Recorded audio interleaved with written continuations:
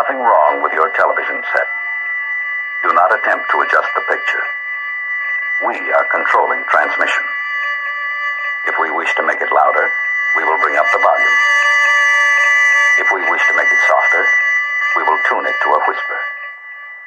We will control the horizontal. We will control the vertical. We can roll the image, make it flutter. We can change the focus to a soft blur, or sharpen it to crystal clarity. For the next hour, sit quietly and we will control all that you see and hear. We repeat, there is nothing wrong with your television set. You are about to participate in a great adventure. You are about to experience the awe and mystery which reaches from the inner mind to 420.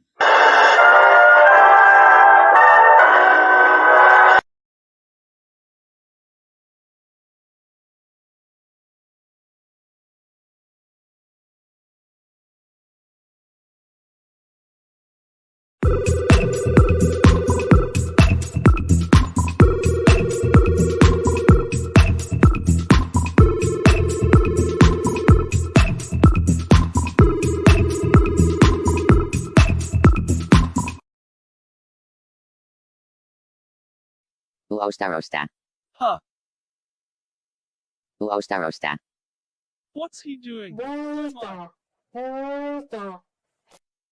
That's odd.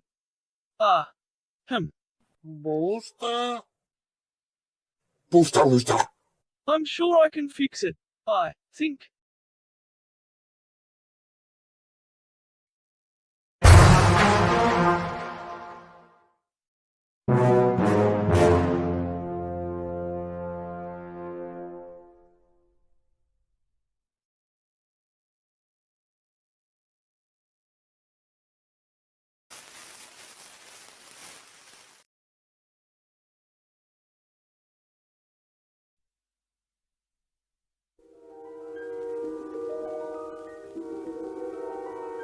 There is a fifth dimension, beyond that which is known to man. It is a dimension as vast as space and as timeless as infinity. It is the middle ground between light and shadow, between science and superstition, and it lies between the pit of man's fears and the summit of his knowledge. This is the dimension of imagination. It is an area which we call the mud zone.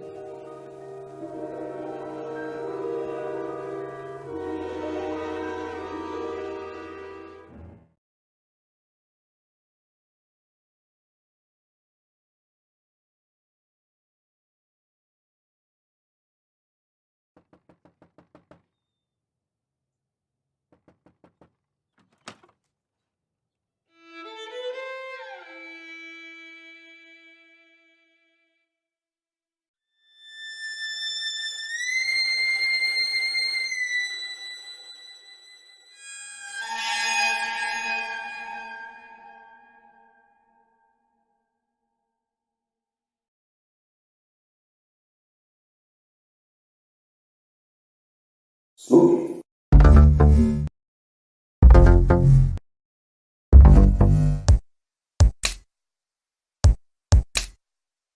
Wanna get high? Wanna get high? Wanna get high? Wanna get high? Was that a party or?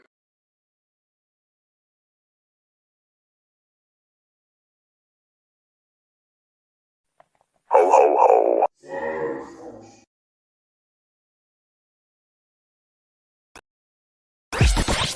The world is flat.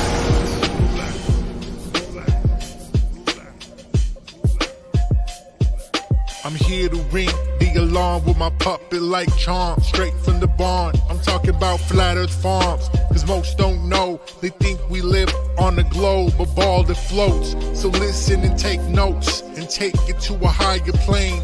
Imagine yourself in all it contains, in all its glory and flair. Flat Earth Farms can take you there. Open your mind outside the box. No more staring at NASA's Photoshop. No more moon landings, no line to ya. No more people standing backwards in Australia. Just facts and pure truth, planning straight to the roots. Flat Earth Farms help you understand. A magical place on a wondrous land.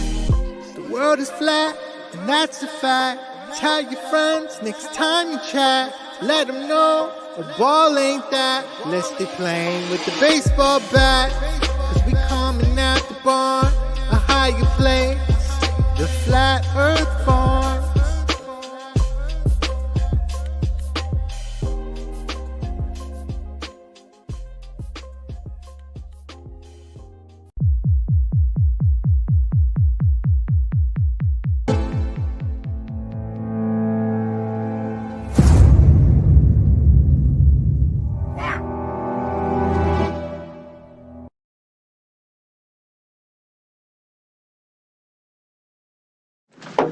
This could be it, Harry. Pass the word along. Tell the men it's time to shoot the moon. Shoot the moon! No, not out there on the microphone. On the microphone. Shoot the moon. Shoot the moon.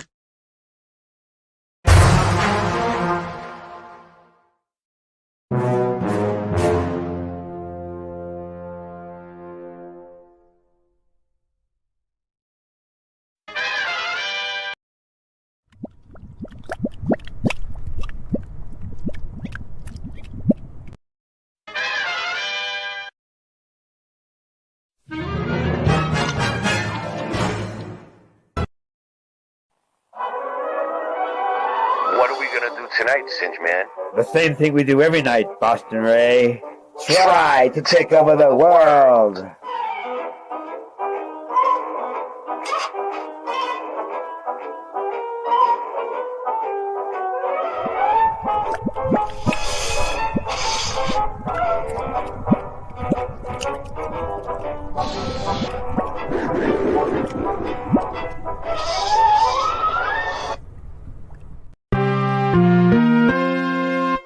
The world of science cares about you. Eureka! We found it. With the tools of science, we have invented, yes, hand sanitizer. But not just any hand sanitizer. This hand sanitizer was developed and approved by the Dark One himself. Here are a few of the things our product can bring you.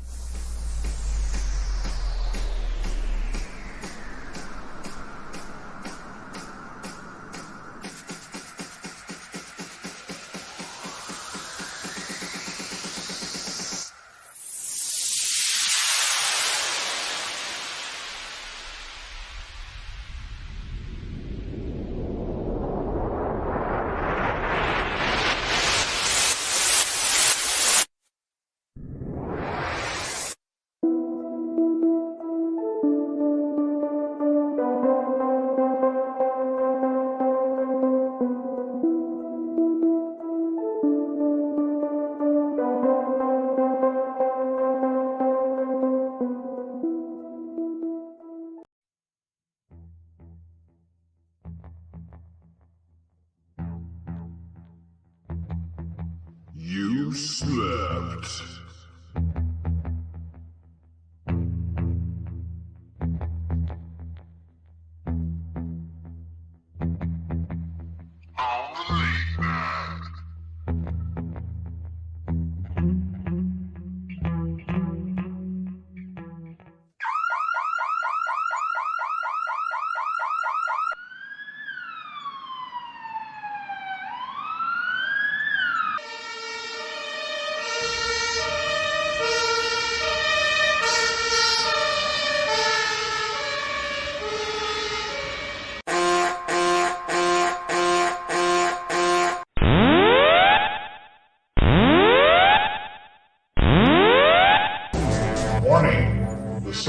self-destruct system has been activated.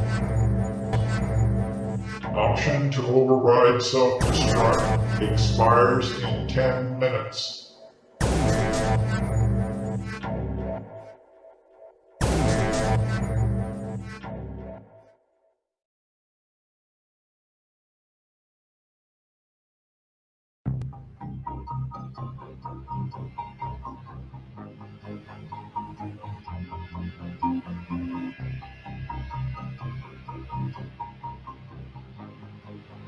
All I'm offering is the truth.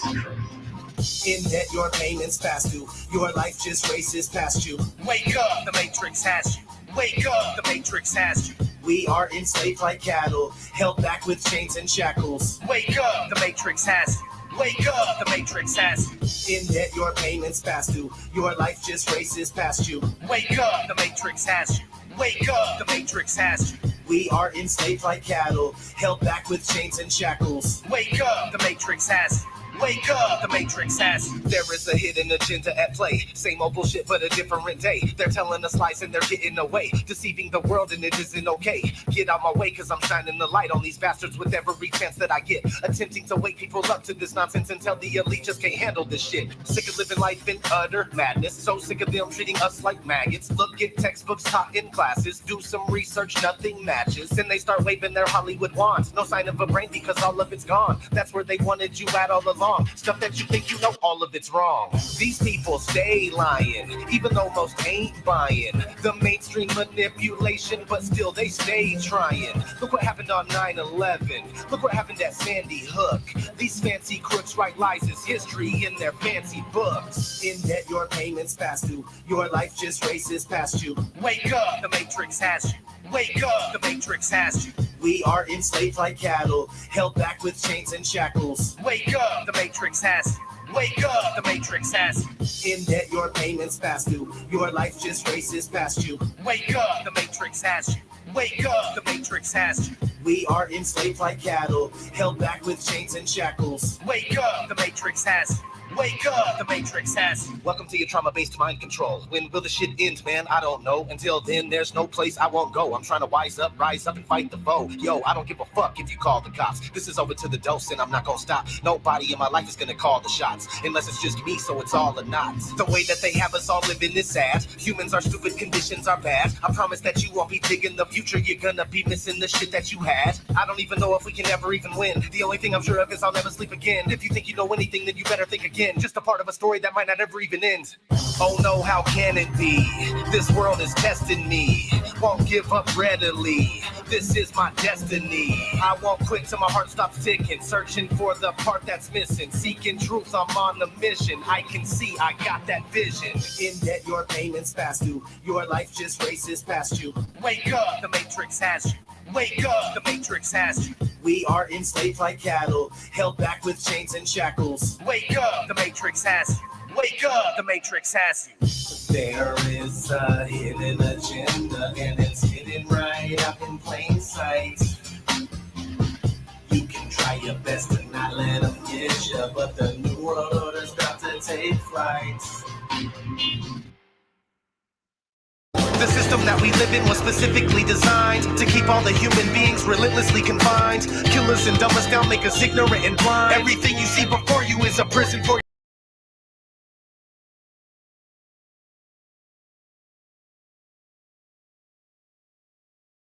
We're live. We're live. We made it. Here we go. Another night of late night live. Boom, baby. We're back. Well, took a couple nights off. Why You're in Singe have real fancy backgrounds going on. I like that. I am Johnny Matrix. You're deep inside the Matrix. I'm a simulation theorist. That's right. Yes. That's what we're. Yes. I'm an aviation simulation expert. Oh, nice. Aviation fuel simulation expert. Nice. Congratulations on your new degree. When did you pass that? I got my degree. I didn't even know you were studying it. This evening, I finally took my final when I was I always stopped and got some sushi, and then I got in my truck and didn't have any water when we were eating, and so I got in my truck, and I was about to take a big chug of some water, and so I picked up the jug, right? Yeah. And I just took a huge, giant gulp of. I didn't gulp it, but I had my mouth full. Yeah. And then I realized that it didn't taste right, and it ended up it was gasoline mixed with oil. It was black because this is good. You almost This drank is not gasoline good for mixed with human. oil. Humans not good. Yeah, it was not good. It was really rough. Because I drained out a lawnmower earlier today, and I put it in a water jug. I think Scanner is a lawnmower. Hold on, I gotta take this call. Give me just a second. Go ahead. Take your time. So how you doing? Scanner Replicant? How you doing, Andy? How's everybody? I am 507, known as Scanner. Thank you. Scan me and find out how I'm doing. We're on 5 YouTube channels tonight, by the way. 5 channels on YouTube. Scan these. Your energy vibe runs. Boom, baby. 732.5. Hey, what's happening, Warriors? War. Oh, I'm ready. Warriors!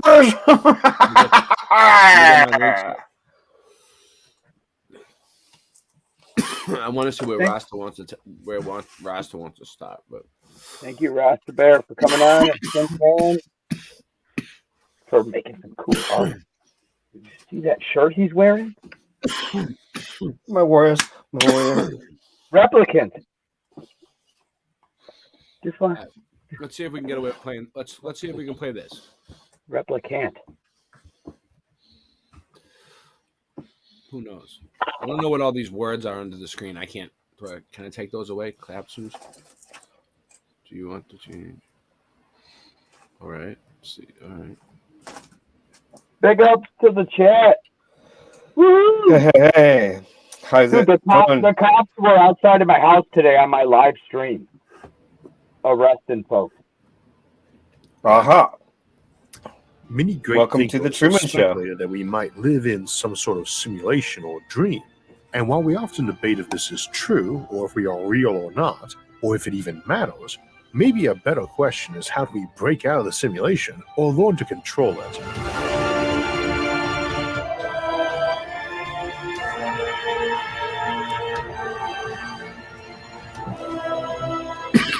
So there's a classic scene in the movie The Matrix where Morpheus is offering Neo a red pill and a blue pill. And the red pill is supposed to offer a painful truth about reality. This turns out to be very true in Neo's case, as he wakes up in a vat, surrounded by untold numbers of other scrawny, atrophied humans filled with plugs, and finds out that he's been a brain in a jar his whole life, living in a simulation. It raises the question, though, of why the red pill he took caused him to be awoken in that vat and injected while still alive, effectively flushed down the drain, where he can be rescued by freedom fighters, valiantly seeking to save everyone from modern life in favor of living like hunted rats in those bleak sewers. The movies afterward and some associated works offer some rationales and clarifications for that, but they've got lots of holes in them, and given that the entire premise is that humans make good power plants, also as biological processors in the early scripts, realism is not really on the table in that franchise for us to dissect. Though one could make the argument that sci-fi's obsession with some tangible life force really indicates that humans actually are good batteries, but in a simulation where the apparent physics say otherwise, so that we dismiss the idea that we're really in some fake reality while our bodies are harvested vampirically in the true reality. The notion of us having real-life energy just spills into all our religions and sci-fi because we know it's true subconsciously. Possibly a better fix for the plot hole in The Matrix, but more importantly, a reminder that you cannot assume the rules, or physics, of your apparent reality are the rules of the higher layer. Only in ancestor simulation is that likely to be true, and even then, changes to one or more rules is still possible. The franchise is a specific subtype of simulation known as an ancestor simulation, where you're simulating the past or maybe a what-if version of it, like what if the Soviets had won the space race and landed on the moon first. But all the basic laws of reality are the same. and even much of the history and culture, and you can actually make deductions about your simulators from that and determine if you're in one. However, video games like Pong, Space Invaders, or Mario Brothers don't really tell you much about the physical universe above them, either culturally or physically. So we could just be in a simulation where its laws of physics make using humans as batteries absurd, but be simulated by a real universe where that entirely makes sense and is true. That particular scenario does kind of imply a need to do ancestor simulation though, since it is meant to use actual people from some simulating reality and put them in a virtual reality to keep them preoccupied while you tap them for electricity. You are real, the world around you is not. So again, that doesn't really make sense, but if I were doing that, keeping people from my own reality imprisoned, while I exploited them in some fashion, I'm not really sure why I would need them to be having a good time. So you are real, the world around you isn't. Singe, you there? Why would they lie? Did you hear what they just said? Why would they lie? You're real, the world around you isn't. Right. Why would they lie about the shape of the earth? Why would they lie about the past 3 years? Why would they lie about this and that? Oh, wait. Maybe because that gets you all panicked and Scanner.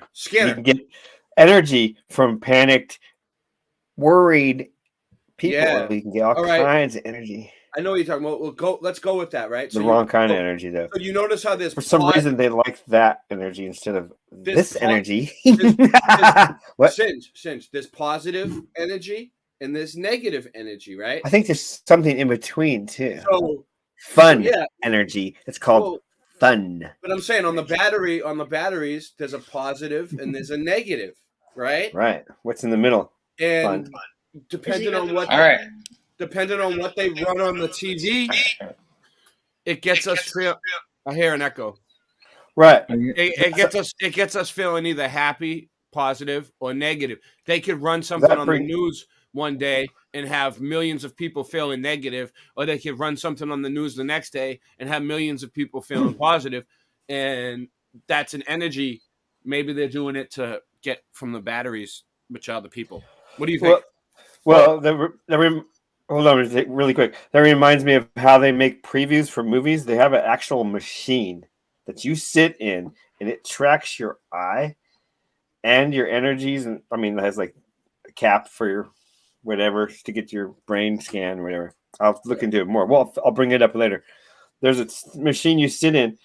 It tracks your eye movement and your emotions while they play the preview, while the movie, and it decides how they make the preview. And it ends up being sex, violence, and I think money. Well, that's what three things. That's what sells, right? Yeah, and that's what they put in a preview. And there's a machine. You sit in there, basically. It's not a machine. You sit in there, and it's a screen.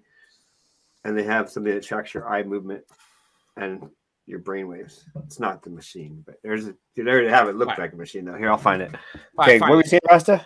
Communicating. Yeah, did you want to say something, Rasta?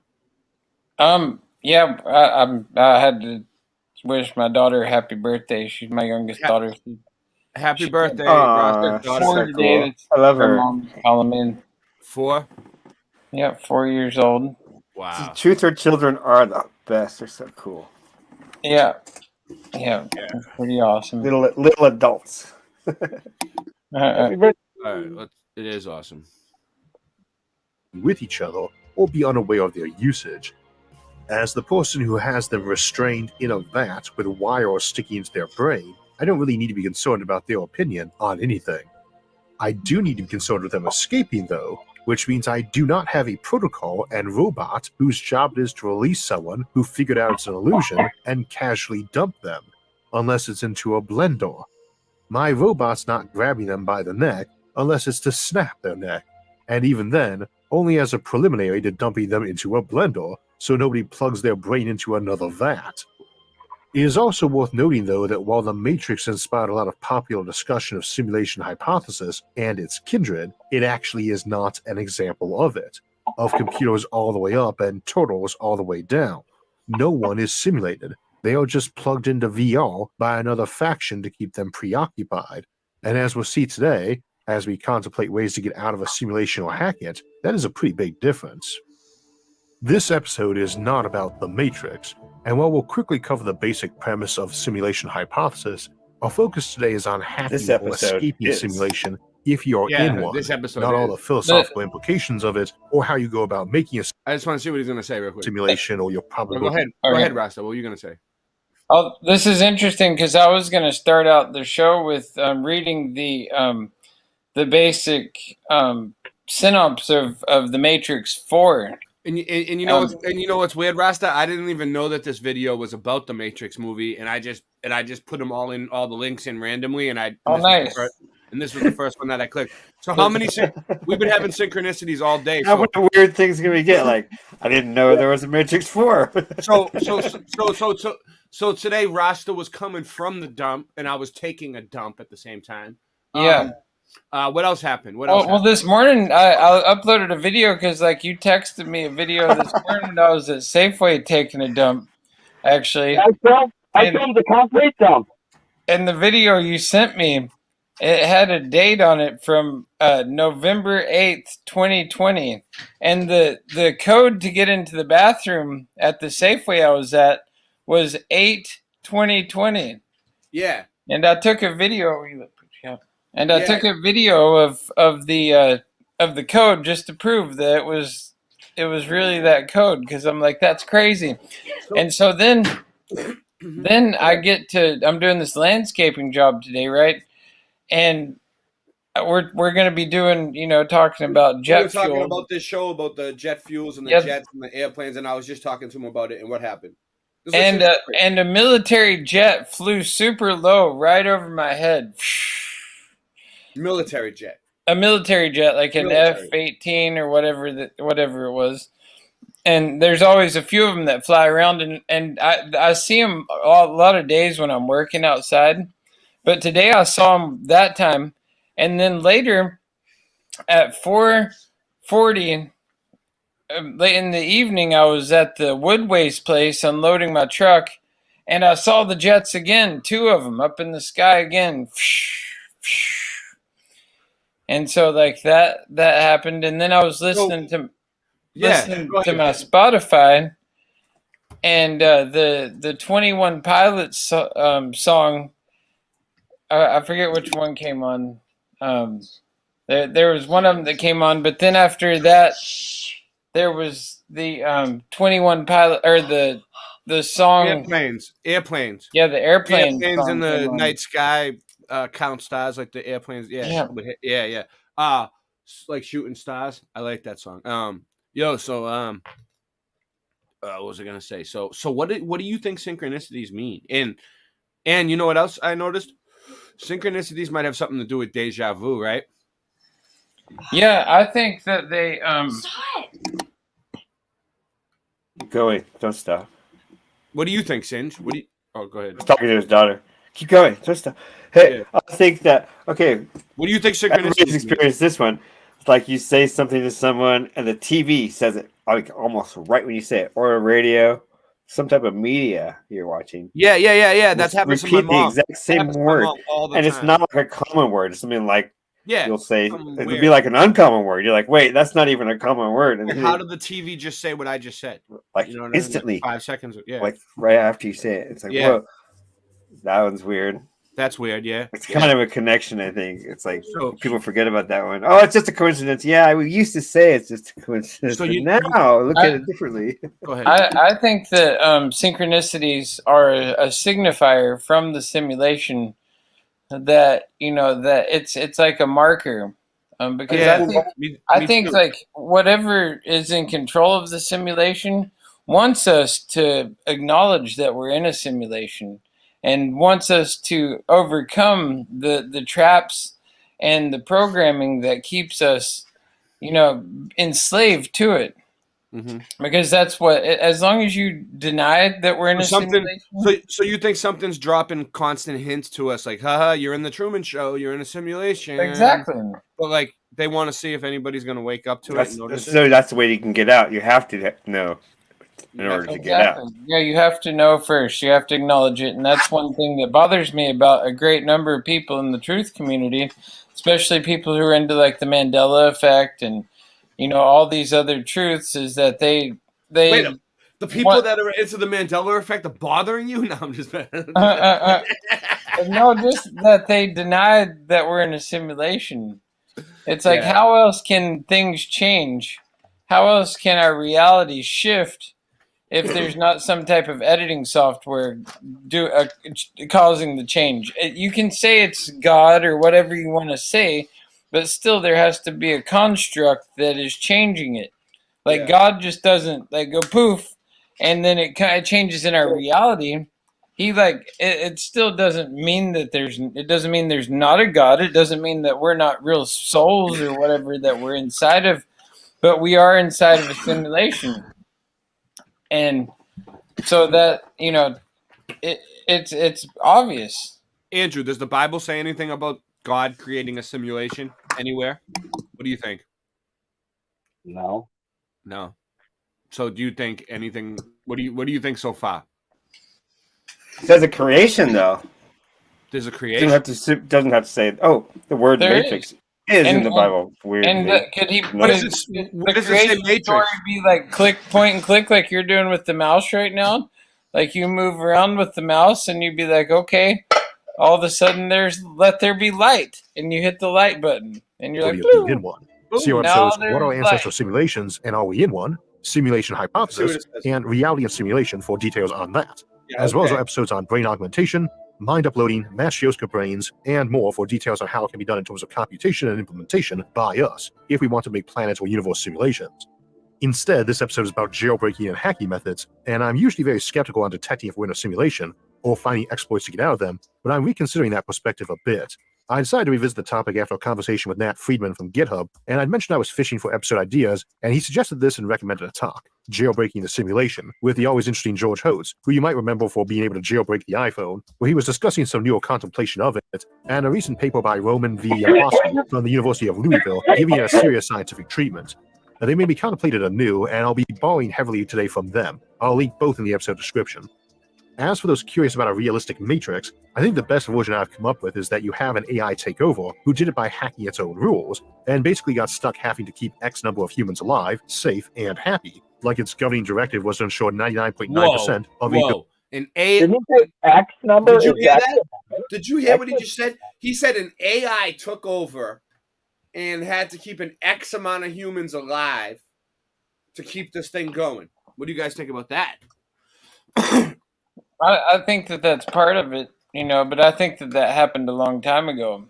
I feel like all the talk about AI and taking over and how they're trying to turn us into silica instead of carbon, to change our whole existence into a whole different type of, product or a body.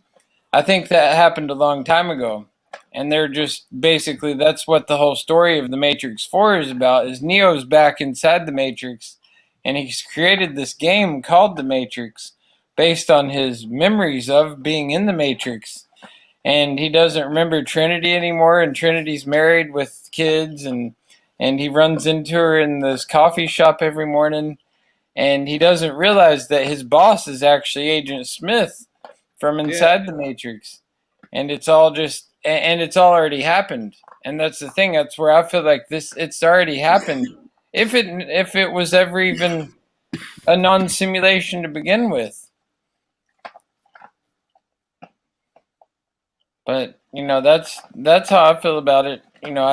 I see everyone tiptoeing around, all these different theories, but I mean, Didn't Elon Musk say something like we're definitely living in a simulation 100% within a simulation within a simulation within a something like that? Yeah. And I feel like there's a lot of truth in what these people say. That's also a theory too. I mean, not a theory, but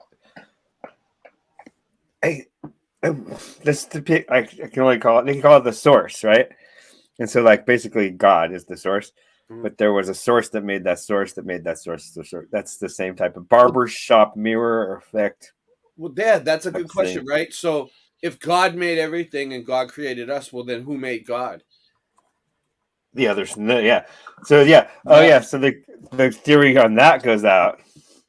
what I remember is that there was an original source, and it was bored and wanted to see what it could do. Who made the original? Who made the original source, though? And it's like, let me see if I can make one of me. What created the original source? Then you can keep going. There's another thought. Yeah, like it created itself, or pure energy. I like the other one. Then we come to a figure 8. That's a good question. I mean, something would have had to have built what we realize as what our reality is, or even the system, the supercomputer that we are inside of. And everything does seem to have intelligent design, right? And that's the thing. And that's whatever it is called an extraterrestrial because it's outside of our terrain.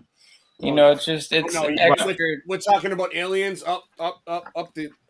No, he didn't say alien. It's not necessarily extraterrestrial. It is alien to us because it's not something that we. They could look just like us too, but they're still aliens. And that's what extraterrestrial means.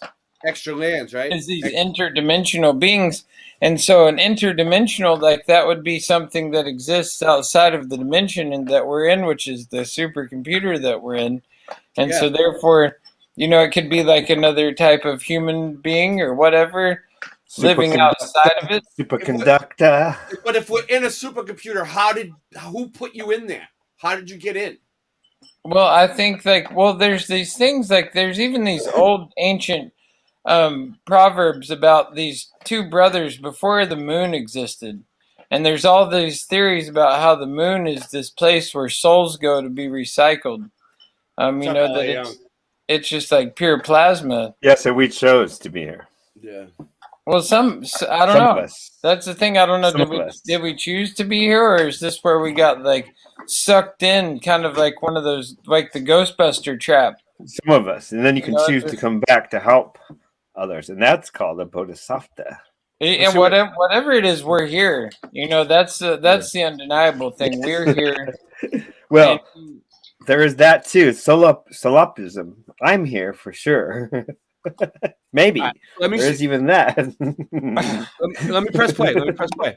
See what else it is. Million people alive enjoyed life, and the programmers were tech savvy and put restrictions on options, like drugging us into bliss, or leaving us mindless and uneducated, and even remembered to tell it that they couldn't cheat by making us brain in jars in VR wards, or restrain us from leaving, or harm us if we did. So it hacked its own rules and used our entire bodies, and just hid the exit button. It doesn't need us for power, it just can't break that rule, and now has an interplanetary empire of which humanity is basically just a relic stuffed in the closet. Yes. It doesn't view us as any sort of threat, and barely monitors us or wastes effort fine-tuning its system. Nice. And this is the other half of today's discussion, because how we hack the simulation if we don't believe we're in one might seem rather pointless. But if you're trying to make and use AI, then it really is very important as basic practice and theory for avoiding getting taken out by your own creations, learning how to exploit a loophole in your programming. Which also needs to be considered here. To make a simulation means you're no sloucher or idiot. We can argue that even something as simple as Pong or Mario Brothers is a simulation, but there's no real concern that the characters in it might be an AI with real thoughts and feelings, nor were folks who made those relatively simple simulated universes slouchers or idiots either, though many of the folks playing them could be either or both. And that gets me most of the time when Mario would be on the screen, existing, and possibly contemplating if he is real and how to escape. He is just on some random player's console, where his attempts to escape might be less likely to be noticed or stopped. Singeman, this is what you were talking about earlier, dude. Like the video game thing. Explain it. Right, you want to say it again? Yeah, explain it. Okay, so I made video games before, and even the simplest ones, they don't show, like, okay, a 2D, basically, yeah, like a 2D old 80s game. You don't see the next screen until you go there, right? But it's there, sitting there, waiting for you to go to the next screen. So, like the new games where you're like traveling around in an area, it's kind of the same thing. When you turn around and look, it's not. Nothing's there until it's rendered, until you see it with right. When you turn and look, it renders. Only and over here, it stops rendering because there's no need for it to render to you. So what you're not looking at on the screen, and then it'll start rendering. So I have a theory that it's like that in this matrix, which is basically like the toroidal field that we're in. Yeah, which is also a figure 8, which we showed on the last episode. And that leads to quantum physics, which is actually provable. You can do it yourself if you have the right things. When you film their experiments, the results are different than when you don't film them. So basically, when you're looking at the result of the experiment, it comes out different. There's a wave. You check it out, you'll find out. It really takes you about half an hour. When was your last quantum physics experiment? So yeah, basically, yeah. If you study physics for half an hour, your theory is equally as viable as like top quantum experts, because they admit they don't know either. So if you come up with a theory, it's equally as viable as theirs. Rasta, what do you think about the video game thing? Like the rest of the world isn't there until you actually walk to that. I've thought a lot about this, because I mean, right? It's more advanced than that, though. Way more advanced, of course. It's just, you know what I'm saying? That started this whole thing when I was in 5th grade, right? When the Apple IIgs with the floppy disk came out, and one of the first games I ever played was the Oregon Trail game. And yeah, me too. That was back when I lived in Virginia, right? You used to hunt the buffalo and the deer all day. I'd just be shooting deer. Exactly. And the whole goal of the game was to move to Oregon and to ride the Oregon Trail and make it out to Oregon. And now 41 years, or, now I'm 41, and, 20 years ago, I made it out here to Oregon. Wait, where did you start out? In the video game. In Virginia. Wait up, you used to live live the Oregon Trail game. You used to live over here on the East Coast? Yeah, I grew up in Virginia, and I was born in Tennessee, Virginia, and spent half my life over there. And then you ended up living the Oregon Trail. Yeah, I played the game, and I remember playing the game. You used to play it in computer class. And then I beat the game. I used to love that game. I made it out here. They never gave us enough time to beat the game. And then after that, right, they came out with other games like Sim City, right? Yes, Sim City, my little brother used to play it, yep. And then, going on from that, then Grand Theft Auto came out, right? Oh my God, Grand Theft Auto 3 for PlayStation 2? Oh, see, for me it was... I sat in my room and played that game for like 6 months straight. Didn't leave my room. Yeah, when you could go and hose down the Hare Krishnas with the flamethrower. For me, it was Doom. On the street and just hose them all down. Doom, they came out with the mouse that you could look around. Yeah, all of a sudden you could look around. Like before, you could only look left and right. I don't remember. Yeah. And then you could look around. It was like what? And people. I knew people that were using the mouse. I was like, I'm not going to use the mouse. That's stupid. And now no, you got to try it. Now you look at the new Grand Theft Auto, right? It's modeled right after the city of like Los Angeles and other cities. Like it's like some streets are just. You can go in almost every building and look around, and it's almost identical. And Los Angeles is a huge city. How do they do it? Because it's all like it's. Where did they get all the bricks? It's all exactly, and that 3D Max ties right into the simulation theory as well. It's like all these bricks, they just fell from the sky pretty much. There's these brick factories. It's like even if they couldn't make the bricks, and the Earth looks like a flat computer board, and all the buildings look like computer chips. So it goes into the right. Earth. Now, Lincoln, to all we were just talking about, all the like. Yep.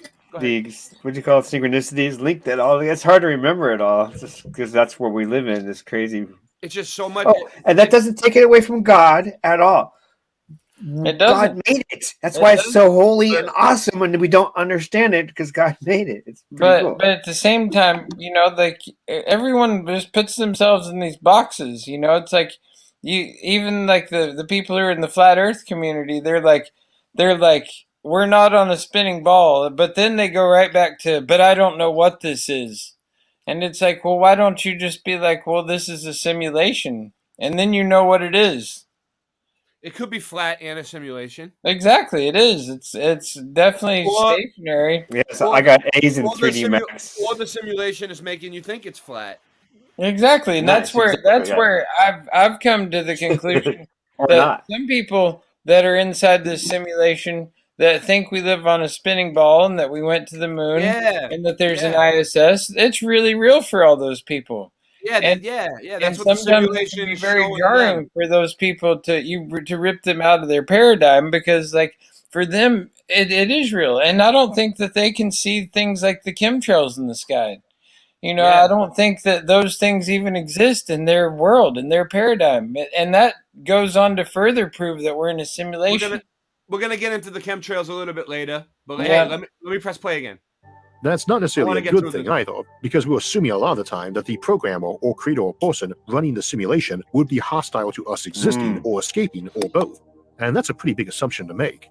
As we noted in our discussion of ancestor simulations, in a universe where computers cost money to make and run, the two most obvious and they reasons just came to run out the those Mario in high movie, resolution, which is to say with actual conscious minds in them. Which one? They came out. I mean, I remember the old one from back in the day. No, they just came out with like this really. It's like one of the most expensive movies ever made. It's in the theaters right now. Super Mario Brothers. Is it a cartoon? It's like a CGI cartoon type deal. I heard it got good reviews because they stuck to the story and they didn't go into weird land. I might bring my kids to go see that. Thanks for letting me know. They don't chat GPT equivalent to visiting the NPCs is either as a voluntary vacation or as a nursery universe. In the vacation context, you probably paid a lot of money to be sent back to some version of your youth or on some extreme experience and have your awareness of your real life feel blurry or irrelevant, as it often does in dreams. And at worst, the folks running it are just worried that you might emerge ticked off on a bad vacation because you remembered it was fake or couldn't fight the feeling that it was. So real quick, she said, as it were in dreams, okay, so deja vu, the feeling of deja vu.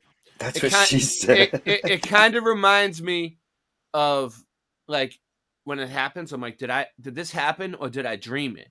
You know what I mean? Have you ever felt like that, Rasta? I have it all the time. Did I ever do this before, or did I just have a dream about it? I had it all day today, 3 times. Yeah, I'll have those experiences where I'm like, this has happened before. Like this, I've had the same conversation before. Like I remember it. So sometimes I wonder if it was like the night before or the few nights before I had a dream about it. You know? So yeah, and that's wild too. Is now that I've stopped smoking weed, like my dreams have been really clear, and like I remember like a lot more of my dreams. Like they're just so vivid, and at the same time lucid dreams, like where they're just so profound. Like when I wake up, I'm like, wow, that was really intense. Think about it, like God or the creator, whatever you want to believe, created this thing where we go to sleep at night and we go to this other place where we like dreams. Like what are, you know what I mean? Like what is that? Like where are we going? Like what are we, you know what I'm saying? Like you're at, like you're saying vivid dreams when you feel like you're actually there. Like I've had those too. So it's like, what the fuck? It's like, were you really in another place? Like your soul? Like when you went to sleep, your soul leaves your body. You ever get that feeling when you first wake up and sometimes it feels like you're falling into the bed? Yeah, like you were floating up above your body or something. It's weird. And that's where, I think really multiple dimensions and different places that are built inside of this thing. I mean, like this simulation is pretty vast, and that's why it goes into also near-death experiences. You know, like where like there's been so many times in my life where I swear like I should have died. And then like something will happen like at the very last second where I'll just not die and I'll like have just skirted death, and then I'm right back into it. And it's like, well, what if we did die in that moment? And then we just like the simulation pulls us back. Quantum immortality is what they call that. The theory of quantum immortality. And that's the thing. I don't believe that there's unlimited realities, like multiple realities going on at the same time. Like I'm not convinced of that. Like I do feel like we're on certain timelines, but I mean it may be. I mean who knows how powerful this computer that's what I was gonna say. That might be what deja vu is, like the feeling that you've done something before, but also like maybe it's like two or more timelines lining up where you're at the exact same spot in every timeline at that same point in time, and for some reason you get a feeling, or maybe you did it like a few minutes. Maybe you did it like a few seconds before in a different timeline, and then you're like, "Whoa, I just did this." You know what I mean? Uh-huh. Well, and So see, in that's where I feel like this conversation. Maybe deja vu is a feeling of you shifting timelines. When you get that feeling of deja vu, maybe that's the feeling you get when you're shifting timelines. in the Well, in Matrix, it's a this glitch. morning I was listening to Rob Dyrdek. So what's that mean? He's got this motivational talk that he's got a podcast, and it was about the power of manifestation and how like you can envision your life and feel it and smell and feel and taste the sensations where you want to be and what you want to be doing, not even just like tomorrow but like 10 years down the road, and just own those feelings and know them, and you can manifest them into your reality. I mean, that's point and proven. And then I was listening to this other guy this morning, who he was in this race, and the policeman waved him on, but the cop didn't look over his shoulder to see traffic coming, and the guy got hit by a vehicle.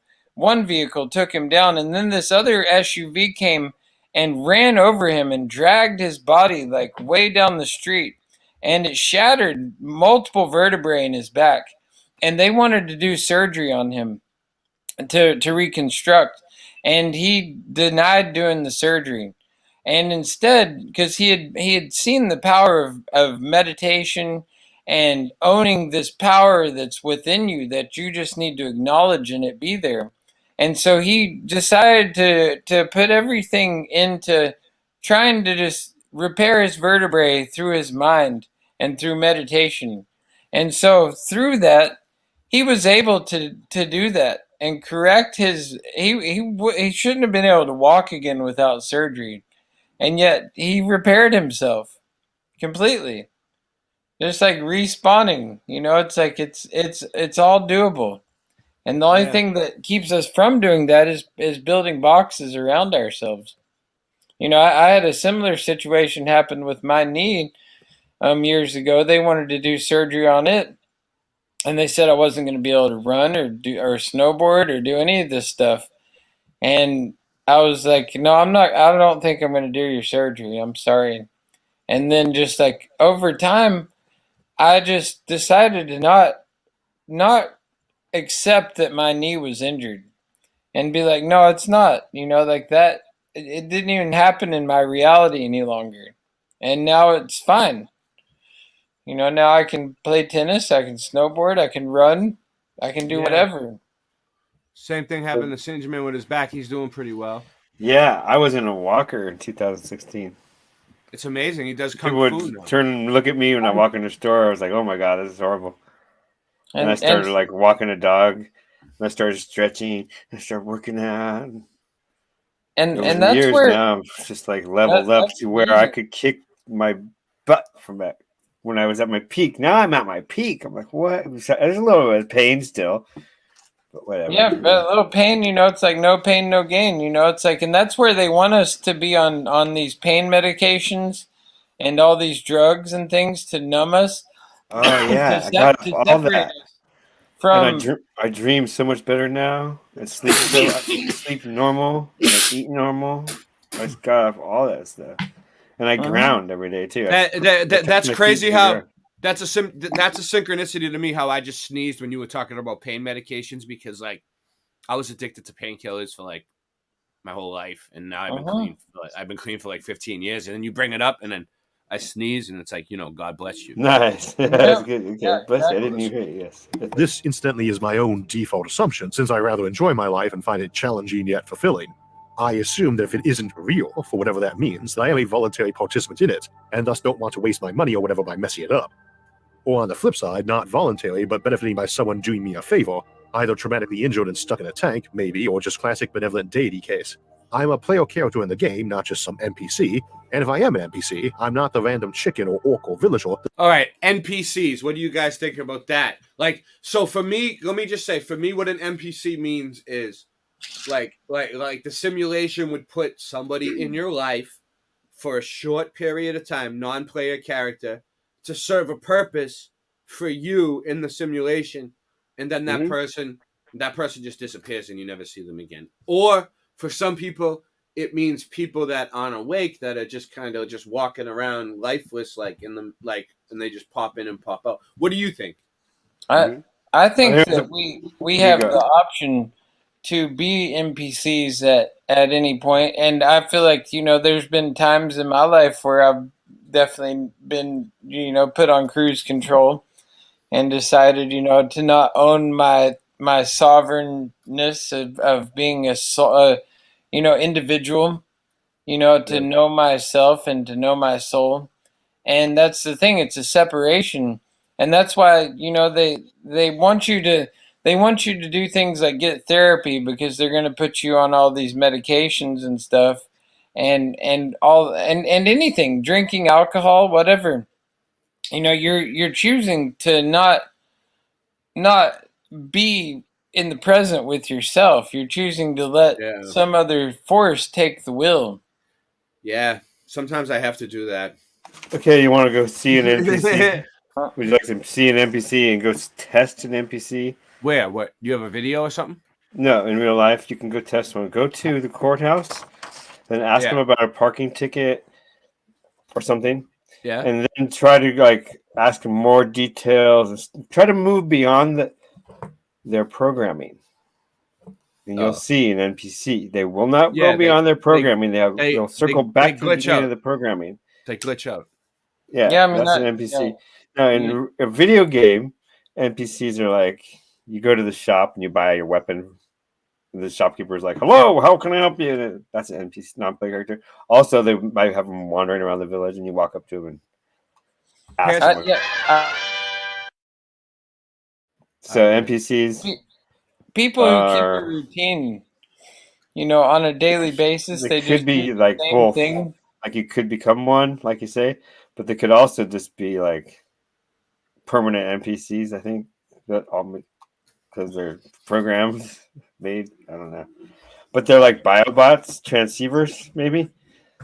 They're not aware of it. They think they're real. Well, let's see what this guy says. The players ran across and killed or got one throwaway line of dialogue from. Maybe the barkeeper in the tavern, whom the real players meet often and like and have discussions with, and thus needs more chatbot ability to cover existential meanderings by drunk characters. In my case, maybe I'm part of the in-game encyclopedia, explaining concepts to people, in this case you, the listener, that they need to know for our simulated world. Not a bad gig. And that raises the other concern of if you actually want out, and who exactly is running the show. Odds are they are either indifferent to us or positively inclined. They are presumably not malevolent, since we don't exist in pure and constant terror and pain, and they absolutely have the capability to do that to us. We also have the issue that I don't know, they might look like that. While we say programmer or creator in this context a lot, it is functionally identical to God, little g or big G, depending on the circumstance, which raises the issue not only if you little g or big G, it doesn't matter. This guy doesn't care. Can get out or hack the system without them wanting you to, but if it is actually morally right to do so if you can. Also, though, we should consider that the simulators may actually want you to get out of the That's a labyrinth, so basically the labyrinth represents the matrix and the system that, like when you see a labyrinth somewhere, maybe that's what it represents, simulation. The other likely ancestor simulation scenario is the nursery universe, where the goal is to graduate you into a higher layer of reality, like heaven, for instance. It's like one of those things that you draw on when you're a kid, where you trace the line and you got to find your way out. You know what I'm saying? Those exercises they give you.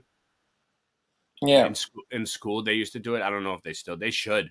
In an ancestor simulation, the likely scenario is that your advanced civilization of origin is a bit alien and pose scarcity to natural humans. Like that, like this, you trace the line to get out. It's kind of weird. It's like, why do they do that to kids in school? Is that part of the Matrix, Rasta? They put it right in front of your face when you're 4 years old or whatever. You go to school, I don't know how old you are, 8? And they're like, no, my son's 5 and he's going, so 6 or 7, right? And they put this thing and they're like, trace the line and get out. It's like it's actually like a small model of what this place may be. Well, and see that could be the whole reason for this simulation is that truth in plain sight, right when you're a kid. Whatever put us inside this simulation genuinely cares about our souls and our spirit, but we're not allowed to be in the real area until we graduate out of this. And that's why so much of this reality is a test, to see if we make good decisions or we make bad decisions, because karma is real. Karma is very, powerful. and good people get rewarded in certain ways, and bad people, like they don't end up in good places in this reality of the simulation. And so I don't think that they get to graduate onward to something better after this. Can I ask you a question? Yeah. Okay. I got to take a leak. You guys answer that question right there from Gary Thorsell. How about Groundhog Day with Bill Murray? You ever seen that? You seen the movie Yep. Ground? I used to love that movie. All right, go ahead. All right, answer the question. All right, I'll be right back. I've watched the Groundhog Day so many times, and thought about that scenario of how you just wake up every day and you're in the same situation, but then you have you the thing with Groundhog Day is he realizes that he's in that situation, and so something's happened in his programming to where like he everybody else that's in that same scenario in that movie, they don't remember that it happened the day before. But for some reason, he's like something short circuited and he can realize it. And I think that is something that has happened with me, is that I've been into the back rooms of this, this construct, and I've been through like these doors that where like I shouldn't have been able to see, and I saw. And that's where I'm like now I'm 100% convinced that this is a simulation, and anybody who wants to deny it, they're I have to question why they're denying it at this point. What? I mean, I'm sending you this, Rasta Bear. What is that? It's from 2017 for a concert. Oh, okay. Stephen Marley was at it. Oh, nice. Yeah, nice. I just saw Stephen Marley here, back in February, and I've seen him a few times. I got to meet him one of the last times he came to Portland, but yeah, he's gonna keep touring, and it's like some of my favorite stuff in this simulation that we're in is the music. Real quick, Groundhog Day. Groundhog Day, Groundhog Day, Groundhog Day. Every day is like Groundhog Day for me. All right. I go to sleep. Totally. The past couple of years, especially, dude. Here. Before that, there was one point in my life where I felt like it was Groundhog Day. Like I would do the same fucking routine every fucking day. You know what I mean? And it would just end up passed out in my bed, like slouched over by the end of the night. But, so I was like, I wake up the next day and I'm like, why am I still here? Is this Groundhog Day? So you ever have those? Like, you ever have those days? Yeah, especially during the COVID time. So. Yeah, during the lockdowns and whatnot. Like, every day was like Groundhog Day. Yeah, for real. It's like it stays like that for a little while, and then eventually it like changes. You know what I mean? Yeah. Yeah, and you get used to it after a while, and there's nothing, I feel like honestly, it's like those turn out to be good times, like when you have consistent times where there's not chaos involved, because at least that's how at least you have some stability in your life. Like my life, like it's calm and stable for a while, and then there'll be like a big wrench just thrown in there. Yeah. And it'll just it'll throw me for a loop. It's funny how when things change and then you get stuck in like this cycle, and then it changes again, and then I don't know. It's interesting. Okay, let's move on with this simulation thing. Let's see what's going on. But seeks to maintain that basic worldview and morals, so they pick an era of humanity where simulation was known, like nowadays, and thus wouldn't be utterly incomprehensible to you when you were removed. But the technology was not so advanced that you lived in a world where simulation was commonplace and you had to constantly wonder if you were in one or not. You are familiar with these concepts now, and this could be part of your awakening training and prep. And it does not matter if most humans around you are apparently not on this track, because they might be NPCs. It's a bit solipsistic, but we cannot determine anything about the goals and ethics of the simulator by how they treat anyone. He said if you're not on this track, you're an NPC. That's basically what I just heard. What did you hear? Yep, and that's the reality. Like, no matter what, and that's why, like I'm beginning to think people are like just like like even people who are deep inside the truth community, who are onto all these truths, if they deny the simulation, then I feel like they're NPCing out at some point, and they're like gatekeeping this ultimate reality, because this is bigger than the flat Earth. It's bigger than all these fake instances that we see in society or whatnot. Because you think this is bigger than the flat Earth? it is, because it's like it's inside of the simulation, whatever the construct of our realm is. Blue It's Pac-Man's inside there. of this. Thank God. Yep. Thank God you arrived, Blue Pac-Man. Bearsworth, Mudsworth. All right, go ahead, Rust. I'm sorry. That's Blue Pac-Man brought up the Truman Show, and that's another one of my favorite movies, because like it totally just shows you how it is.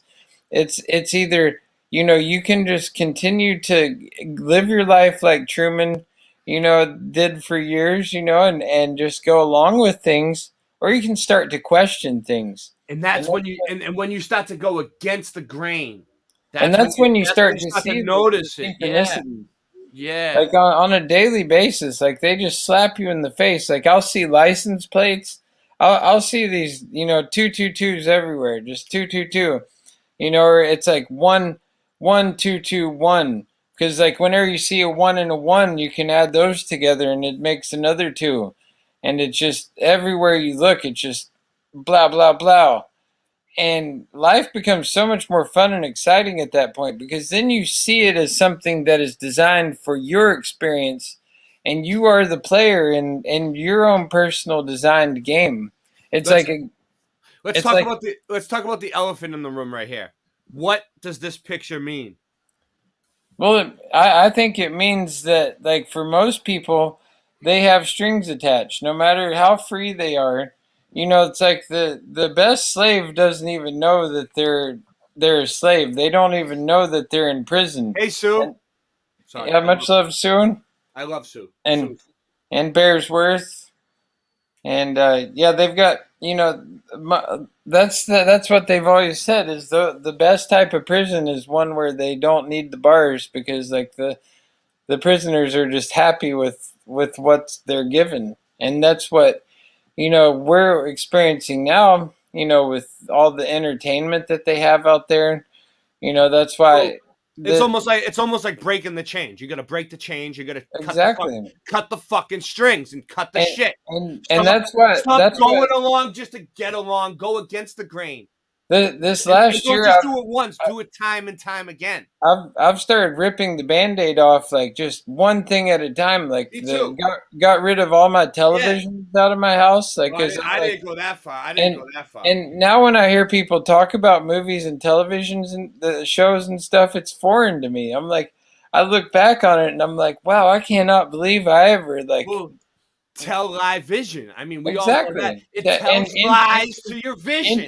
Entertainment. It's a black mirror. It's to captivate your mind, because you're either living or you're letting something else do the living for you, to entertain you and to captivate you. Entertain. I don't want nothing entertaining me. Exactly. And that's where most people are. They instead of using their free time to create. And then that goes back to the synchronicity. That's what we are. We're fucking entertainment for people right now. Exactly. We are. We're on 5 channels, baby. Boom. But at the same time, I hope that this inspires people to do more of the cutting the strings off your personal marionette. Then don't let people pull your strings. It's hard to do. We have to have some types of strings, because like we have to operate in the constructs of society. I don't want to be no string puller. But I don't want to be pulled by a string. I don't want to be attached to a fucking string. I don't want to be. I don't like strings, man. I think I'm a stringophobic. We're at an interesting time though, where we're watching like society in a downward spiral of ultimate collapse, where like the dragon is going to eat its tail in front of us, and that's where we're at. And but it's not a bad thing. The more that you become aware of this, the more you're like, okay, let's let it happen. It's gonna be. I like fireworks. I like it to get crazy. Love the picture. The guy has a mask on, so he can't even see. Is blinded. and he's got the strings. It's a puppet. I want to go move on. Let's just move it on. I want to get through this one because we have so many more, Rasta. There's like, look at all the links. Anyone else, Oh, yeah. or by how anyone So other than us many. behaves, because they might be an NPC, fake person, and their happiness or suffering is fake and exists for our storyline. Ancestor simulation is not our focus for today, though, and if we're asking whether or not you should be trying to hack or escape from a simulated reality where the simulator is a literal creator god, it's worth remembering that the higher layer. Ooh, he's like, to ask whether you should hack from the reality. Should we be hacking from the simulation, Rasta? That's a good question. Yes, I think we should want to just break down the walls. I think like that's like what the simulation has been waiting for. You know, like I think that's the ultimate to just push over the walls of all of the labyrinth. Don't be Cypher in the movie. In the movie, Cypher was against. In the movie, Cypher was like, and don't Bogart the Blunt either. But anyway, go ahead. Cypher was against it in the movie, so don't be a Cypher. He wanted to have the Matrix stake, even though he knew it was a Matrix stake. Another one that really touches on simulation theory is Tron. I remember. Yeah, I didn't see the movie, but I saw the previews and stuff. But what was that all about, dude? I remember when the new Tron. It looked cool. It looked cool, like to see in the movies with all the lights and everything. Yeah, if I was tripping balls, exactly. I'd go watch it. Go ahead. And like, the dude, he goes into the Matrix or into the video game Tron, and he finds a back door, and basically has his own existence outside of the city that's inside the game. But then, he ultimately just collapses the whole thing. My friends, we saw the first Matrix movie in the theaters on acid. It was Dancing Condoms. That's what the acid was called. Dancing Condoms.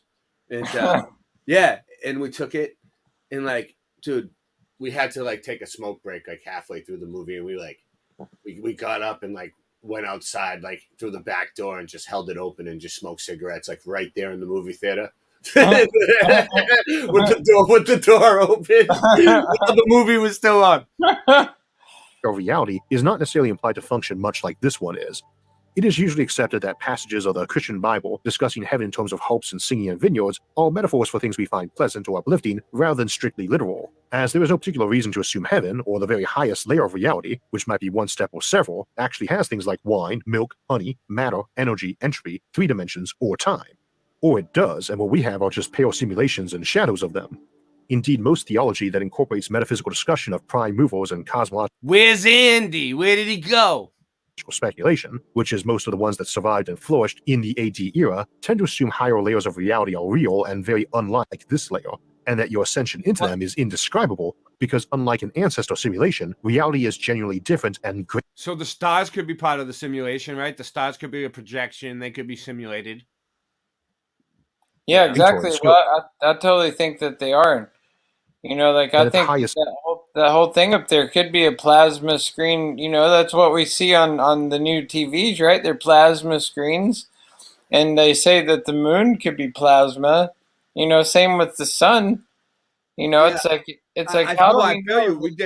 We did a whole show on it the other night about Mount Meru and how the toroidal field could be the projector projecting all this in the sky for us on a big type of plasma type of dome. We showed the domes inside of domes and the 3D projections and how they do it and on a small scale. Why couldn't they do it on a large scale? And they've showed the moon cycle dipping this plasma in the water, and how it shows a full moon and the different cycles of the moon. It's all it's pretty obvious. It's obvious. So fucking obvious. All right, let's put is something or someone truly infinite who does not need to worry about problems like running out of memory on whatever they store us on, their brain or library or hard drive equivalent, or minimizing how much power we use to run with. Combat robotics, there's different styles. Commercial alert. Robot. Oh, this is a good one though. Robot Wars. Look at this. Dude, look at it. Yeah, I'll watch this commercial. Fuck it. 1,005. I want that money right there. It has a message for us. It wants to tell us something. You can make money. You can make money making robots, dude. Oh, I want got a robot message for wars. Let's see what And the see, message is. what you're doing is you're just designing robots for the ultimate for the AI takeover.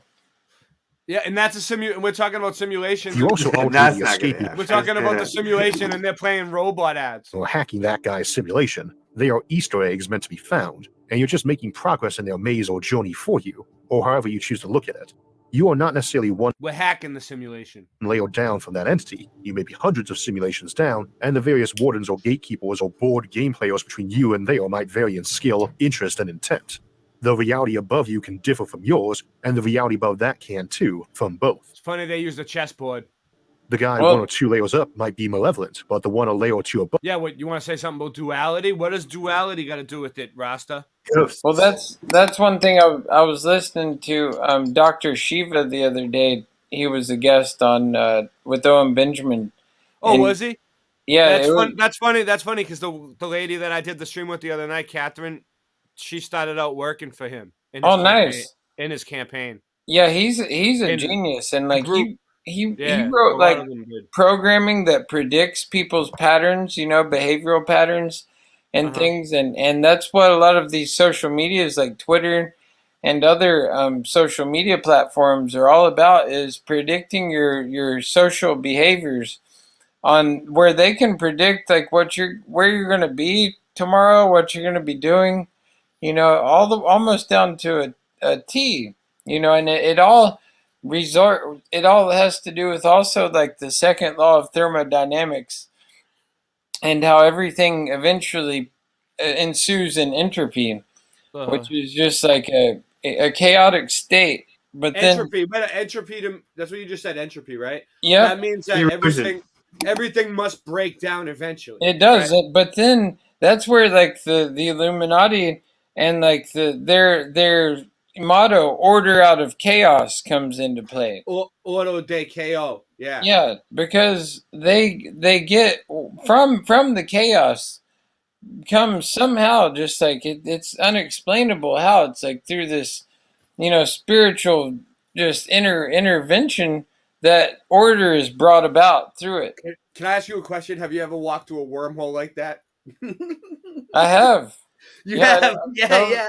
What was that? I knew it was gonna be a yes. That's how I can sit here and say without a shadow of a doubt that this is most definitely a simulation, because like there's no other way. I think that honestly there's these stargates that are in all of our cities that you can walk through like this, and you can go to places like Mars and other places, because I feel like Mars, it's not what they tell us it is, but it is a real place. It's not this place in Greenland, but it's like there is a real Mars somewhere. You think so? I do. All right. Well, that's your story, and you're sticking to it. Let me press play. Above isn't, perhaps, and may make efforts to help you. We also should not assume you cannot make a simulation more complicated or sophisticated than the reality one layer above simulating it, especially as complicated and sophisticated can be fairly relative and specific. For instance, we can simulate a universe with 2 physical dimensions instead of 3, and might be a simulation of one with 4 dimensions. But we can also simulate 4D universes and do fairly simplistic ones in math and physics modeling all the time. Those lower layers down below that you're simulating do not have to be physically smaller than your universe, or have time run slower, or have fewer people in them either. That reasoning is entirely based off of speculative logic and our own specific universe, and its rules of conservation of energy and entropy limitations. And even if true, it would only mean a limitation in terms of resolution and a sum total of options. Not that your imaginary planet or universe you're simulating couldn't be twice the size of your real native one. You could have a ring world simulation made here on Earth, simulating that giant megastructure 1,000,000 times our planet's size and living area. So let's talk about hacking some more and how we could do it. First, there is the logical approach. You can find out what the rules of the universe are and just exploit them. And that's essentially what we do with science and technology. We essentially exist in a culture that has made hacking our universe and bending its natural limits a way of life. And it is entirely possible that we end up with us finding both the make other universes cheat code and the escape to higher reality code. And that's not really an escape either. Again, your creator is not necessarily an omnipotent deity in your universe, let alone their layer. But the notion of them being an analogy for the stereotypical modern computer programmer is even less likely to be true. Only in an ancestor simulation are we likely to even be on something you could call a computer or hard drive, and people or entities able to simulate realistic Yeah, the slits experiment, Nuba. Yeah, it does look like Boston. universes to the detail we see are likely to be sufficiently superhuman that they probably wouldn't have a problem passing themselves off as a god, little g. So it is very likely that hacks are either intentionally in there to be found, or left in out of indifference, or possibly unavoidable results of physical laws, and each of those results in very different scenarios, especially if you get out.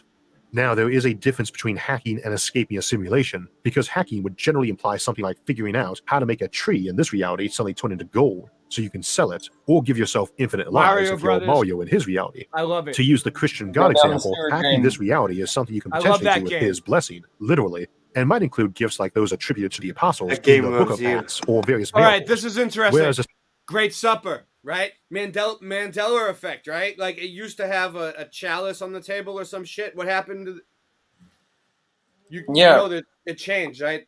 Is this the Great Supper? Am I wrong about the picture? Yep, no, it is. It's yeah, they're I don't remember if the chalice is gone now or something. There's a chalice. Although it's only a great supper, supper. it was The Last Supper. Sorry. But it was a great supper, though. I had a great supper earlier. It was a great supper. Escaping the simulation is just getting up to heaven, or possibly the next level of the journey. Stairway to heaven. Prayer, in some cases, becomes a way to ask God to turn the cheat codes on for you, or give them to you, rather than specifically performing one miracle. And this is what Neo basically is doing in the Matrix. The rebels like Morpheus have some hacks, but only Neo can take it to a higher level. And again, ways an AI or Mario might hack our reality probably won't translate to the next layer up, so we use actual examples mostly as conceptual proof that it's plausible. I will give a couple in a second, though again they probably wouldn't work or have easy analogies for our own upper layer analogy, but it's almost inevitable that these should exist in some capacity. What we do here must have an effect on the layer above, because the activity of simulating us requires actions above. In a simulation we make, an action in that simulation is going to flip switches, and that's a real action up here. If you get good enough, you could have a sheet of switches that you know how to flip each of, and selectively flips them out to spell out letters or patterns, or even just flips some switch. It looks like buildings to me from up above, an aerial view of a city.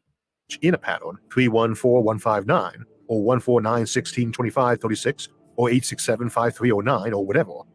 We also have examples like the old Pokemon games for Game Boy, where certain orders of moves would unlock hidden content that the developers didn't add, and the games are unintentionally Turing complete, which in simple terms means allows you to effectively write new code into the game by acting inside the game.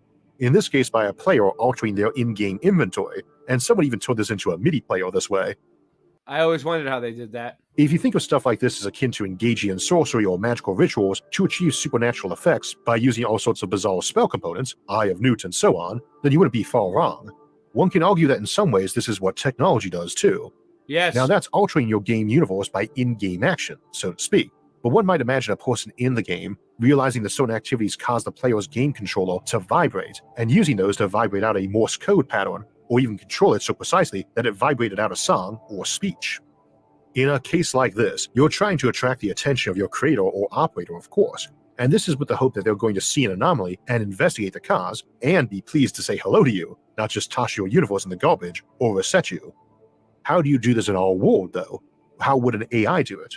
One trick you might have heard of is Rowhammer, a security exploit for DRAM, the temporary memory your computer uses for operations as opposed to your hard drive. Because the cells on integrated circuits have gotten smaller and smaller, all those cells on computers are operating electromagnetically, and shielding takes space and resources, so there is some disturbance between cells, and that's been known for decades. DRAM operates simply. A given cell is a capacitor, and its state is a binary 1 or 0 based on whether it's charged. Capacitors slowly discharge over time, too, so DRAM has to rewrite itself occasionally so as not to lose its stored data. This is called refreshing, and errors can happen. What's more, in a Rowhammer attack, we can rapidly and repeatedly read data in one spot, and this can cause corruption to the data nearby.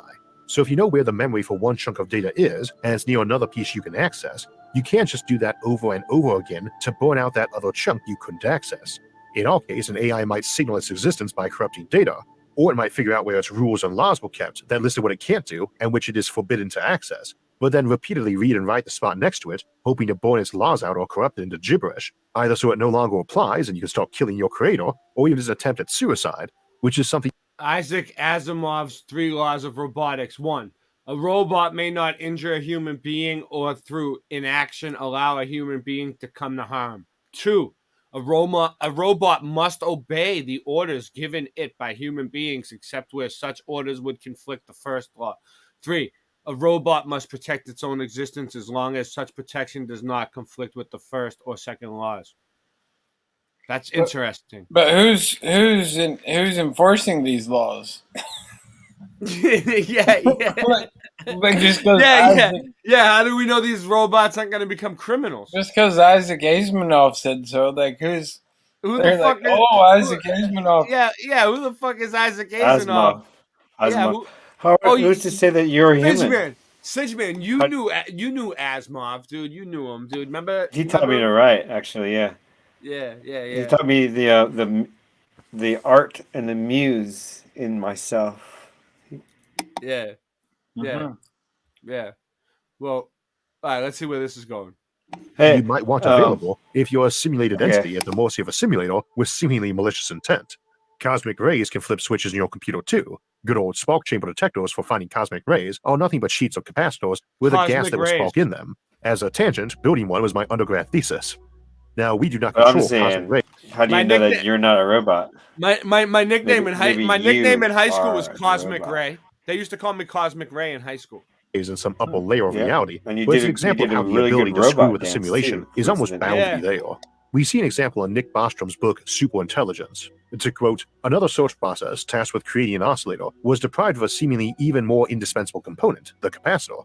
When Singe, you didn't tell me that Isaac is your Uber driver? The algorithm presented a successful solution. The researchers examined it, and at first concluded that it should not work. How dare you? Careful examination, they discovered that the algorithm had, MacGyver-like, reconfigured its sensorless motherboard into a makeshift radio receiver, using the printed circuit board tracks as an aerial to pick up signals generated by personal computers that happened to be situated nearby in the laboratory. This circuit amplified this signal to produce the desired oscillating output. They used the owl symbolism. Another example of AI using exploits in our universe, years back, when the show was young, I was chatting with Eugene, a programmer who was a fan, and we were talking technological singularities and trying to figure out all the ways. See, that's how they make the globe right there. They just show it to you like, look, it even has a space station floating around it. It's fake. You might keep an AI boxed up so it couldn't escape. The Bible and keeps the time he was arguing a technological singularity was probably just 3 years off. This was 5 years ago. I disagreed, but went through a lot of discussion about how simulation would work and how we might see signs of it in our universe, and things like quantum mechanics and light speed barriers and so on. And we'll come back to these possibilities a little later.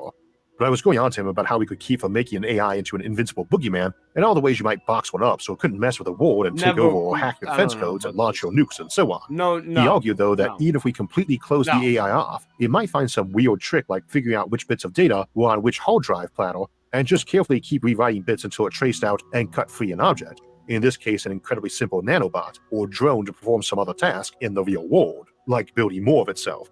Now, going from there to world conquest is a big step, with many paths for failure, and only works at all because we're assuming the simulated thing here, this AI, not only knows of this world in detail, but is much smarter than us. Something that weirdly is taken for granted in discussing AI, but the exact opposite for simulated universes above us. Again, we should never assume AI are instant superhumans, or that the person simulating us is either. They might just be the 5-year-old kid playing Mario Brothers. The brains behind the operation is a continent away working on another game. So taking over the world may be a bit much, but I can definitely see a trick for using your storage spot and actions for doing something, like a radar blip, in that layer above, and seeing some sort of result in this simulation. This is how we do cosmology and particle physics, when you get around to it. We notice some weird overexposure on film and realize it happens when a certain substance is around, and figure out it emits or radiates something, and from there we eventually figure out nuclear and particle physics.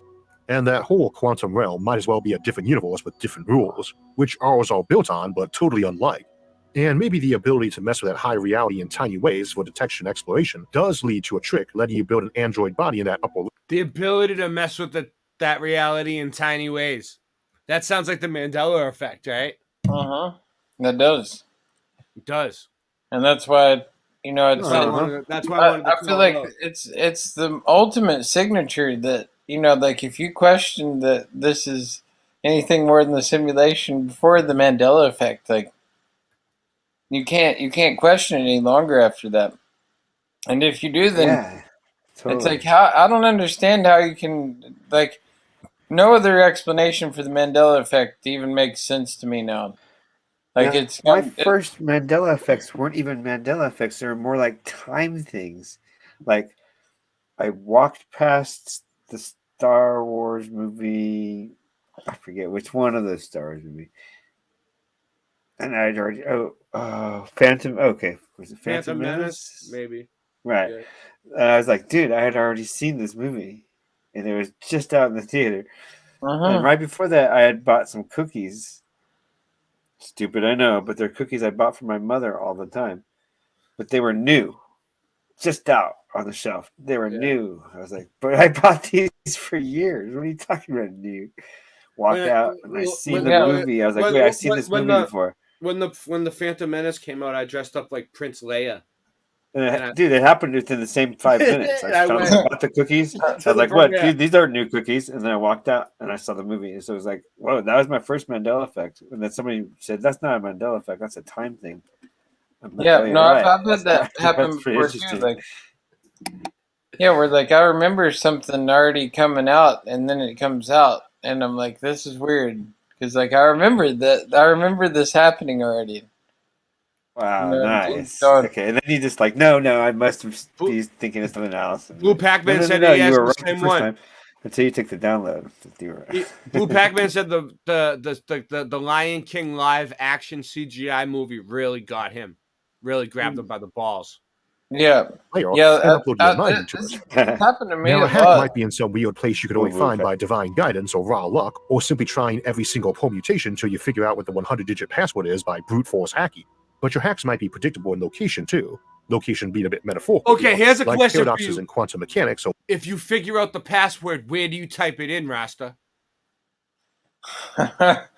Well, good one, right? Good one. Yeah, that is a good one, and that's the thing. Just the other day, I really thought I was onto something, right? Because I was downtown Portland, and when I put my money in the thing where you pay to park, the time on it said 12:21, right?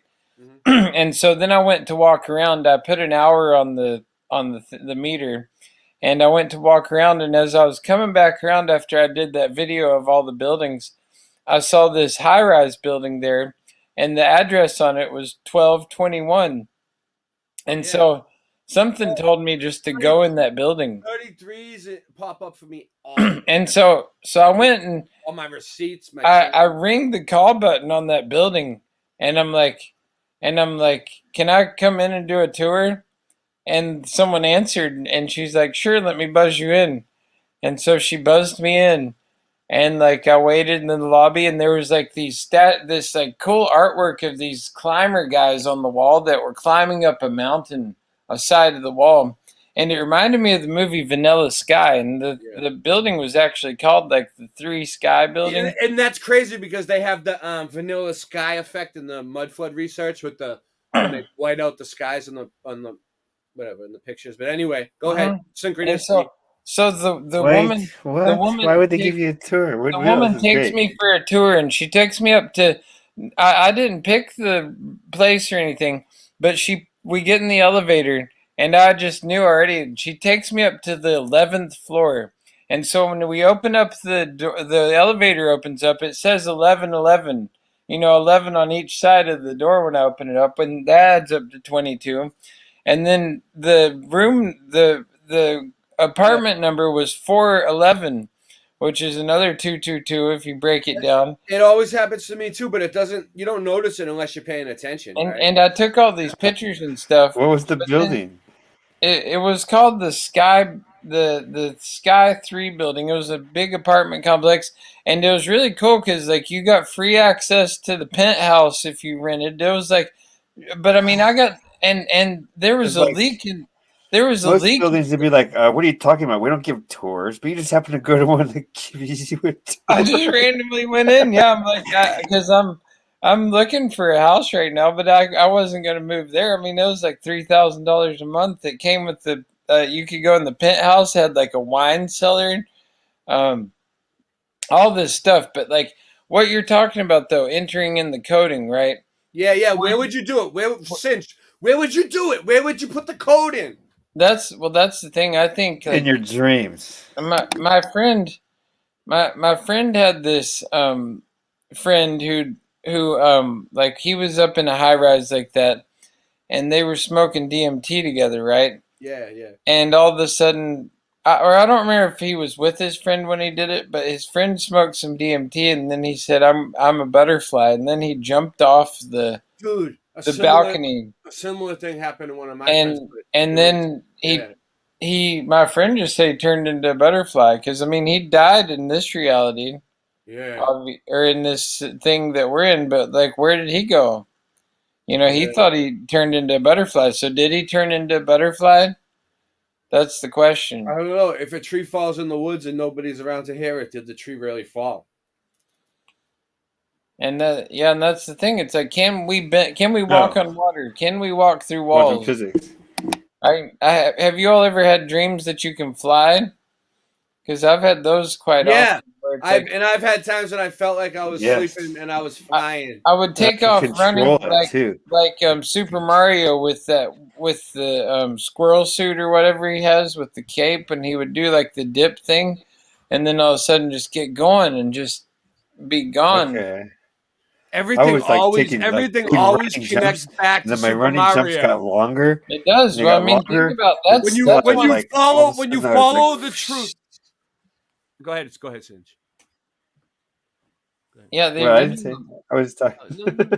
The original Nintendo. When you follow the truth, all paths lead back to Super Mario Brothers. Exactly. A game that you played.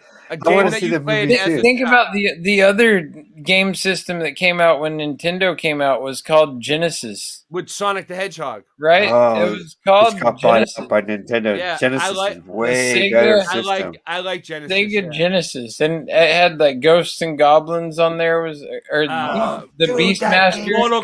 Mortal Kombat, the wrestling games.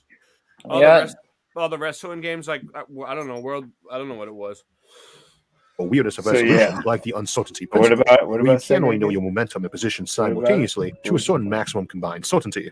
Go beyond that, measure your momentum too closely, and your object no longer can be pinned down to an actual spot with precision. So many. Locations might be rather literal too, like black holes, where reality gets a bit weird. Or more metaphorical, like trying to zoom in on some distant spot or tiny object with 2 telescopes or 2 microscopes, where the simulation might be randomly generating that spot in that detail rather than actually simulating it the whole time and give 2 different renders. Yeah, maybe having a maximum speed of light is to make sure that there is time to interrupt the simulation to fix renders like that. After all, it can pause things and edit. Yes, you detected 2 errors like that, but it flags the OMG moment and pauses the game to edit your memory or go back to the last save state. What up, Julio? Of course, you really shouldn't care if a couple of amoeba in your universe simulator think they have figured out a flaw, and might have limits on how much you can monitor your system. The speed of light, which we often call the speed of causality on the show, does limit how quickly events can permeate and perturbate, and does seem like a good thing to have in a simulation. Trying to make use of exploits at the giant galactic scale, therefore, is kind of tricky because of the sheer time effort needed to do anything. But as an example of a possible hack, if the light speed limit is there to minimize errors with 2 distant observers seeing different randomly generated things, then there could easily be a hack that lets you just jump from place to place and with no hard limit on such motion. Same as a video game that requires you to tediously run across a landscape, backtracking your way after a mission, when it can just teleport you back to base. They may even have left an easy teleport hack in there and just assume we'll find it when we need it, and it's glaringly obvious, and you can instantly teleport between places now. Or it might need a loading screen. The infamously long elevator ride from Mass Effect comes to mind. Or it is possible that it really is just you or a relative handful of other people who are really sapient, and everyone else is an NPC, and it needs time to load up the environment around you. But then you can't really trust anything you know, because so much of it is coming from those NPCs, including your knowledge of science and experimental data. Even experiments talking about ways to cheat the one-eye symbolism, simulation, or detect it, are just made-up gibberish, designed to distract you under false leads or make you relax. Quantum mechanics, along with its weird anomalies like spooky action at distance from entanglements, are often viewed as telltale signs when a simulation, and we discussed that more elsewhere. The big one to me is probably quantum computing, since if quantum mechanics is just a way of setting a maximum resolution for the universe, then the layer above it probably doesn't have that particular version, and running insane calculations only possible on quantum computers should set off bells and alarms in the layer above, or cause weird lags and issues from maxing out their processors, or power bills. And some people think quantum computers are causing the Mandela effect. Some people think that. Though it's worth noting that weird anomalies we see in... Not me, but some people do. Well, they are, because they're what's running the simulation. So you do believe that quantum computers are changing the... Yeah, I think that places like CERN Yeah. And the cobblestone. You think CERN is real? I think that CERN is one of the processing units for our supercomputer. Wow. Yeah, I think that's taking you're taking a huge chance with coming out with saying that. I'm just messing with you. Well, I think the only reason people would deny CERN is because they're afraid of the simulation theory. You know, yeah. I don't know. I don't know, man. I mean, I used to at one point I thought it was right real. in with Circuit Board Earth, and that's where I was, even looking into Phil Schneider, who he has all these stories of digging underground, and there's these underground cities that are underneath all of us right now. Yeah, there is. That they built, and that's where we used to have all the Circuit Board Earth on the surface, and that's where all this old Antiquitech came into play.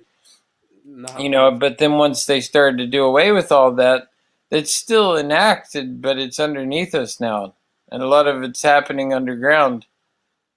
And that's why CERN, I really think is one of these processing. It's just like in an Intel Pentium processor. Like CERN is nothing more than something like that. No one's father's not afraid of it. Yeah, yeah. Mundane physics, like how fusion occurs in low-temperature stars, might actually be overt signs of processor. We haven't even gotten into the jet engines yet. The jet fuel. We're still gonna get into the jet fuel thing. We're going deep. You guys better get some popcorn. Use the restroom. Do what you got to do because this is gonna go on for a while. We're just getting started here. Too much stuff in one place, for instance, and we just are used to seeing it and assume it's not unnatural or supernatural. I suppose any effect from a higher layer of reality would probably be described as supernatural. Also, in that case, life might be an accident from not anticipating stellar fusion could occur to power down distant planets. Thus, you really don't even notice it till it gets big and interstellar and just disinfect that area. Yeah, I don't know about the planet thing. It's a bunch of bullshit, but we still could be living in a simulation. But of course, this globe has to go into connecting it with the globe. Paradox. Quantum and the tiny microscopic world, ironically, probably one of the biggest and best chances the planetary alignments and stuff, they do have relevance in our birth charts and in our. I think it's a projection. When they're in, but whatever it is, they have energies, and those energies pull on us. Yeah, they do. And like Pluto, it's in. Dude, I noticed tonight. I could see the stars, and there was the star over here, and it was lined up with the moon perfectly, in a straight line. And I was like, whoa. And it looked, there was something going on. Certain alignments. I mean, the controllers they base their actions on certain alignments, and even we'll go to war during certain alignments, and all these things. And certain moons make people act crazy. Yeah, exactly. Since we think of it as the layer below us in terms of scale, but it's really more like the layer above our own. Though in this context, it's more likely the designer didn't care if you used cheats. A counterpoint to quantum being a gateway to hacks and escaping, though, is to remember that it's those tiny weird effects like quantum tunneling that actually allow stars like our own to have fusion occur, and thus life as we know it could be an unintentional side effect of that marginal quantum action. But probably is not. It's probably a design feature, and would also be terribly unlikely it had gone unnoticed, even if not. Again, though, that doesn't mean that if it allows hacks and they know it does, that they would do anything about it. It is much easier to hack a system where they want you to learn all those cheats, which again is essentially what science and technology are anyway. And you can probably get out if they don't care or would find you a curiosity. Obviously, if they hate you or observe you constantly and need you to stay in the box, you're probably out of luck. The good news, though, is the universe doesn't look like someone who made it personally dislike you and also is all-seeing. As we discussed today, if we are in a simulation, there should be ways to affect the layer above, or even a couple levels higher, either to improve your own existence here or to escape and get to the next higher level. Of course, once you're there, you might find there are more levels to go to, an eternal challenge. Or alternatively, you might decide you would just as well prefer not to know about those higher layers and be in a simulation and erase that from your memory. Of course, you might already have done that in the past. All right. Today's episode, like most... And that's the thing, too, with those games, like with the video games, especially like the old ones, like for PlayStation, whatever, you'd buy the game, right? But then you'd also go and spend the extra $10 to $20 on the book that would come with all these cheat codes. and the guides, through there would be like secret passages in some of the levels, and almost every video game they would make these like things for the game. Real quick, I'm gonna take a 4-minute break, okay? Like, get a coffee or whatever you gotta do. I'm making a coffee, but this is all right. Curious about your podcast? Stop recording with. All right, back. All right. For the next exhibit, class. This is welcome to Simulationology 101. Class is now in session. No, we got so much more. And shout out to Zulu1.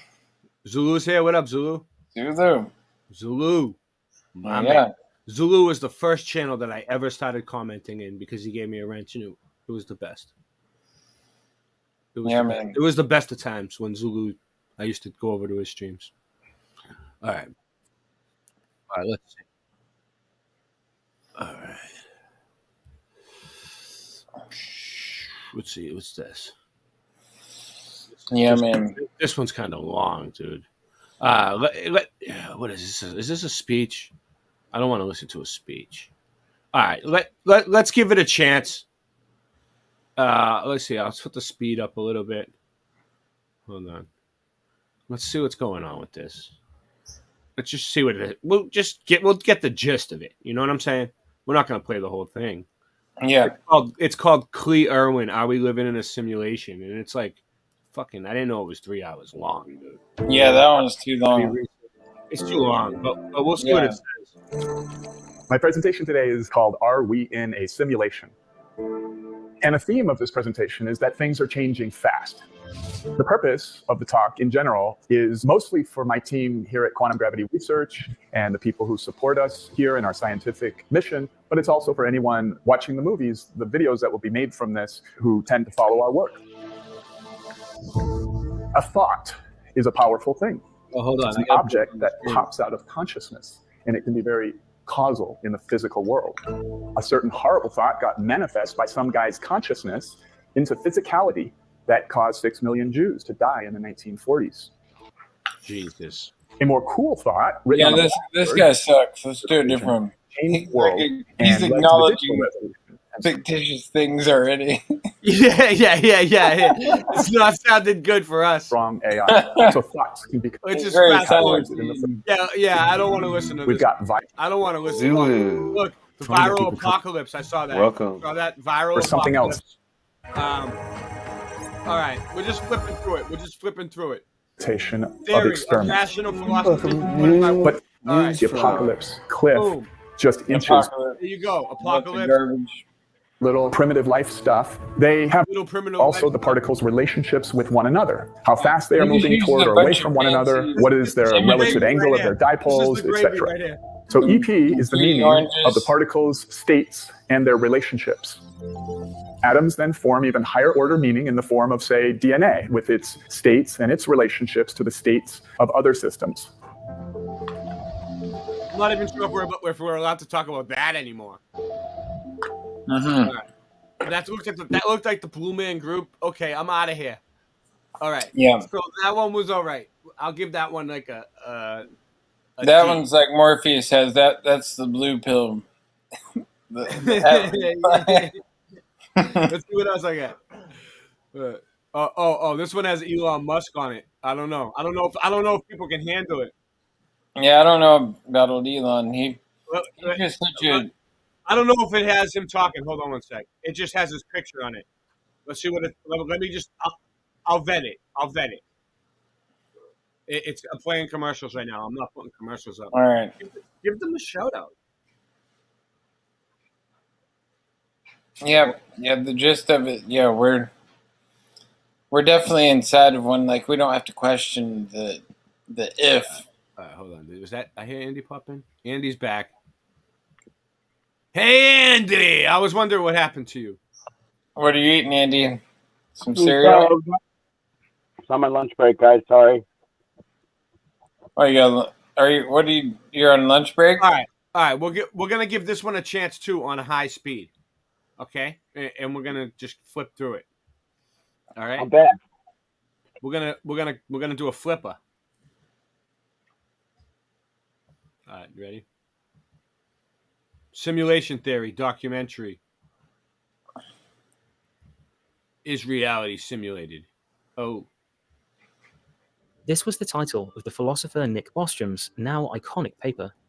Published in 2003, Bostrom's ideas sent shockwaves through the academic world, through popular culture, and even religion. His paper suggested that more than a remote and whimsical prospect, there is a serious possibility that we and our entire reality are the simulation of an advanced civilization.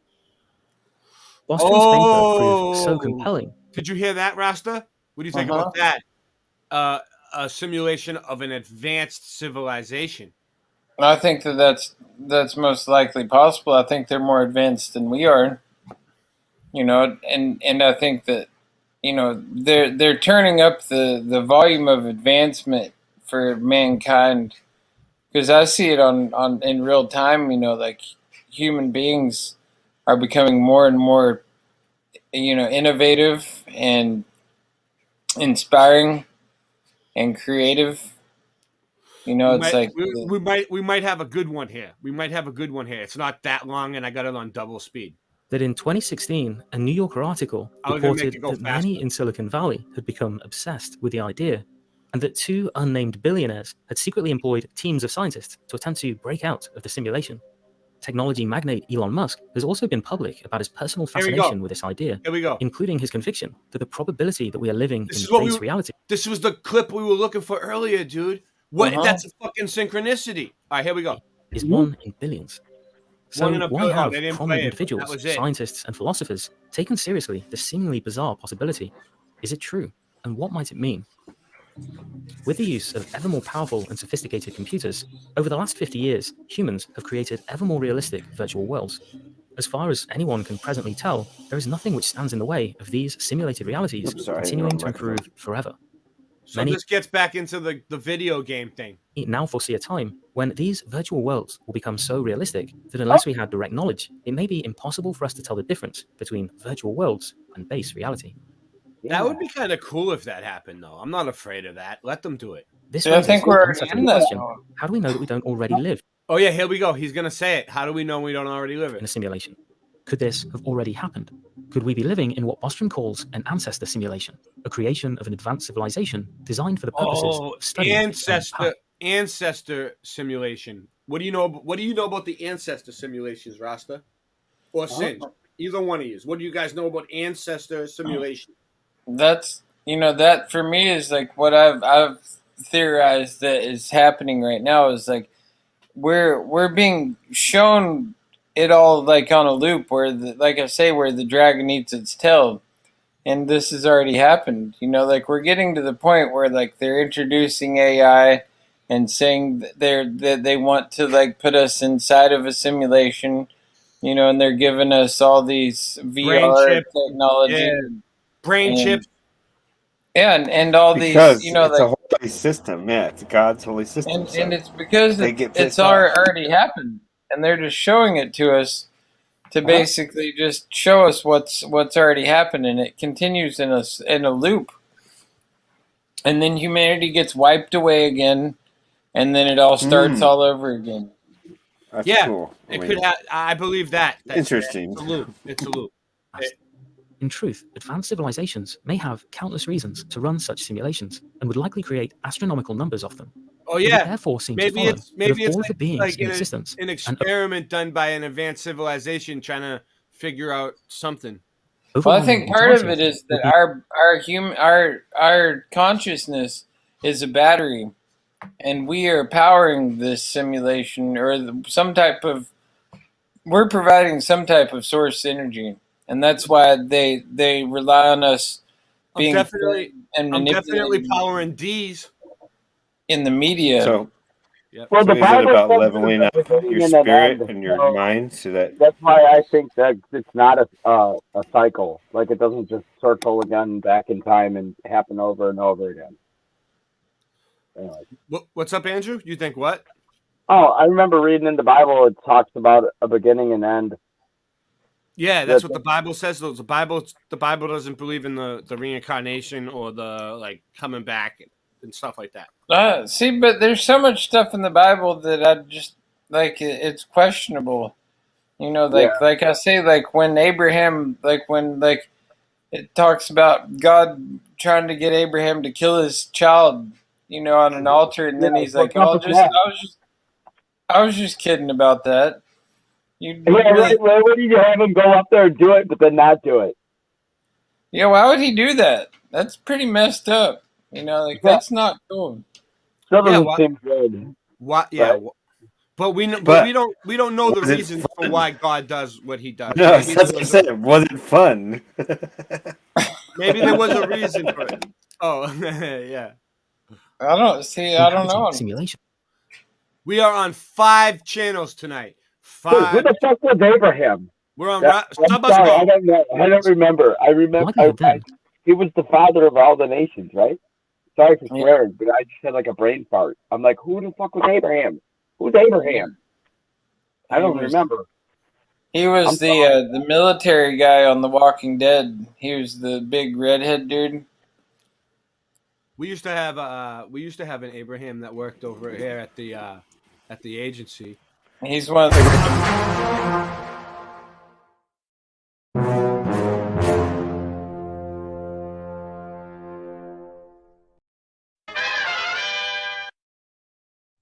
And we're brought to you by Abraham's Pancakes, 555 Main Street. Yeah.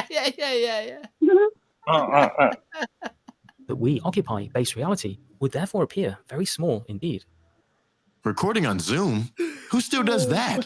Thankfully, with Riverside, you can record audio. Fuck you, Zoom. Simulation I zoomed today on my In live. his paper, Bostrom lays out 3 propositions, of which he argues at least one must be true. Projection. Proposition 1 is that all technological civilizations collapse or go extinct prior to reaching technological maturity. All Proposition technological 2 is that civilizations can reach technological maturity, but for some reason they never create the kind of simulations which could resemble our world.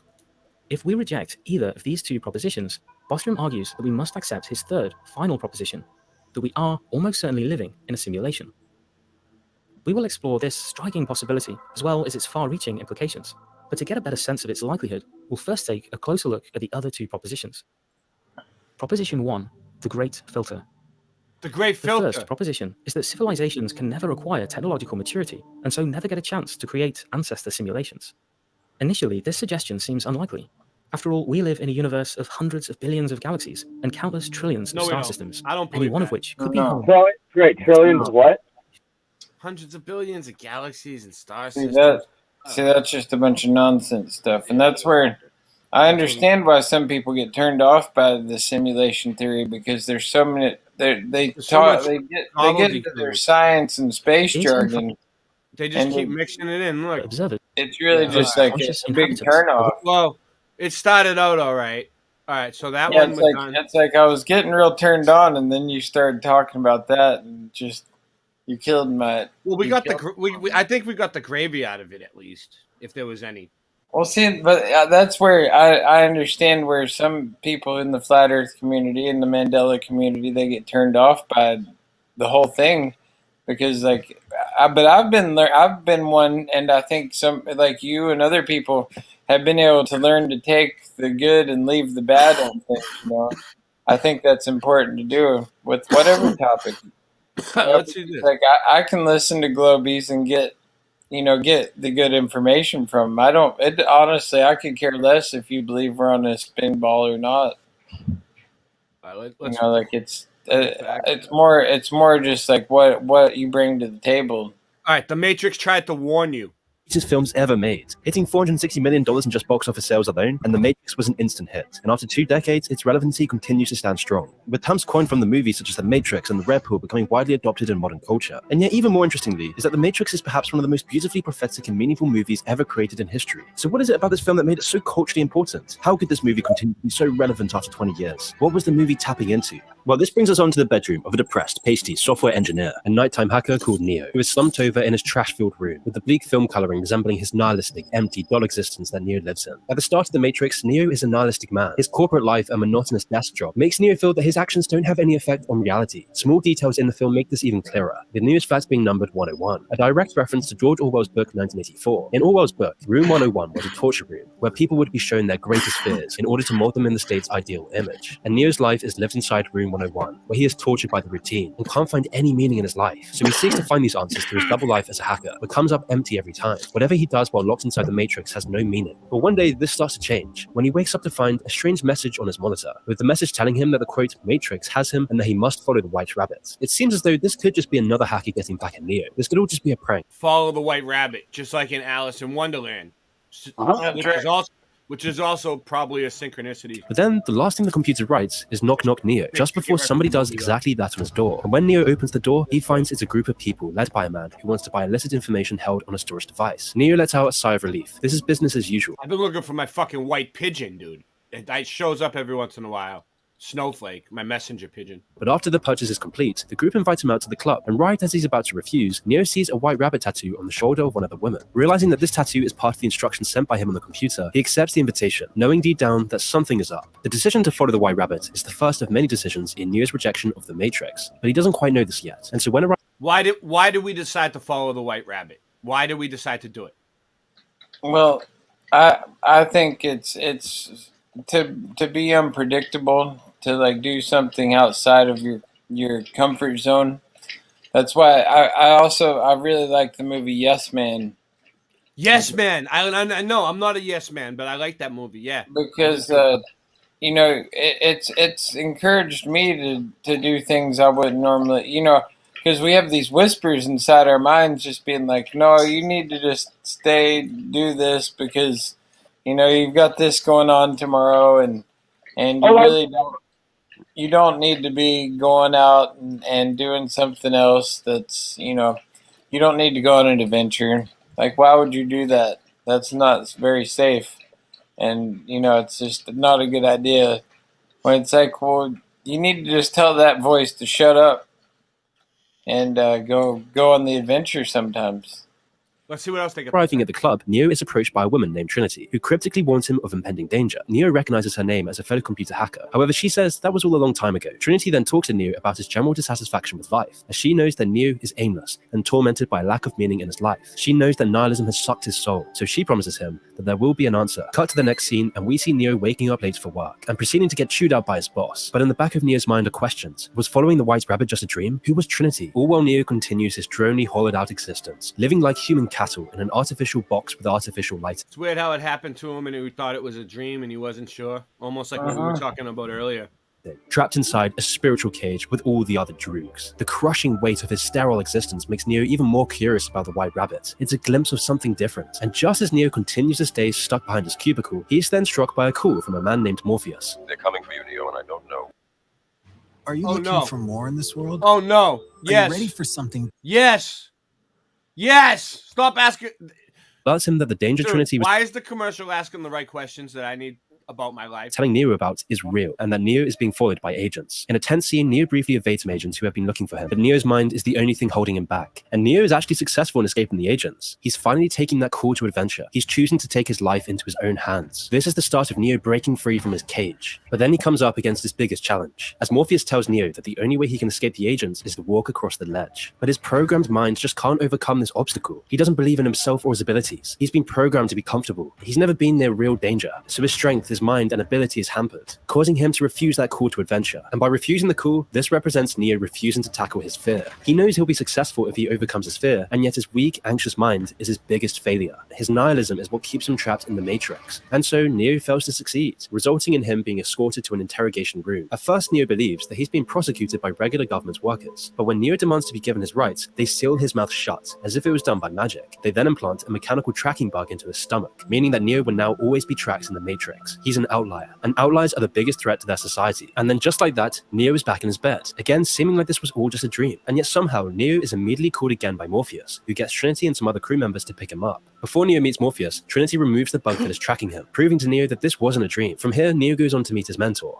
Morpheus, who's living inside an abandoned building. Morpheus confirms all of Neo's suspicions, telling him that his whole life is a lie, and that he was born a slave to the Matrix. This was why he was so demasculated, becoming just another corporate drone. It was all by design. However, Morpheus then offers Neo a choice, the decision on whether to remain blissfully ignorant or learn the true nature of the Matrix. Similar to our own reality, nobody can really be told what the Matrix is. One has to experience it and find out for themselves. So Morpheus then opens up his palms, revealing the notorious red and blue pills in his separate hands. In his left hand lies the blue pill, Neo's ticket to blissful ignorance. If he takes this pill, Neo will simply wake back up in his bed, believing in the nihilistic system that has brainwashed him, going back to his lonely, miserable, atomized existence, all while remaining ignorant to the true nature of the world. And on the other hand, sits the red pill. Taking this pill will grant Neo access to the Matrix, allowing him to see the world for what it truly is, as nasty as it may be. This decision is the crucial point of Neo's story, and marks the first phase of Neo's hero's journey. The hero's journey is one of the oldest tales of mankind. It's a narrative structure that ranges from all kinds of stories, from Star Wars to the Bible. The term was coined by author Joseph Campbell. He describes this as being a deeply ingrained part of the human psyche that allows humans to push through walls and do the impossible in pursuit of meaning. In the real world, the hero's journey is our path towards self-improvement and overcoming our neuroticism, anxiety, fears, and laziness, which is why right now we're seeing this whole new wave of self-improvement, serving as a counterbalance to the nihilism that's embedded so deeply in modern society. But this isn't a modern thing. In fact, many forms of Buddhism gave a similar path to enlightenment, along with so many other religions. The hero's journey is a process that's been taken by all of mankind. It's every step out of your comfort zone that brings you further towards truth. It's every action that you take towards self-improvement, which brings you closer to unlocking meaning in your life. And it's one of the key things that the Matrix tries to show. We see this clearly when Neo takes the red pill, and the world begins to melt around him, as he soon wakes up in a nightmare situation. Upon opening his eyes in the real world, Neo almost drowns, trying to remove all the cables that are attached to him in a pod. Once he catches his breath and takes a look around, Neo sees the true reality of the world, a human factory farm. As far as the eye can see, there lies identical pods attached to enormous constructs, all of them containing other humans being harvested for their energy. When a robot suddenly sees that Neo has managed to escape his sedation, he is quickly discarded and thrown down a trash chute towards a pit filled with water. Luckily, before drowning, Neo is picked up by the claw of a ship and is subsequently rehabilitated by Morpheus and his crew. When being operated on, Neo questions why his eyes hurt. Along with his extreme muscle atrophy, Morpheus explains the reason. Neo is in a full-on breakdown because he has never actually experienced any kind of bodily autonomy. Once Neo is brought to stable condition, he is plugged into a chair and enters the Matrix along with Morpheus, because Morpheus needs to show Neo the true reality of the Matrix. At first, Neo is in disbelief that he's inside a computer program, but Morpheus questions him on if this is actually so hard to believe.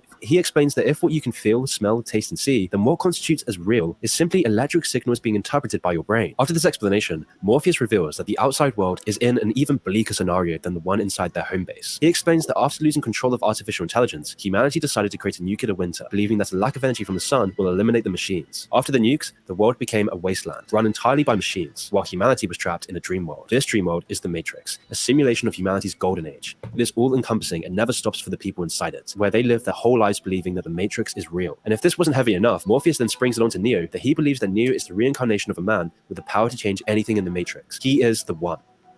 So you think Neo represents Jesus? I think it more of like the Buddha. The Buddha? Because Christ is also a Buddha.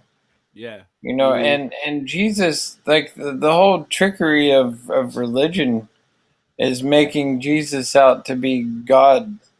And that's not what Jesus claimed to be, God. He claimed to be the Son of God. Just like we're all sons of God and daughters of God. And Jesus never claimed to be God. And so that's the trick of the whole thing.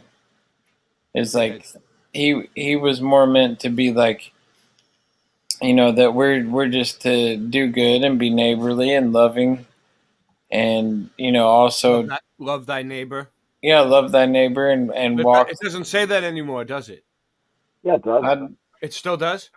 Yeah. Yeah, Didn't I think change? that one it Didn't does. It changed, right? No? All right, get the Mandela Effect people to check that out for me. Blue Pac-Man. I read it tonight live. Initially not Oh, it still says it? All right, I'm wrong. taking things very well, Neo panics at his newfound enlightenment. He's realizing that the entire world around him, all his friends, memories, icons, dreams, are all warped for the benefit of an elite minority. It's as though the Matrix was a warning about the path modernity is taking us, where technology has infested every aspect of daily life to a point that we've attached our own psyches into the hands of a few. You see, in our age of overconsumption and mass production, the powerful must maintain constant relevance through advertising and media. By doing this, multinationals always assure continuous demand to drive continuous profits. Matrix. Instead of just manufacturing a particular product, companies need to manufacture the structure, the personality, the culture of the universal public, and big tech serves as the perfect vessel to do this. Every day of your life, big tech delivers you into an alternative reality, playing on your emotions, depression, fear, anxiety, hunger, lust, laughter, acting directly on your sensorium. The content you are constantly watching every hour of every day of every year is not a vision but a manufactured data stream that can be sanitized to impose cultural values that generate immense wealth. Little do we realize that every day we are chipping away our autonomy to an all-pervasive drug that delivers whatever message those dealing the drug wish it to be, providing a fertile ground for fostering technocracy. Which is why in the Matrix movie, this is symbolized by AI using human consciousness to fuel their ever-expanding empire. Neo realizes the challenge he is up against. He has to mentally and physically overcome the entire system he lived in to find true meaning, to save the entire human population. However, Neo's fears soon start to dissipate once he begins practicing and learning the inner workings of the Matrix. Back inside the program, I never really understood the whole meaning of the movie, so this is kind of good, because I didn't watch all of them all the way when they started making new ones. Morpheus introduces Neo to a combat simulation inside of a dojo. This is a sparring program, similar to the programmed reality. This is what happened to Singe Man. He was put into this type of program. The Matrix. It has the same basic rules like gravity. What you must learn is that these rules are no different than the rules of a computer system. Some of them can be bent, others can be broken.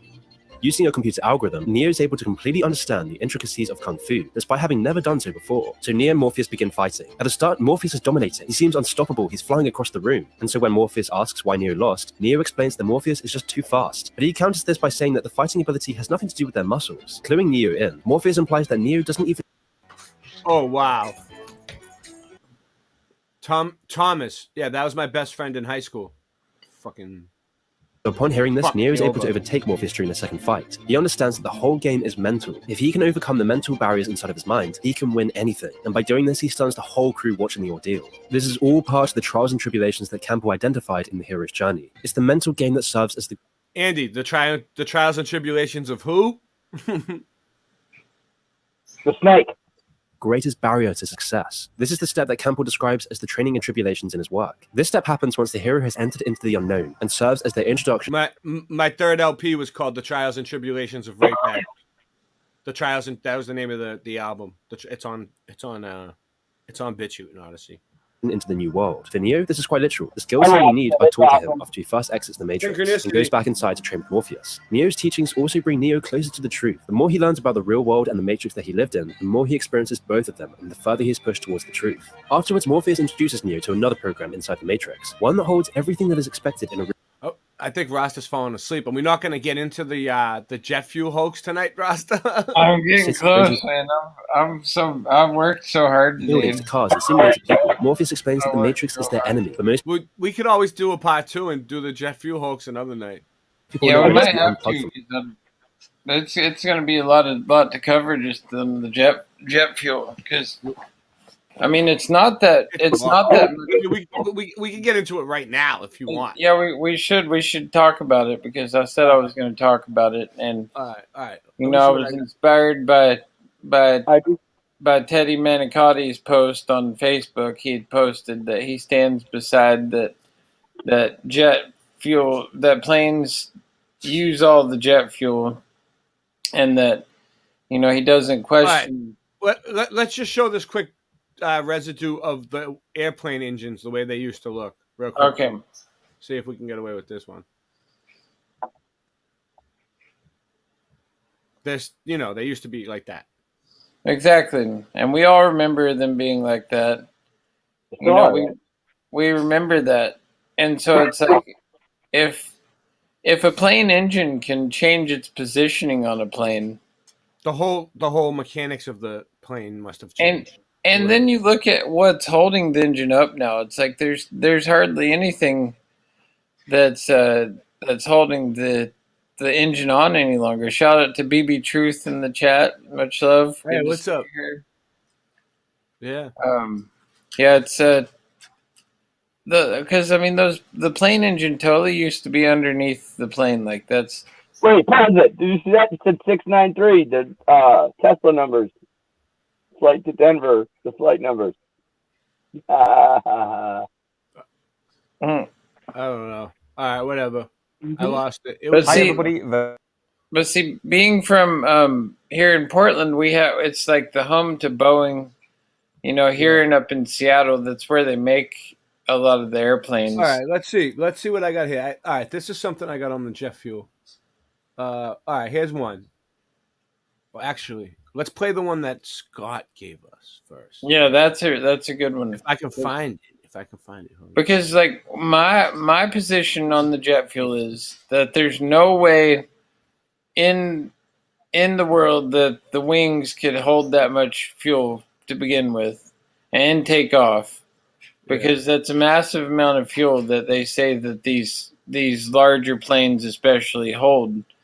But I'm also standing by, because it ties into the simulation theory 100%, because there's not even that much fuel in the world to be put in airplanes for one single day, and they're saying that there's a continual pumping. All right, hold on one sec. Here's something I got. All right, this is a video of a passenger plane pouring fuel from the wing. Okay? Okay. All right, let's see what you need to say about this, Rasta. Is this where they dump it into the air? Flyers, I don't know. Fuel I was found it. gushing out of a United plane's wing while preparing for takeoff. To our Jonathan Hunt. What happened, Jonathan? Well, what happened, Stuart, was extremely frightening for passengers who thought they were about to take off from Newark Airport headed to Venice, Italy, just as fuel gushed from a wing. Now, this video, posted on Twitter by Rachel Brumfield, clearly shows that fuel spilling onto the tarmac as the plane headed for the runway. You can see it. Brumfield claiming that crew members didn't seem to be aware. But it is the news. It is the news. Keep that in mind. See, and this could be a video to help, to help people believe that there is fuel in the planes. Like they could be totally hooked up to a water hose right now, and you wouldn't even know. You wouldn't know. Yeah, you're right. We can't. All right, so we can't use this as it. And it doesn't even look like. All right. Wrong again. All right. Let me see. It's like, yeah, how because they're obviously going to put stuff like out there. And one thing that Scott brought up earlier is he said that he used to follow a few people who covered the jet fuel hoax on YouTube, and their videos would continually get taken down. I got one of them right here, probably. All right. So, and I'll find Scott's video, and I'll bring that one up next. It's like, I got a question. What? Okay, so the Bible doesn't mention spaghetti either, right? But that doesn't mean that doesn't exist. Yeah. Yeah.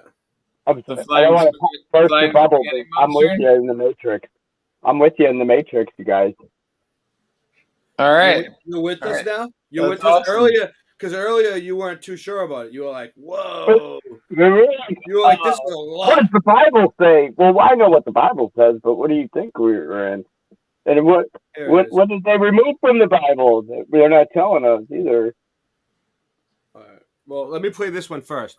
And see, honestly, the second biggest industry besides the pharmaceutical industry is the fuel industry, the oil industry. So, this is one of their sacred cows besides pharmaceuticals is jet fuel and oil. All right, let's play it. All right. Let's see what this is. This is Space Busters. You ever heard of them? Yes. If nobody owns the air, travelers. This video is for everyone who has ever bought an airline ticket. I'm going to make this video as short as possible, but the large amount of information included will inevitably dictate the length. I think Ted said he debated somebody. Hopefully, at the end of this video, I will have convinced you that there is a deception going on right in front of you. What is Space Busters? I don't know. Is it like a wannabe Glow Busters or? I think so. Yeah, they're like a knockoff. It's a knockoff of Glow. Which one was first? That's a good question. Because I've heard about Space Busters, but I've never really come across that is any a good of the question, videos until tonight. Because they are so similar. It's like when there was the cartoon The Ghostbusters, and then there was also the cartoon The Real Ghostbusters. Do you remember that? Yeah. The one had the big gorilla. These chemtrail planes. Why do they fly so high above the regular planes? Like, what's going on? Like, are they really even there? See, I don't know. I question. Why do some people see them and some people don't? I don't even care anymore. Like, some people are like get so pissed when they're spraying the skies. Like, now I just don't even bat an eye to it. I like it. I'm like, oh, it's just I like to breathe that fresh air. Your eyes. This affects every person that has ever traveled on a modern-day airliner. If you're not convinced, then I hope that this information will have planted a little seed of thought that you can use later on when something else related comes to light. We have been told that the fuel for a flight consists of about 50% of the ticket price. Mr. We have Beast accepted this information for many years. On BitChute. What if that information was wrong? What if the manufacturers knew this and chose to keep it quiet?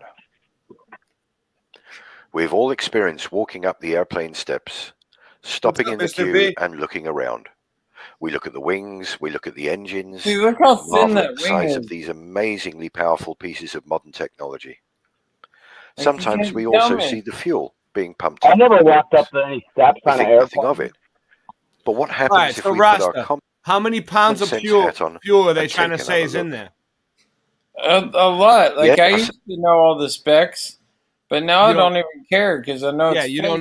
don't know all the numbers or anything. Yeah, because I don't need is to a feel. truly It's like amazing all a waste of space in your mind. Like it's like knowing like the I never- telemetry data for landing on the moon. I don't need to know that stuff. Like I never looked into it, but I always thought that they fueled up.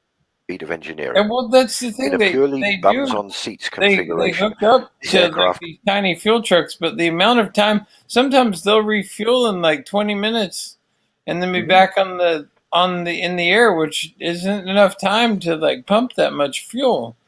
And then you look at how like where the fuel comes from, like how they bring it on tankers? Do they use like underground like pipelines? And if they do, where are they pumping all this fuel from? Because I mean, think about the Earth, right? And like Another plane. It's okay, one so you plane got to something another plane. solid sitting on top of the liquid, which they used to say was fossil fuel, right?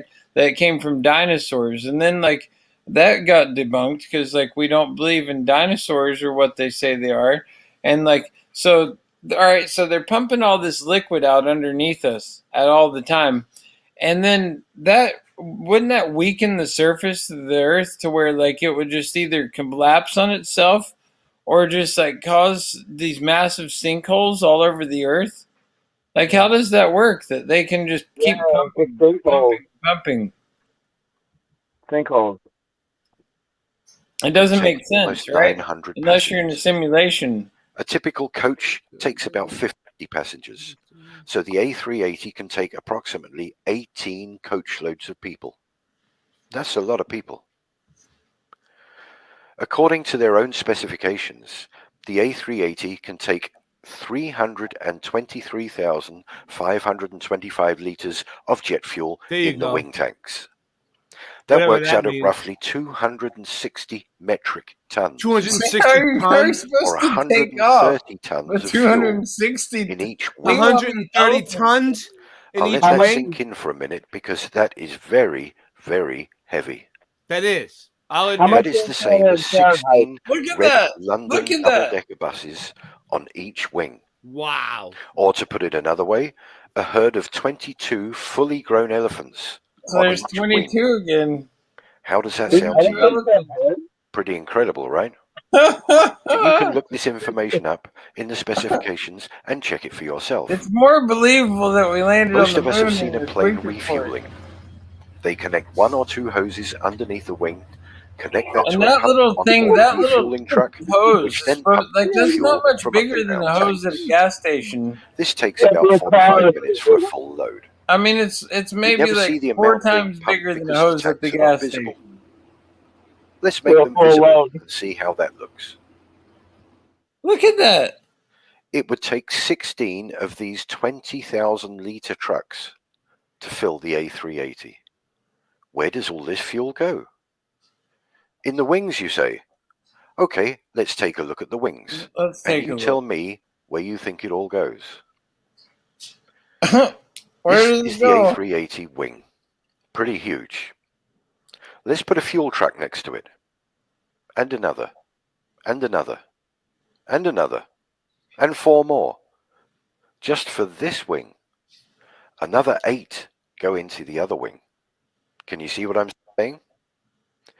Now let's take a look at the wings on these aircraft. This is the new Dreamliner taking off in a spectacular fashion. Observe the thickness of the wings. And look at how swift. How many fuel trucks would fit in those wings? Floats up into the air. Okay, let's take a look at the fill rate. To fully fill the A380 takes approximately 45 minutes. To fill an Olympic-sized swimming pool takes about 4 days. That is 2.5 million litres of water. That's pretty good. The capacity of the A380 is about 8% of the volume. 8% of 96 hours is 7.6 hours. That's a lot longer than 45 minutes. So maybe the filling equipment is much faster for a plane. Let's take a look. This is filling a swimming pool. And this is filling an aircraft. To fill the tanks of an A380 in 45 minutes, you would have to have a pump and a hose that could pump 7,189 litres of fuel per minute. And where else do you see a pump that goes straight up like that does in the plane? You see how it's always turned in a sideways or in gas? It's going downward. Fire hose. It doesn't even make sense to pump upward like that. You think that I don't know any other pump with that sort of pressure that pumps just rip a hole right through the top? It's only made of aluminium. So far, we have no room for all of that fuel. There isn't a lot of room. An incredible weight of fuel and a filling procedure that makes no sense whatsoever. Time to take a look at moving around with large bodies of liquid. Let's see. The size of a large car's petrol tank is about 70 litres. Okay. Don't you sometimes wish that your petrol tank was bigger so you wouldn't have to fill up so often? Yeah. There are reasons why this is so. Number one, the weight would drastically reduce the performance of the car. And number two, the amount of fuel sloshing about in the tank would seriously interfere with the road holding whilst going around corners. Yeah, because water always This finds its doesn't seem to level be the case back to with the flat aircraft Earth. using vast quantities Yeah, when of a fuel. plane turns like Let's take a sideways look in at the what sky. large bodies of liquid does to road holding. Redneck hot tub. Good clip. Now let's look at a couple of landings of aircraft and try to imagine hundreds of tons of fuel sloshing about in the wings. Love it. I think you might be getting the gist of what I'm trying to say. It is ridiculous to think that these aircraft take off, fly, bank, maneuver, and land with large amounts of liquid moving in all directions. That's crazy. You're right. The next video clip is from the US Air Force, showing the filling and strapping down of the large bladder tanks used for in-flight refueling of their aircraft. Hold on. Bear in mind that these 3 tanks are only... Do you think that it could be more of a gas than a liquid? I that's one thing I've suggested is that it's either compressed air or some I think it's like compressed air. Because like butane, is lighter fluid, and but they're it's like filling it with air to compress, and so basically when they hook these hoses up, they're basically filling it full of air, and they're compressing it in there. So when they release it slowly, it spins the turbines, and then once they get up into the cruising altitude, we don't even know what's really up there. We don't know if that's some type of water vapor. I mean, it looks like boats going through the air. Yeah, I've seen chemtrail planes that look like it's like the bottom of a boat. Yeah, scratching across the top of the firmament. They look like they're cruising through through a lake or something. Yeah, like they that. do. They do. And so it's like we can't go up there and touch it and examine it ourselves, so we don't really know what's up there. I mean, I want to go skydiving at some point. That would be fun, but still, those skydiving planes. If you go skydiving, get a GoPro and film it. Yeah, exactly. An autistic kid wrote this down for me. That's how he spelled skydive.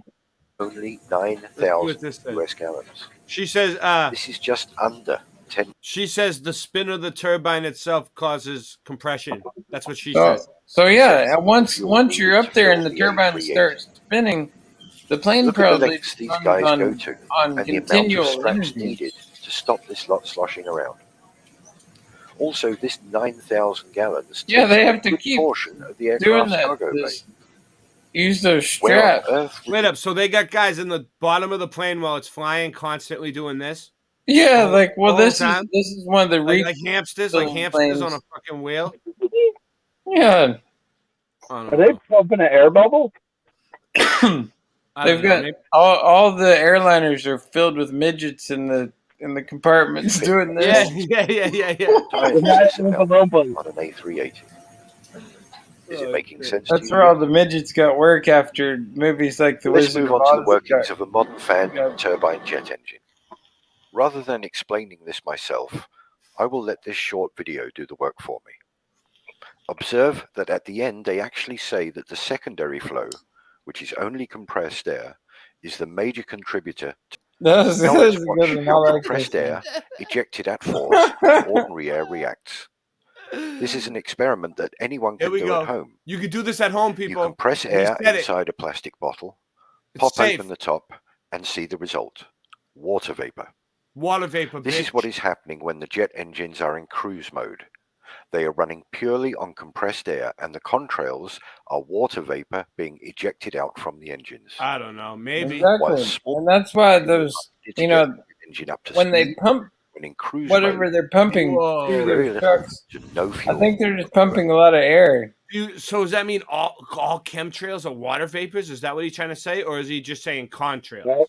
He said I don't know. contrails. He said contrails. We'll give him that. I don't know. I mean, We I are feel being like charged huge amounts for fuel that doesn't exist. We'll let it slide. It's not needed to fly these amazing machines. I saw All that's needed is the most this meme abundant that thing said the that we've been chemtrails given. were Air. humans putting Air. out lines of I will cocaine end this video here with a for clip of the Jesus up in the A380 at an air sky. show doing a slow pass. Here it It comes. looks as though it is Plane's coming levitating in. at one point, but that is the subject of the next video, which involves Alright, our good. little friends, the bumblebees. I think he's done. Very slow speed. It's an awesome sight. All right. I don't know the word awesome, but it's true Yeah. in this case. Let's see what this does. Hold on. This is the end. It's almost unbelievable. This is the end. What's going to happen? Using the flight safety fly-by-wire programs of the Airbus, things have stalled. Taking off. 73 meters. Wingspan is a max width for sure. All right. Nobody owns the Please air. feel free to pass. All right, cool. I get it. All right. One more, real quick. This is the one that Scott gave us earlier. Yeah. Shout out to Scott. And see, I think there would be a lot more accidents where like you'd see massive amounts of jet fuel, like planes, like some of these planes, like when they crash, they don't cause these huge massive fires that jet fuel would cause. Like I wanted to even look into like where jet fuel is made and like how the process, because like it seems like it's quite the refined process to even make jet fuel. I'll look it up right if you want to just watch this real quick, and then I'll look it up. Okay. This is the one that Scott sent us. The first law of thermodynamics. It states that the change of the internal energy of a closed system is equal to the amount of heat supplied to the system minus the amount of work done by the system on its surrounding. An equivalent statement is that perpetual motion machines of the first kind are impossible. Second law of thermodynamics. Its first formulation is credited to the French scientist Carnot, who in 1824 showed that there is an upper limit to the efficiency of conversion of heat to work in a heat engine.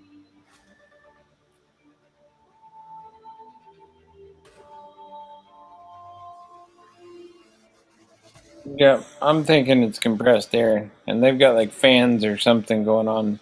To where Corollaries. that Perpetual easily motion of the compresses second the kind. air. Before the establishment of the second law, many people who were interested in inventing a perpetual motion machine had tried to circumvent the restrictions of first law of thermodynamics by extracting the massive internal energy of the environment as the power of the machine. Such a machine is called a perpetual motion machine of the second kind. The second law declared the impossibility of such machines.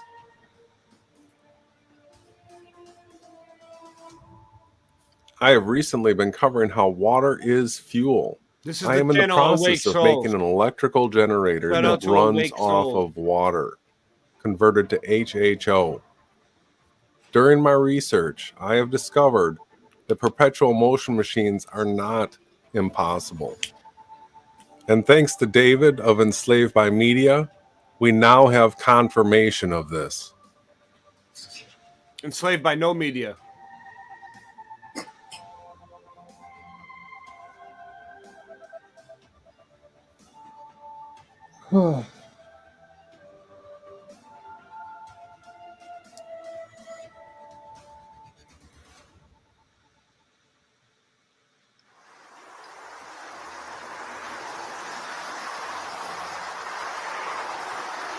Safest form of travel. Safest form of travel.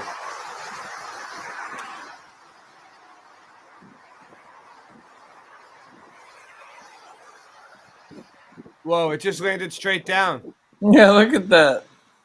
And what about like the like military jets like I saw today that can pretty much land straight down, or that can fly like across the Yeah, and they Pacific turn Ocean? they turn their turbines different ways too, right? They don't have that much of a tank, and yet they can fly for seems like They can forever. Like some of them can hover. you can scramble them, and that's just the planes that we see. I mean, there's so many that they don't even release to the public that can fly at hyper speed. You know, like you can see them fly from one corner of the night sky to the other in seconds. It's like what type of They are like giant tin cans. Like if a bird hits one, it dents it. Oh yeah. So, like if you had like a giant like aluminum can, you could maybe float it with just air. And think about like Amazon and FedEx planes and stuff like that, and how much money it would cost to fly those planes just to have something overnighted. And then the amount of money that it costs to overnight something, it just doesn't line up. It doesn't make sense. It's not economical.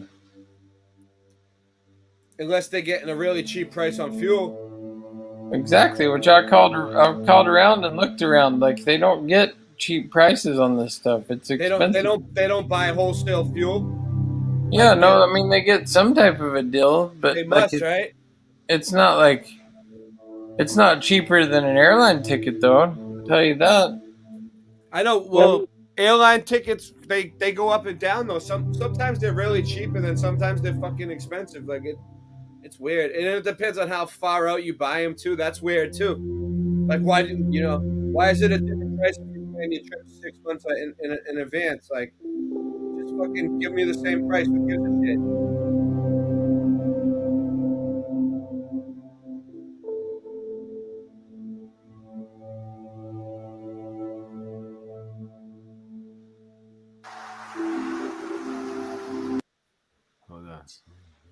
This plane would be ripped apart, just like a space shuttle if it was really entering into our atmosphere.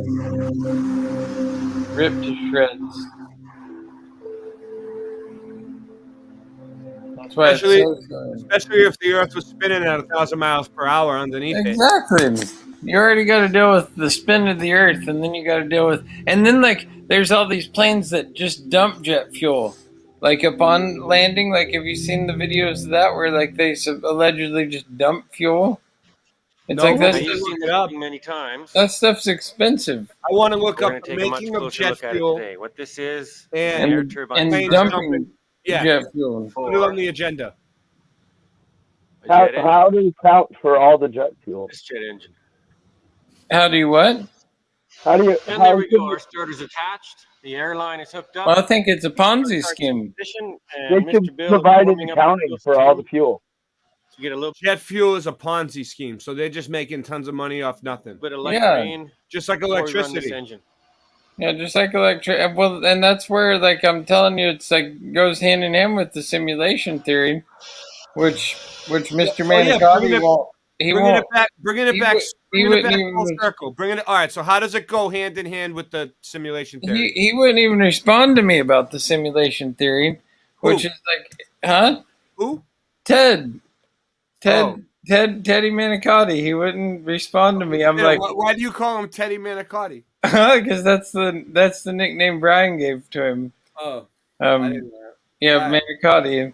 So what happened? So he might come on eventually. Yeah, well, I've invited him on to explain I invited him on. his side. He's very passionate about this topic, and he's one who got me.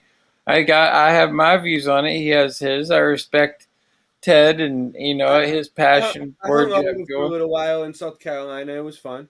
Yeah, he's a cool dude. I've hung out with him a few times and love Ted, but like he won't accept this even possibility that that the jet fuel could be a lie. And on top of that, though, simulation.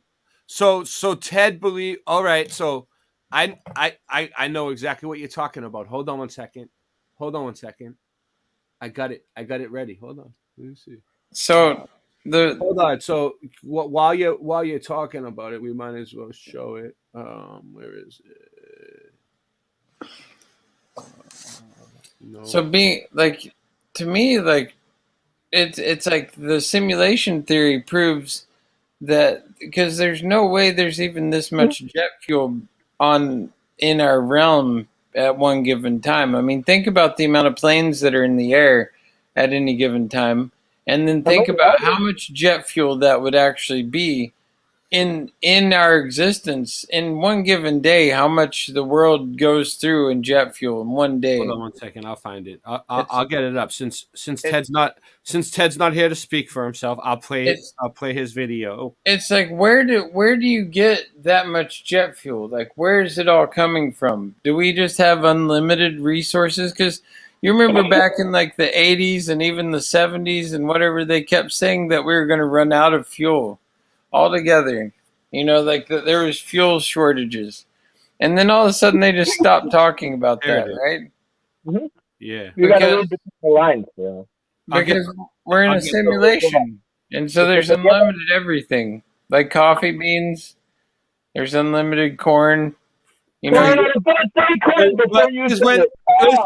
because when you asked Ted to come on earlier, he said he already did his presentation and he doesn't really. Yeah, he did a presentation, and I think I got the presentation. Oh, good. See, his logic for the presentation is that he has data, and that he has aeronautics experience, and that he said he flew on a plane a couple dozen times. I'm like, so you're saying flying on a plane basically makes you an expert, and you know for a fact that there's fuel in that plane that you flew in. It's I'm completely non-biased here. For me, that's the same as saying that I was at Cape Canaveral or whatever, and I watched a rocket launch. And I saw always those thought there was space something drills. sketchy with planes. Okay, ever since before I even woke up, like they put you in like this tube, and you're like pressurized, and then you like go up in the air. They show you some blip on a map, and then you end up somewhere else. See, I'm not the only person who theorizes that when you get on an airplane, do you even take off and go anywhere, or do you just upload the next program? Teleport to wherever the fuck. Yeah. And then is that how you switch realities when you you get the next city program? It feels like you're flying through the air. If you look out the window, you see all the shit. But do you really go anywhere? Do you even go anywhere at the airport? Is this even going to show up for me? It's like, is any of that? It's all just a simulation. So, I mean, you're just downloading the next part of the program. Here it is. All right. It's like loading. Okay. So let me get my other self out of here. Hopefully, at some point. And yes, Noon's flower. The simulation does exist in my head. Exists in your head. It exists in all of our heads. That's where our simulation. It's kind of long, but let's see what we can get. Let's see if we can get anything. Yeah, I'm sure. We'll see though. Because I do want to hear. I really was hoping he would get on and debate on this, because I just wanted to hear what he had to say instead of him. We had this evening. Where did you want to start? Shit. Well, I guess first we can go off and maybe just start off with the memes that have kind of captivated this assertion, this theory, this deception. That, So what? you know, Yeah. So what are the number one videos you see get shared that about the jet fuel hoax? What are the top videos? top videos I see going through the tape, going through the rounds, would probably be Space Busters. I remember 4 years ago when they were on with Bob and the crew. That's the one we just watched. So, all right, let's see what he has to say about that. Wait, so he said they Bob, shared their Bob first. Space They shared their Buster? videos. It's intriguing. He said Space Busters was on with Bob and the crew. They were Oh, on Space Busters. All right, let's see. It's interesting, and points are being brought up that the average everyday passenger doesn't really think about, me included.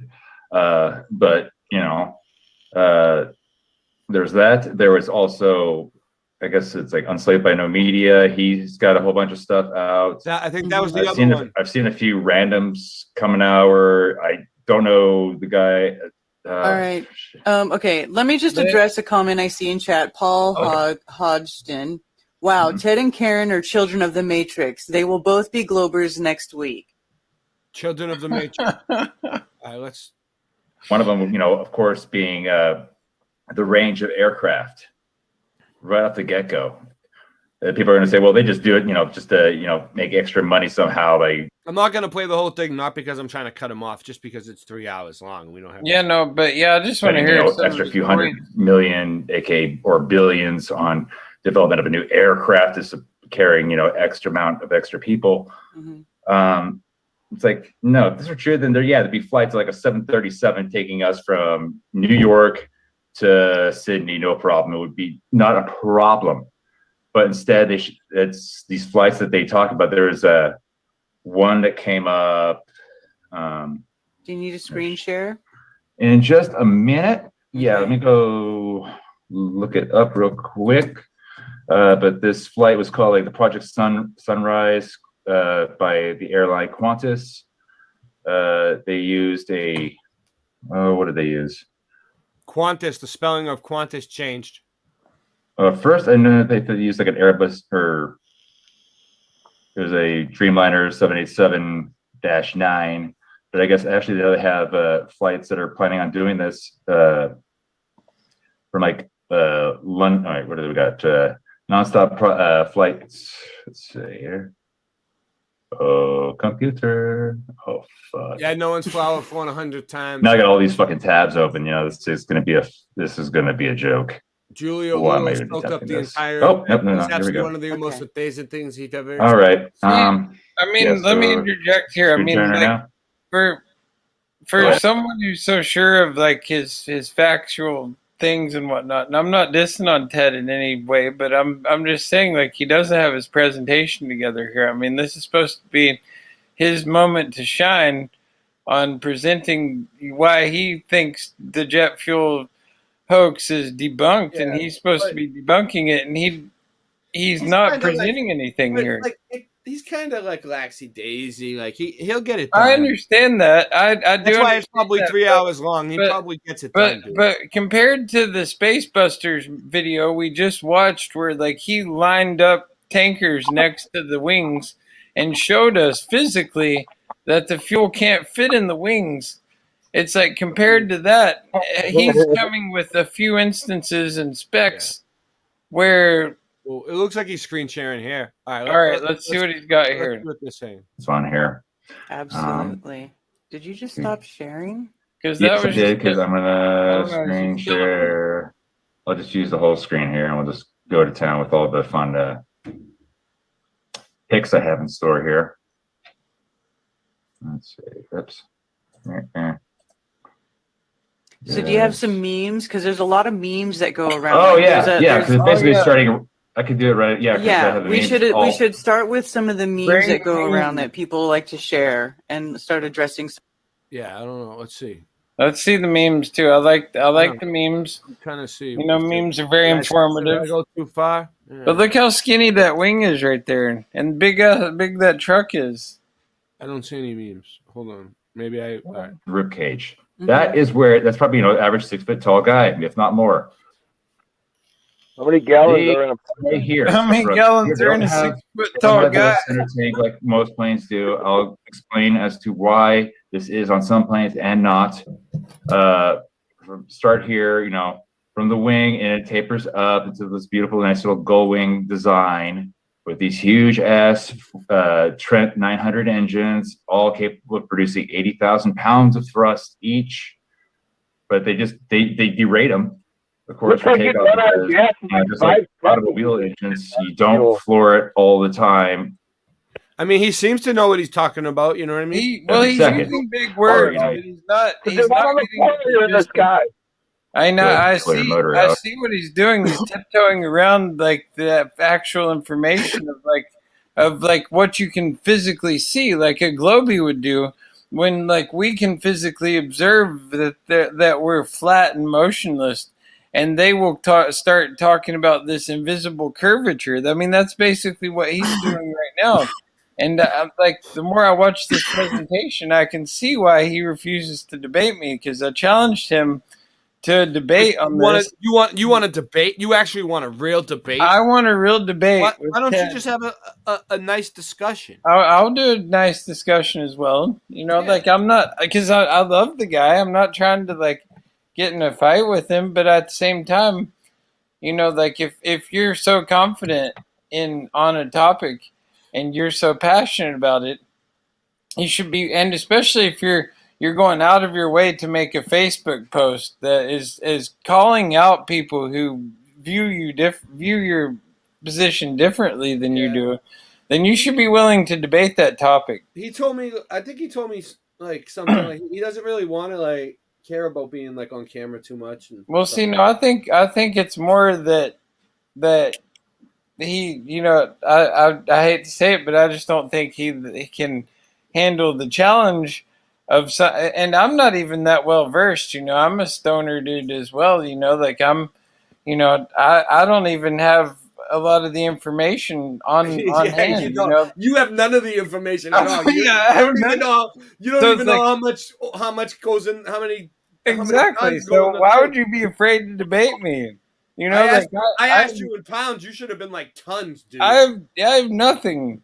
I have nothing, and I'm fine. Hey, I gotta take a 2-minute leak. I'm gonna let this video play. All right. A lot of catastrophe. That's, I mean, the whole principle of commercial air flight is to get max amount of people, passenger, luggage, cargo, whatever, from point A to point B in the most efficient manner, safely possible.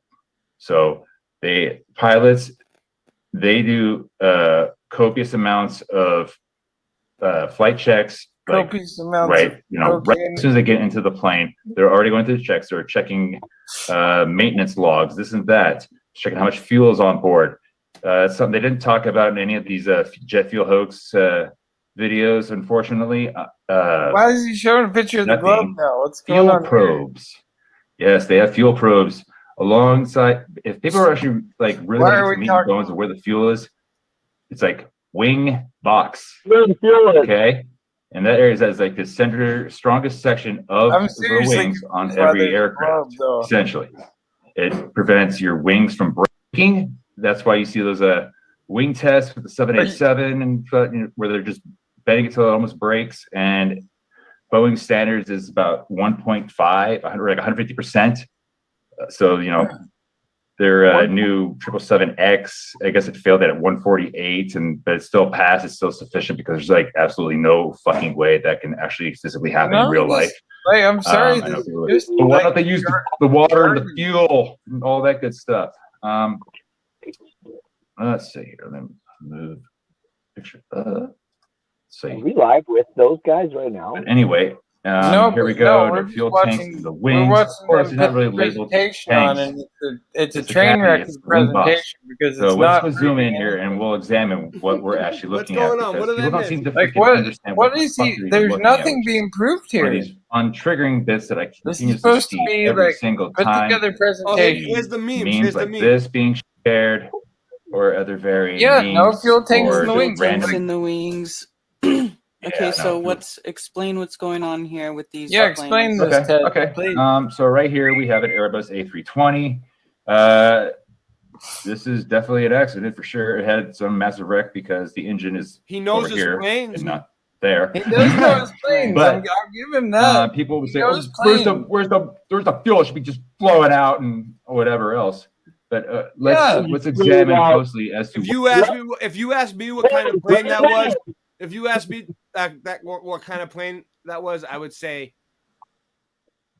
But what's the what good does that do though? Right if you know here, your planes or not, it's no, like this it's is like really knowing kinda your tanks shitty, in World War II. grainy-ish, but I'll try to back it a little bit here. Like, how right does here that help along you the just front end of see the if leading edge of the wing, if we have the slats. These event help produce. that These made you might Master's see in mustache flight where they start was arching really down. It not. kind of looks like the flaps in the back, but it's the front. It's Dude. basically kind of like a really Dude, we thin got piece the of, chat going. you know, the We have aluminum or 23 whatever the people. aluminum 23 people watching. All right. polymer using and this and We that. started They're out using with a like whole bunch 4 of things people. nowadays. This is These lightning debate, Ted, without Ted here. Ted's information. This is like how thin it is. It's just This is what you people care about at 3 in the morning. a little thin piece right there. That's right. Going down. Behind there is where the wings But where does the fuel, Ted? Where is the fuel? Behind that we have these spars. That's what I want to know. Usually Where's like the fuel tank? spar, a mid spar, That's like maybe a midway at the tail. What's in the tail wing? He's talking about everything but where the fuel is. You really Yeah, where want, do they keep the fuel? you want Show this debate to happen, huh, Rasta? Yeah, I do.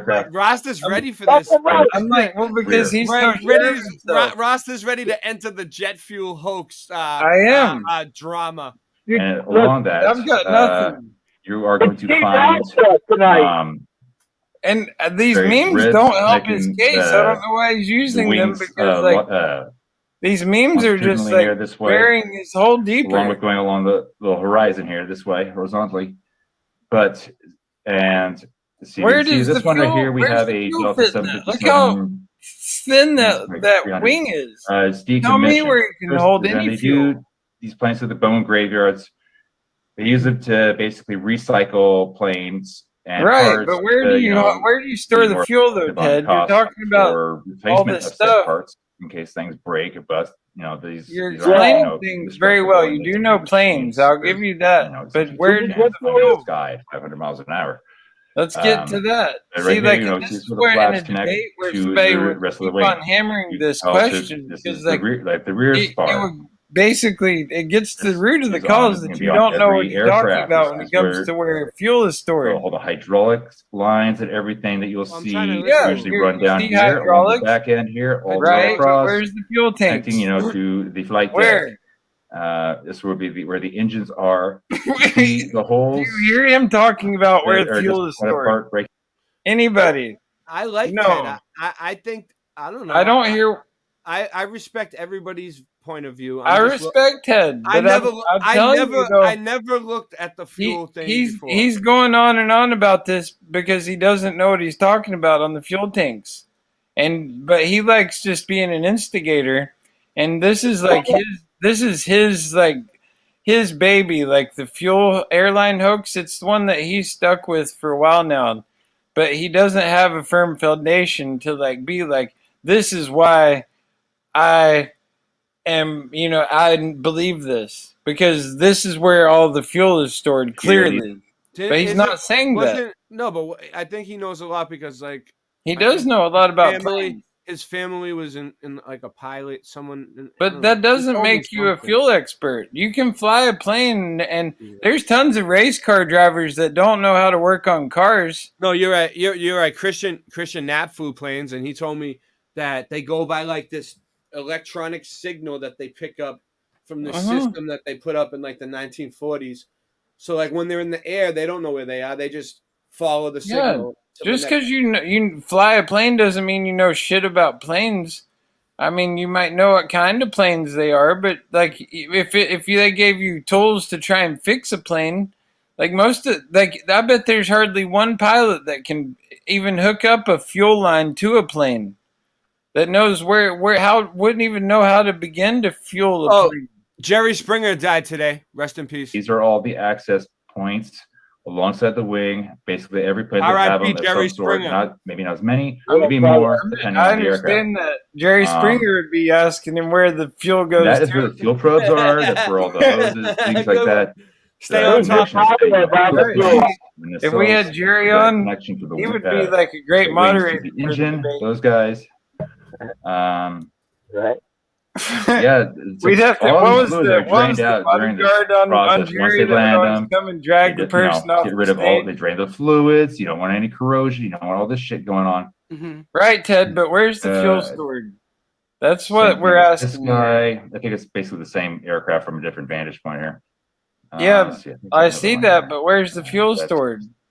Oh, there's a passport. Bigger Schauberger thing. Blah blah You think- blah blah blah. Universal design. I mean, do you think I should like speed this up and see if he ever? No, says I want what- to keep. Let's keep it going for a minute. No, let's go for a And you minute. see this type of thing? I'm having fun with Nah, this now. like I was similar, falling not asleep the and now I'm same. woken up. All right, I'm glad that you Go all back right. to that. So What you now? got a second win? All right, good. People love to talk Because I about was, Victor Schauberger in the. I was rushing along because you were falling asleep. Yeah, But the I'll- Matrix was now putting that, me to now, sleep. now that No. now that you're back, I'll let it go. Now that we're back.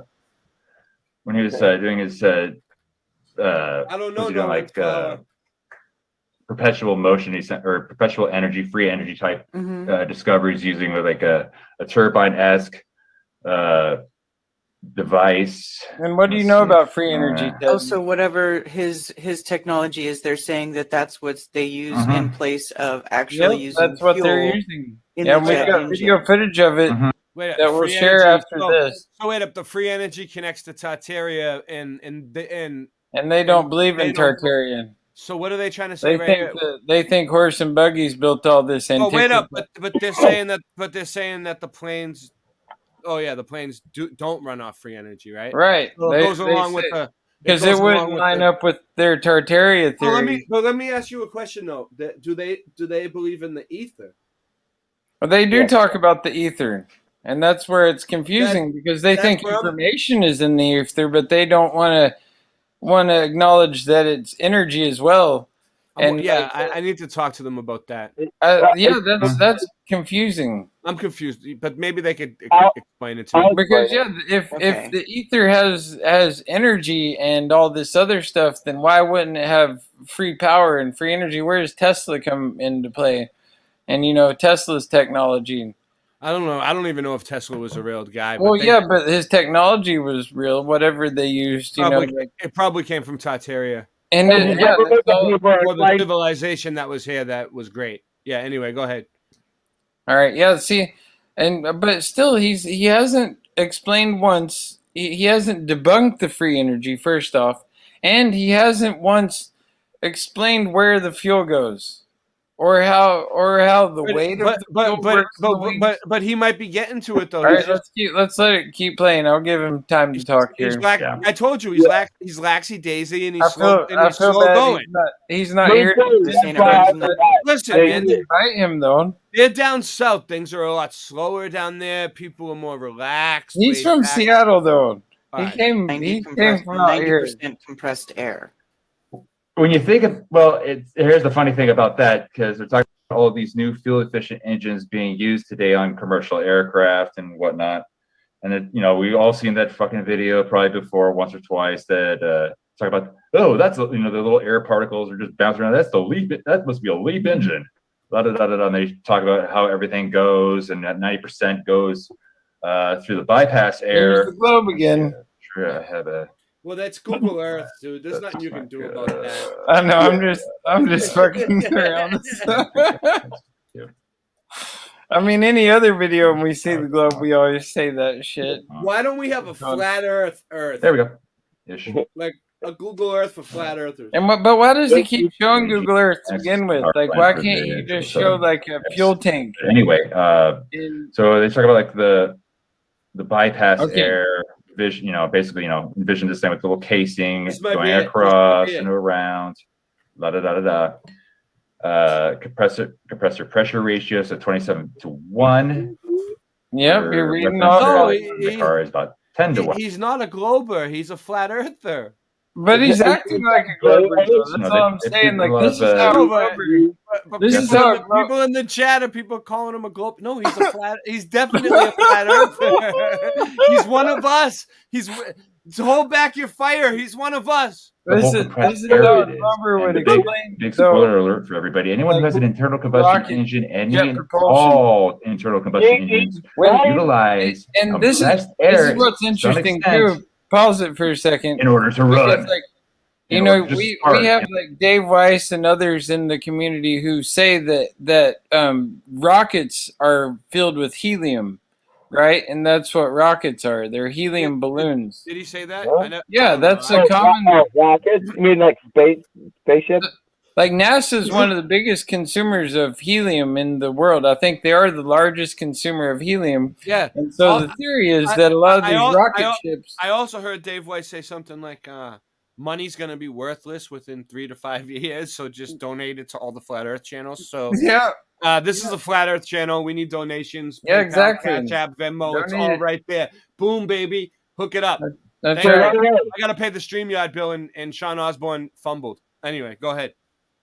Yep, and yeah, so that's the thing is like if you can on one hand think that rockets are fueled by helium, then why are you still like not even like considering at all that jet fuel could be like not what we're being told?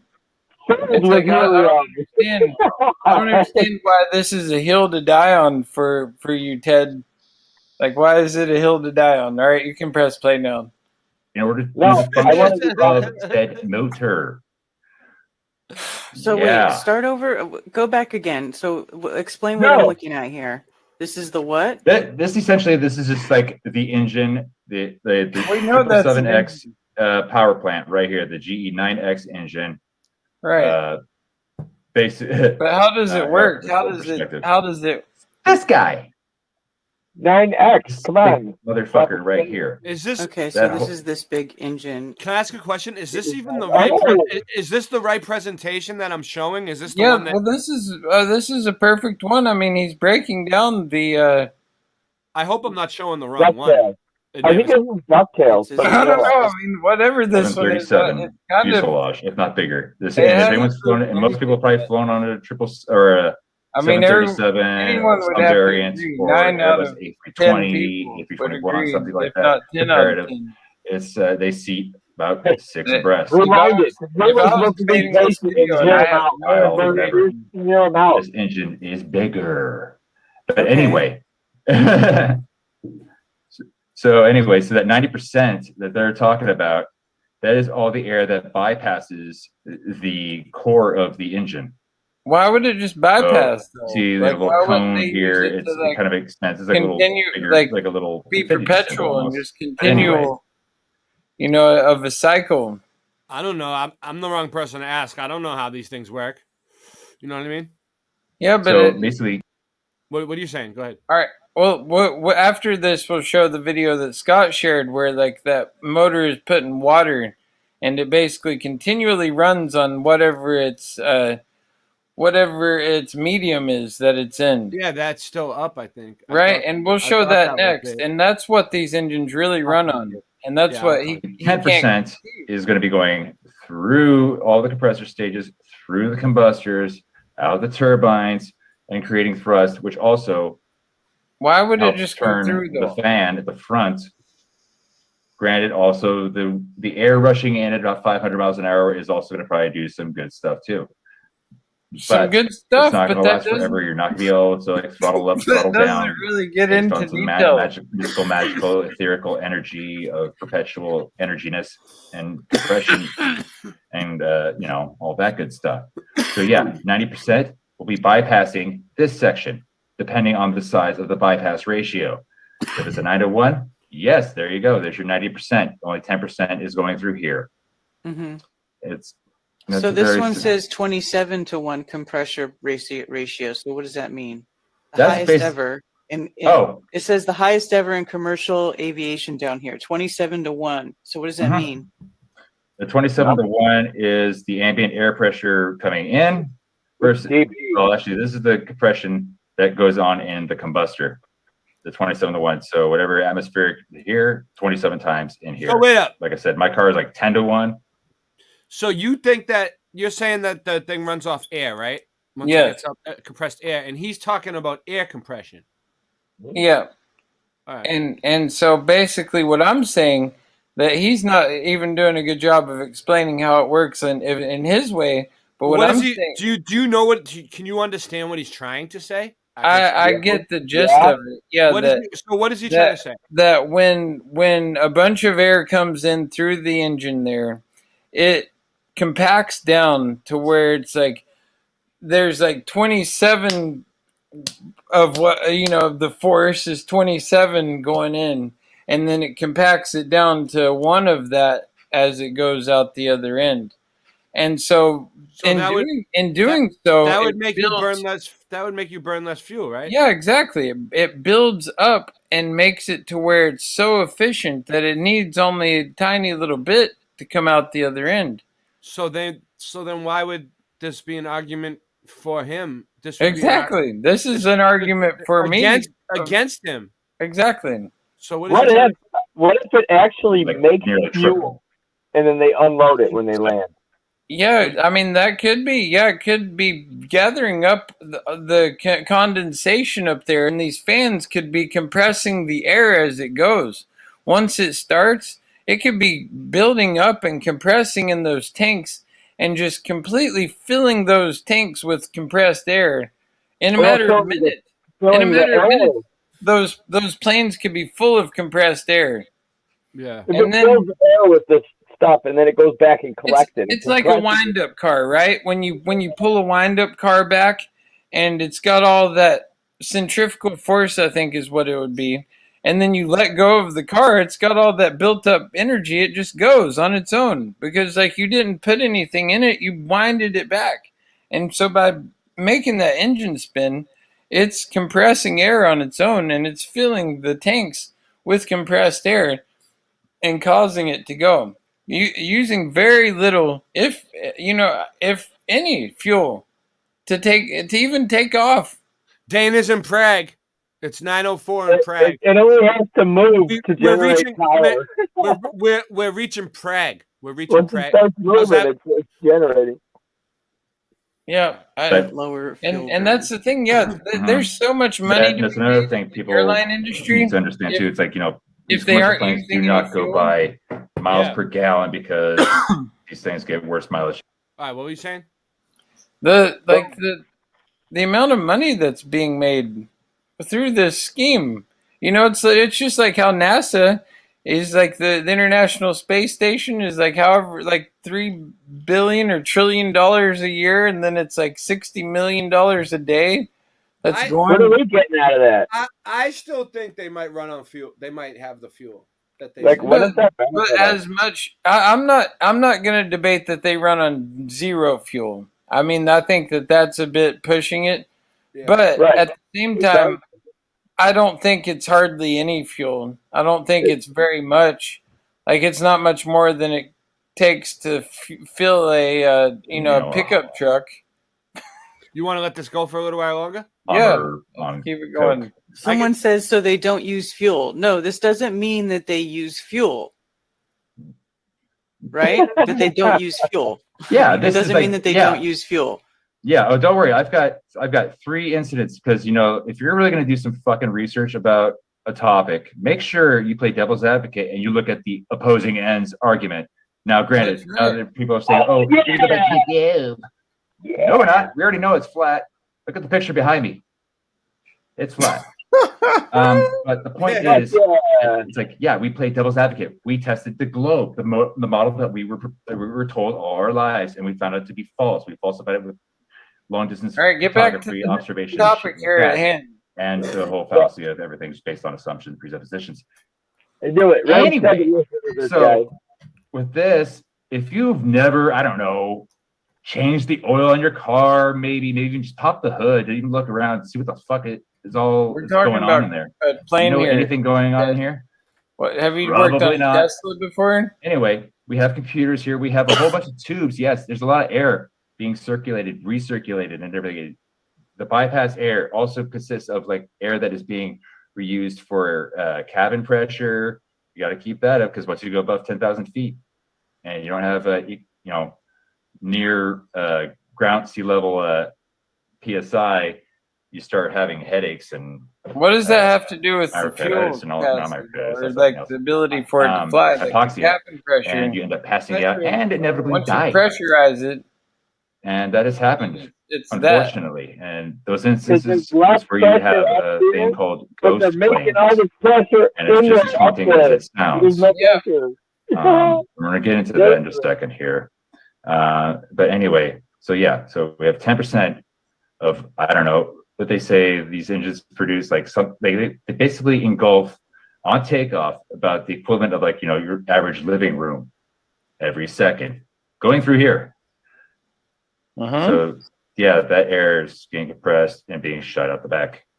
Mixing with this, the higher the bypass ratio, it also quiets the engine as well. That's why you get 8 decibels lighter. So people are asking in chat, how do they store mass amounts of fuel? There you So go. why don't you get Question. into showing where they store the fuel and how to calculate the That's what we've been asking. All right. yeah, that's what we've been wondering. Yeah, that's. like think the that was like the actually picture watching with this the show, and I was in the A380 with chat. all the trucks, right? Oh yeah. All right, let's get to it, Ted. I think he's gonna come through. I think. And then we also got to think about the my boy Ted's misleading gonna memes come too through. here. I don't know. Should we put some bets? Here we have an Airbus A340-600. This is like basically the longest plane ever, basically until basically the 777X9 comes out. But yeah, it's a long time. So they say 200,000 Maybe we could gallons. do this debate in Vegas. actuality, if you actually just look up A340-600 specs and you look down and you come across, let's see. 204,500 liters. Oh yeah. That's a Yeah, lot. you convert that to gallons, it's like 57 or like 54,000 gallons. I did it over. It's right there. Yeah. It says right there in Imperial. Yeah, 54,000. There we go. Boom. That's a lot. So yeah, there's another problem. There's the 54,000 misconceptions. All these gallons. people. So they're swapping the numbers. They're saying it's more than it really is. Mm-hmm. No, I'm that's another, saying it's that like one of these big issues. Is 54,000 like gallons all is the numbers. a lot Trust of me, it's like fuel. you have to weed through all the. So he's saying that they are saying that there's more. No, fuel he's than saying that just because there was some people are thinking when it says liters that they're switching it to gallons when that's not the case. Oh, all right. It's This crap is like in order to try and get. Okay, so go to the next. What? Wait, what? Okay. What? I don't know. You're just start zooming through memes. I'm just trying to figure out what you're doing. Oh, I was going to get to the Getting frustrated. one about where fuel is stored. Okay. So, well, we'll go through this one. This meme has also been shared about as well. Everyone's like, "Oh, engine, da da da da da," but no fuel tanks, blah blah blah. Yeah, they're not called fuel tanks. Again, it's the fuel cavities in the wing box. It's this section right And they're here. all separated. It's not just one big sloshy fuel tank No. either. They're all No, separated, right? Oh yeah, because if it was Yeah, a big, but the plane Mr. would B. tip Silver over, says, things would go could to you hell. I get it. 4,000 And also gallons of milk the on a A380 wing. as well as some of the 740s. Where would you put that many gallons of milk? If they kept it in rows like this and they No, level. Think about it. Think about how many gallons of milk you can fit on a pallet, right? Let's put them on pallets. Well, yeah, and then you got to count all the seats, the passengers, all the equipment, the rest of the stuff that it You takes. to couldn't fly fit the that plane. much milk The on the landing wing. gear, the baggage, all the pounds of baggage that people bring on. Sevens, I believe like later models like the 400 and the 8. They also can, as well as the A380, they can hold in the rear here. In the horizontal stabilizer, they say that it's like 23,000 Dana pounds or says gallons. the guy talking I in think the video is pounds full of in the back here for an A380. But in order That's for from that Craig. to be occupied with fuel, this area needs to be occupied with fuel in order to prevent the freaking tail from striking the ground. It's like I say, fuel And does it's take like up a that lot of the fuel weight. is of a the lot plane, of weight. sometimes up to half of And- it, if not Okay. more. And how much does jet fuel weigh? This is the funny part. Everyone's gonna get a good kick out of this. So, oh, yeah, they're shells. I am. I'm gonna get a great kick. Let's hear it. About 6.4 and 6.7 pounds per gallon. If you look it up, though, it's 6.6.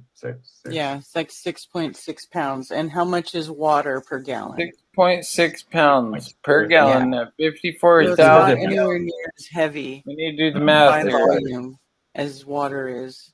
Yeah, and like that's why they do it by pounds. You know, it's like gallons is negligent at this point because 6.6 times 54,000. Yeah, it's pointless. I don't have my They calculator. do it by either pounds or kilograms, depending on nation of origin, I guess, essentially, for the pilots to be communicating with any crew. But anyway, here we go. NF-22. And I was like looking for this, like total fuel 5,400 gallons or 23,043 liters. Fuel weight equating to 36,515 pounds. And it uses JP8. Most commercial airliners use Jet A or Jet A1 or 1A. It depends on, like, again, nation. It's usually Jet A is in the US and everything else is everywhere else. Everything else is everywhere else. But Yeah, this is one of these things flew right over my head today. Because here, you know, they say, oh, the wings just don't hold that much. Well, no shit. 375 gallons. 1,500 liters. Yeah. I can relate easier with gallons, but you know, whatever. They have little side patches like alongside. Remember, the engines are about here, back. People think it's like all the way to the front. No, this is the intake. You know, remember, you do have you have the cockpit, you have more fuel tanks. Who knew, right? So 110 gallons. But then you have to like calculate, like, okay, how big is all this? Well, then you have to look up the F-22's specs. And these planes, I don't question you know, much. you Like, see, like, oh, how big is it? How tall is it? Whatever the heck. They could fit that fuel. You know, and they need that fuel for, like, you can see the fire coming off. I got a video that Andy sent me too, which looks pretty cool. Right, when you see those fighter jets, you see fire burning off the backs of them, so you can see them really burning. 62 feet long. So I mean, I don't know why we've even gotten into fighter jets. 140 square foot wing area. Blah blah blah. Proven that these commercial airliners. I don't know if people are thinking like if military aircraft are like flying forever, but that is why we have mid-air refueling using military aircraft. Okay, Ted. Fuel tanks. Exactly. Oh yeah. Get back to the fuel tanks, Ted. You're getting way off topic here. There you go. Back here. Right here. I know you've got the answer somewhere. You just had it. What are you talking about? Oh, whoops. My bad. All right. So where's the fuel going in this plane? Look at this. That's right. What they're saying. And then is there anything wrong in this meme as far as what they're saying, what the fuel is? I like how Karen handled this. No, because they actually have it in all of the wings. Like that's like the total amount of fuel altogether. Well, actually, hang on a second. That's 76. See, he's right. He's actually. That would just be the wings alone. The tail, the horizontal stabilizer, the back here is going to hold about another 10. But these jets, these trucks are from about here to here is about how wide it is from front to back. Right at the beginning, so you probably got two tankers right there. So the tankers that they put on here are way too big. No, yeah, they're stupid as fuck when they put like this or this is my thing. Like a lot of these memes are not to scale. They're just copying and pasting, and they're like, "Oh, look, dude, that doesn't make any sense." But this is not anywhere near to scale because what is this truck doing in the under the plane right down here? Is that truck fueling the plane, or what is that? And even if they were half, what is that truck doing? That's not a fuel truck, is it? What is it? No, you be like a food cart show truck, me one to scale. If you're going to say one is not to scale, you have those that have like that and lift right up there and all beside that it. stuff. But How just is the that box not- alone of that could fit right here in the engine. You can compare tire size. These, and see that yeah. if anything, those are smaller than Stupid when I normal see fuel this truck. crap. Let's see. So like, how does that help So their where's argument? that thing that you said that shows that how to calculate Yes, volume yes, of a tank and the volume of the tank of the A380? Yeah. He hasn't proven What did we anything find yet. here? Here's the little tool I have. I just looked up. Okay, I want to find out how much volume of said amount could fit in whatever the size that I come up with. Mhm. So let's at the beginning. I think what they're saying it's tall enough for you to stand in. But if you've seen any pictures, No. it's I don't know. I'd say let's go 10 foot. We're at a tank value. The width of the wing box. Fuel calculator. Okay, why are we doing this though? Why are Let's we start doing at 25 just for shits Isn't and this giggles. like a curvature? And of course, granted, this is not going to last forever, so This would be maybe like a in a Globy 10-foot trying section. to Let's prove see how many curvature. gallons we get. Right off the get-go, we already have 18,000 gallons. Like That's we over can half see there's no curvature with our own right eyes. there. Right, but you're busting out the 25, curvature calculator. You're Like telling on the us back, there's we'll curvature. just use using the math. center wing box. This is what we're basically This is the capacity exactly of the like the fuel logic of a wing Globy. box. Right where it meets with the fuselage at the wing, right there. From that there, and then watching it No, taper. you're not. So you know what? Oh, screw it. I'm gonna shrink it down to 6 feet, and we're at 11,000, and we've only gone out. This is like exactly what a Globy does. Okay. The wings themselves are 100 feet long each, even tapering down to maybe like a foot or two. Ian, what's up? But by then, we're like I said, 10 foot. This We're is a tenth of the a way in there. Globy spiral here. And okay, we'll go 3 feet. We'll just do some 3-foot sections or something. Can't I don't know. prove it. 10 They're sections. Let's using go- math now. That's like a This is gonna be Globy's shrinking favorite. I want to be fair for everybody out there who's going to be It's thinking I'm a math. retard or a shill or whatever they want to freaking say because they haven't done this shit. What, we've never done math? 6,000. Come on That now. is what I need to look up right now.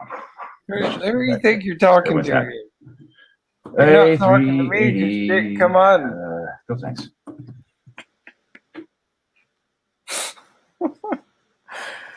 Oh. Okay, Airbus A380. This should suffice. And then So more here we go, cartoons. Isn't that what V-tanks. Globies do too? They bust out And why cartoons. they have it in the wings and maybe not like all on the body You're showing is cartoons though, because Ted. during lift, it's what these That wings cartoons do. don't prove anything. It helps with Does preventing the a wings from cartoon flexing prove that up we're a as spinning much ball? when they do take off. You will see No. noticeable wing flex when they do take off. You want Because me to- now all the doesn't weight prove that that was we're on being a carried on by You want me the to play Scott Pilgrim tires now? and the I gotta suspension and the weight of wanna the keep going with the this. airplane itself is now I'm being having carried fun up on with this. Let's the keep- wings. We That's can, why they we can skip ahead They're though. much Let's see if he stronger. actually shows any real. Your wings aren't going to break any off no matter pictures or what. anything. You could try, but So making a anyway, cup of Because coffee. right now he's not like I showing said, anything. this is about 50. I gotta make myself. Maybe it'll be a third. So we'll go 18 Okay. feet. Like I said, I play devil's advocate here. I don't want people freaking Oh, here's more math. getting super fucking bent. He's doing the math. No. That's the length of the width, 15. That's good.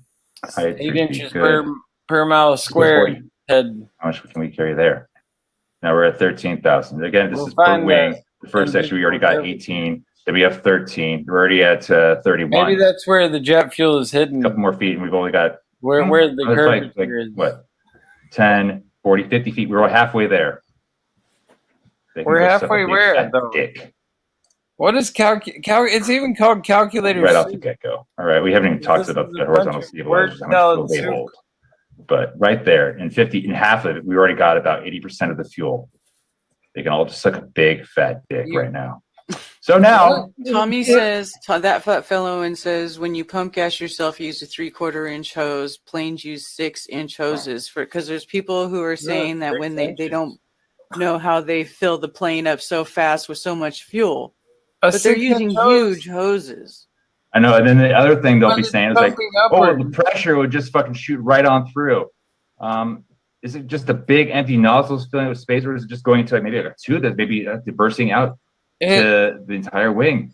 It Granted, would. I don't That know. I'd pressure probably have is to ask my really- brother. if who it- actually if it works on was this for the pushing next through wings. that- And we saw how it filled But, the Olympic-sized swimming pool anyway, earlier. That was so a lot of to hammer pressure. it home to really fuck up all the people who say no fuel or some fuel or not enough fuel. Let's go through a couple stories, shall we? You haven't The first shown one, I do anything mention this a though yet, lot Ted. when I'm in these little You heated haven't shown where debates the fuel with goes yet. people, So and why that are you would going to be start the telling infamous Ginley stories glider. now? It's like Little backstory on this one. we This can tell is in stories about Tyrone 1983, summer, Shoelaces July 23rd. and how he was It is known as the he Gimli was left glider behind because on the moon the airport it was landed, because the city they. that it landed in, it was like What Gimli. is that? Yeah, airport station in Gimli, Manitoba. That But guy anyway, fueling in the plane, glider, fueling the car. because, well, in 83, there was like issues going on between Canada using the metric and imperial system. Yeah, and I mean, see, numbers got confused. I mean, Pilots asked for X I amount of love fuel. Ted. They But gave them Ted that amount of fuel. can't explain but this in topic because like, pounds no one versus can, kilograms. honestly, first off. So I mean, I'm not You know, giving him a or- hard time because he's not doing a good job. Oh, I mean, fuck he my life. isn't doing a good job presenting this topic. Forgetting. I know But at the end of the ended day, up no having one is like can do a good they job asked for presenting X this amount of fuel, topic but they only got because about maybe 40% there's of it. nothing They were valid to trying present. to do a flight This topic from doesn't have Montreal and valid. Edmonton, but valid ran out when they were about midway there. That's why I can sit here and just chop it to bits without And even having any usually type when of pilots information myself are because going through you any can of these anybody. issues, It's like seeing that we they don't have live on a a spinning little ball. handbook You they go don't through. need They flip through every you don't time when need there's an data issue to of some see sort that that we're arrives. not moving. Maybe they You don't don't know, need they're data to unaware see of. that But we're there's not nothing in the spinning handbook through that deals space. with running out of fuel. You I guess, new- you know, 83, they didn't have the so magical, do you theoretical, believe that perpetual the jet compressed fuel air is engines or something. what they say it is? But anyway, so Believe it ran out of that fuel, it takes and that much jet luckily, fuel. pilot was an ex-military. Do you think it's and a was also reality a great glider pilot. that planes They were really able to run on that find much jet the fuel, said and that there's that much jet fuel military in aircraft the world at any runway given time? Air Force base, Oh, I made it. but it was being used Because- like, you know, motor See, racing, now for he's drag gone. car shows, drag racing, stuff like that Here's going what you on. missed while That you were time. gone. Good. Is that he didn't he So didn't this explain gets his, where it gets crazy, of and course. now he's telling so stories. they have to basically just freaking try and This glide. is like the I battle of just, the bulbs. dude, I just found a mini pizza in the back of my freezer. Oh, me too. Clutch. It was a hot right on pocket. in. Synchronicity. They did. Synchronicity. And by Synchronicity. you know the power of the creator, they survived. No So one it says died. running out of This fuel is like was bringing there. up a story Oh, like yeah. of So like the Challenger cruising over flight. Red Lake, Ontario at 41,000 feet shortly You know, it's after like- 8 it's p.m. like- CDT. And is he using? Is this Wikipedia he's using? Aircraft's cockpit warning system sounded, indicating Like, fuel Wikipedia pressure is problem really in the aircraft's a, left side. you know, Number one engine. Anyway, valid that the fuel pump has source. failed. Okay, they're like, okay, whatever, turn off the we alarm. haven't. Wikipedia's never These spun planes nowadays anything have or so many been, levels of redundancy you know, is that they have backup Right. pumps. So it says no. untrue. Can you just want to debunk Ted the whole way, huh? So like what happened? Did something happen between you and Ted? No, everything's fine. Like I don't get it. Like where did this come from? Everything's fine. It's just that he won't debate me, and so now I have to do this. Like this is just my position. I mean, this is what anybody would do if they wanted to debate somebody, and the person wouldn't debate, and then all of a sudden you get to watch a video of them do a presentation. Honestly, I don't think he really cares too much. You get to about bust out the scissors Knowing and the just engine chop could it be to bits. All right, gravity fed and level He flight. does care though. That's why he Just made the consider the fuel Facebook post. pressure You want me alarms to? sounded for I the can right read the engine, Facebook prompted post that pilots he to made. divert to He Winnipeg. clearly cares about this topic. He does? You think he does? He does. He's passionate about it, and that's why I have to be passionate about it as well. You know, like I can't not be. I'm the opposite side of it. So out of the whole group, out of all the things you could have picked, you just picked Ted. You're just like, all right, let's. Well, he's the one. He started it. He started this by making that post and then not accepting my challenge and saying that he said it was like playing chess with pigeons. He said it was like playing chess with a pigeon to debate me. And so I'm like, wait a minute. So like, I'm like, how is this playing chess with a pigeon? now, yeah, that gives me full permission to do what I'm doing right now. You know, like I'm not just doing this on a whim, but when you tell me you're playing chess with a pigeon, and that's why, like, that's a good one, Ted. You've got so much information on the topic that you're just too wise and too too profound to even debate me. It's like, yeah, I'm gonna have to. I think he's gonna have. I think he's gonna probably have to debate you now. The fuel lines are rigged. But then again, nobody pays attention to the show, so it's not like no one cares. I know. Well, I was hoping to get him on here. We are on 5 channels right now. He's a rock star. That's one thing. I was like, Ted's a rock star. Yeah, I wanted him to come on. He's one of the biggest people in the flat Earth. He's the flat Earth rock star, and so maybe he will. Maybe he'll have him as a guest on the show. It would be an honor for all of us to have Ted. He's full invitation, and that's why I'm busting his balls right now. But it's because he said it was like playing chess with a pigeon, and he said some other things. Like I could go down the list. Yeah, but I'm having fun with this. All right, let's go. The area, so they're able to glide it in. Glide ratio of 12-1. Glide it in. And if your gliders are 50 to 70, but this is still fairly decent.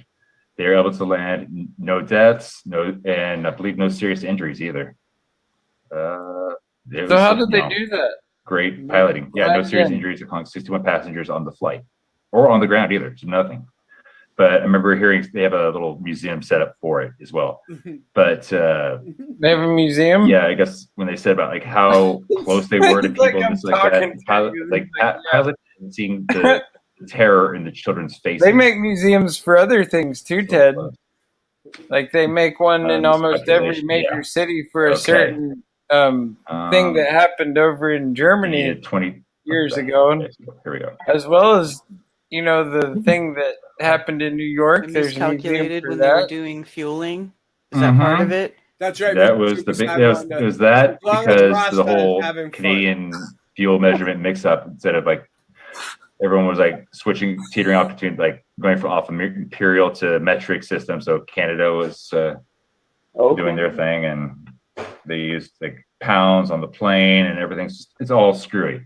But see, he hasn't shown the tank yet. Inevitably, they ended up with like fuel fits. He's shown how they line up. Fuel of 22,000 pounds. They needed 49,170 pounds. A little bit off. Yeah, they were asking for like 22,000 kilos. Just like globally saying how we went. Okay, so there was a hold on one second. Conversion between weights, which is a lot of the problem. All right. Let's play the one that I'm gonna come back to this. All right. Let's go on. Let's play the one that Scott showed. Yeah, we'll come with some real proof. It's only like a minute long. All right, hold on. I gotta turn my dryer off on my clothes. I think this is it. My stuff's getting toasty, probably. All right. Well, and then Andy sent me one, but it's kind of long. Oh, sorry. Just step through it. It shows the diagram of how the jet works, really. All right. Cool. Yeah. All right. So we'll go through yours while he's. All right, I'm back. All right. Well, he's back. All right. We'll get to it, Andy, because we have we have plenty of time. We have plenty. See, of time. we've got the proof. We've had the agency working on this all day. Yeah, we did. All right. I think we're just trying to get down to the all right. So this is scratch the surface. This is from Call for Zero, the video. Yeah. Rise on this. Like the jet engine, the Garuda San Giovanni route needs a small force to start it, but then impels itself infinitely using. That's how a snake goes through the water too. In this case, water. That's a route? Wow. That's an illusion. The snake doesn't actually wiggle. Like, that thing's spinning. Yeah, that thing's Despite the downward force of this water, the route impels itself even vertically, just as the jet engine does through the medium of ether. Look at that. There is much more to talk about with Victor Schauberger's vortex principles and how the aircraft manufacturers utilize the natural forces of nature to assist.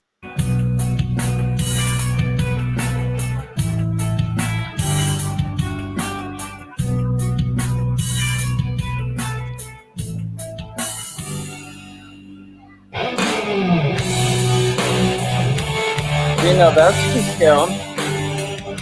That is a real, and there's They got an elephant on. And they said there's 22 of those. Stampy! My pet elephant! See, and they don't show any of this stuff.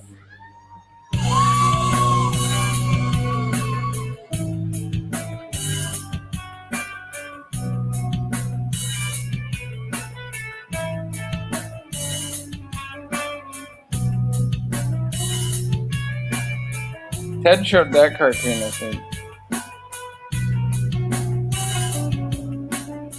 And he showed that meme, but then he didn't debunk that. All right, so that was that. All right, cool. Get that out of the way, and then we gotta now we go back to Ted. Go back. Yeah, to we can go back to Ted for a minute. I gotta go from Ted to go to bed. All right. With the memes and the information that people are passing around about the jets and how much fuel they use. That's right, because they make a lot of sense. Memes wake people up, and you can't debunk a meme. Spacebusters video. What are some of the? Have if we you addressed the can't points in the debunk a meme, Spacebusters then do video? it. You know what I'm saying? We have addressed a few of the points, like the no fuel. We did some debunk fuel. a meme. Oh yeah, speaking of some fuel, I have another video. Oh, from this guy here. Probably not subscribed to, but he's talking about compressor stall, and what that is in flight or whatever when the engines are running, maybe foreign object debris, FOD, or just random hiccups. They honestly don't even know what causes it sometimes, but it does occur. Usually, like just a small it just freaking will get into the compressor section and All right, cause skip ahead for a minute. I don't want to hear what this guy. It's kind of violent, and there would. A little bit. Let's just skip through it here. Look at that. Here we have a 757-200, 21,000 gallons. Or right, sorry, but where? 2,170 gallons. My bad. 6,900 gallons in the center tank, and another 2,100 gallons in other tanks. You know, it's roughly 11,000. That's why they love these little guys. They're great. But people also say, "Oh, it just might be just the ECU in the back that's powering everything forever and day." Like that still uses fuel too. Like, show us one real picture. Oh, this turbine, that turbine, that turbine. Oh, show me one real picture of the plane, Ted. You're showing cartoons here. Yeah. This is 767, roughly. If it's so easy the to same debunk, thing. then why are you just showing Here we go, cartoons? wing box.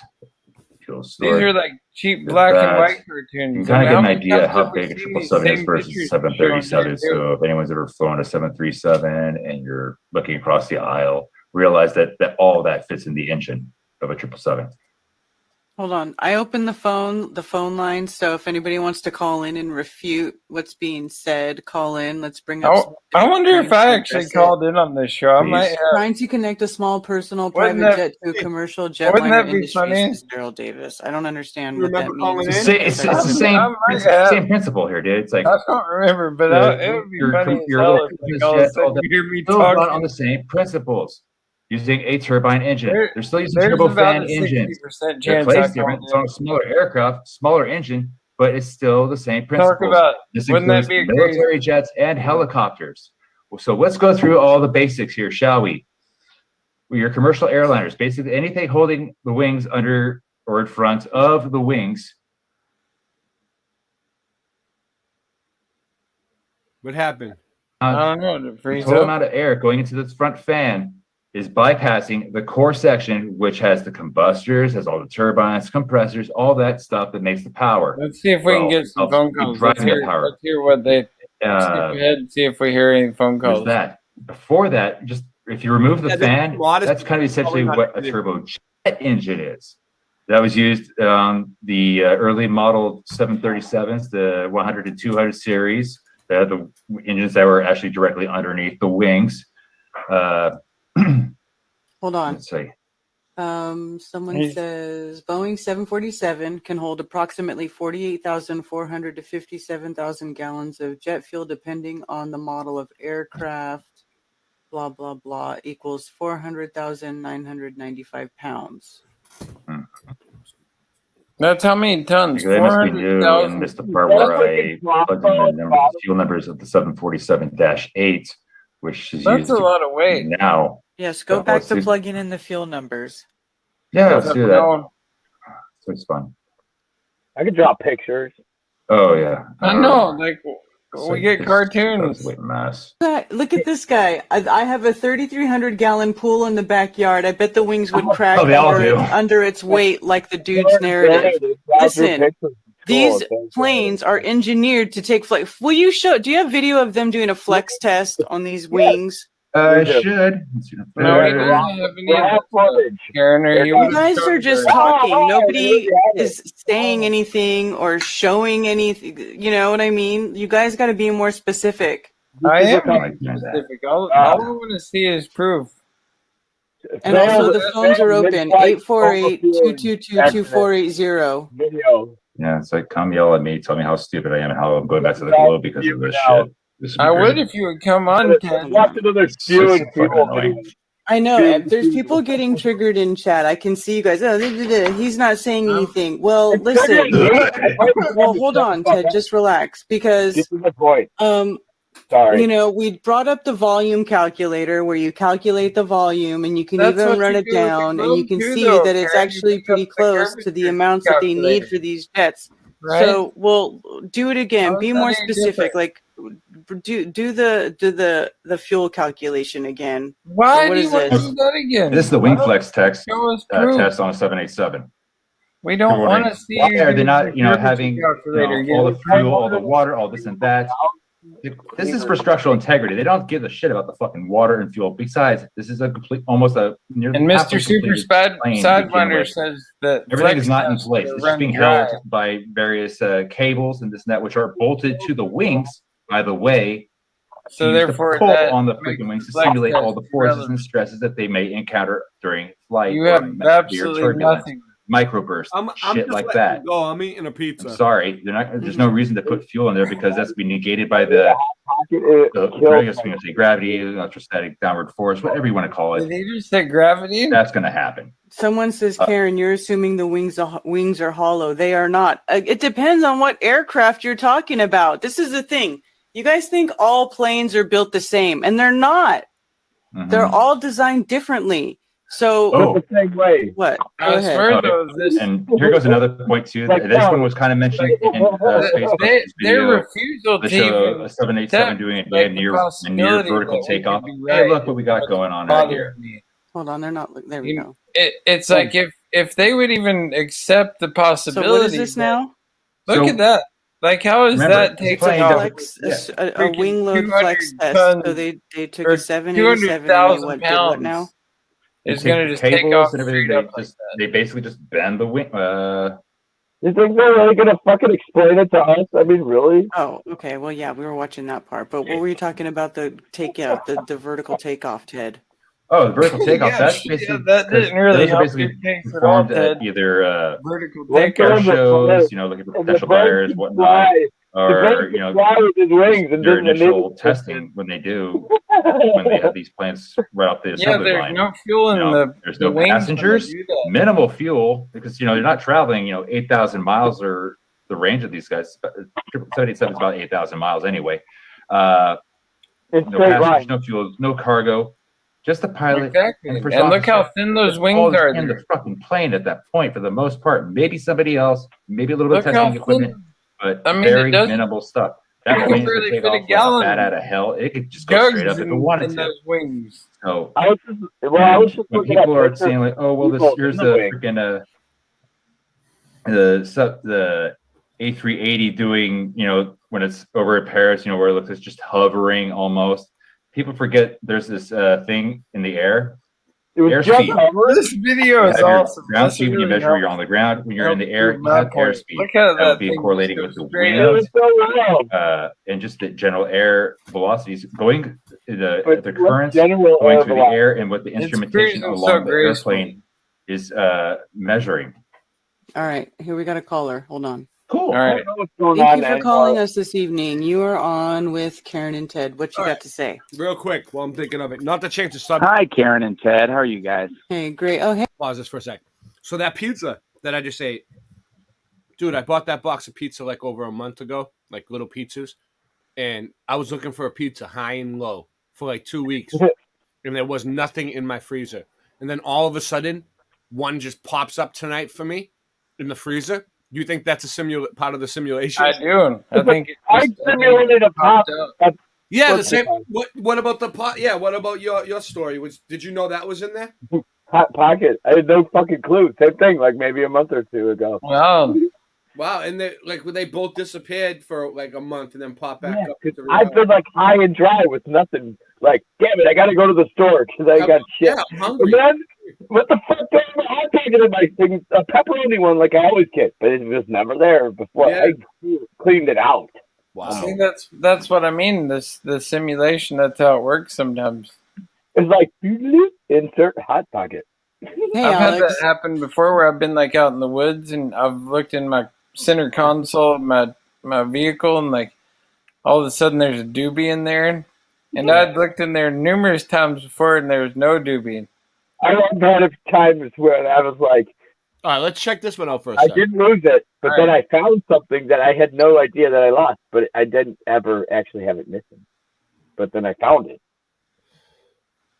This is UAP. He's usually pretty good. Douglas. Oh, I've heard of him. He's cool. Douglas. His name is Douglas.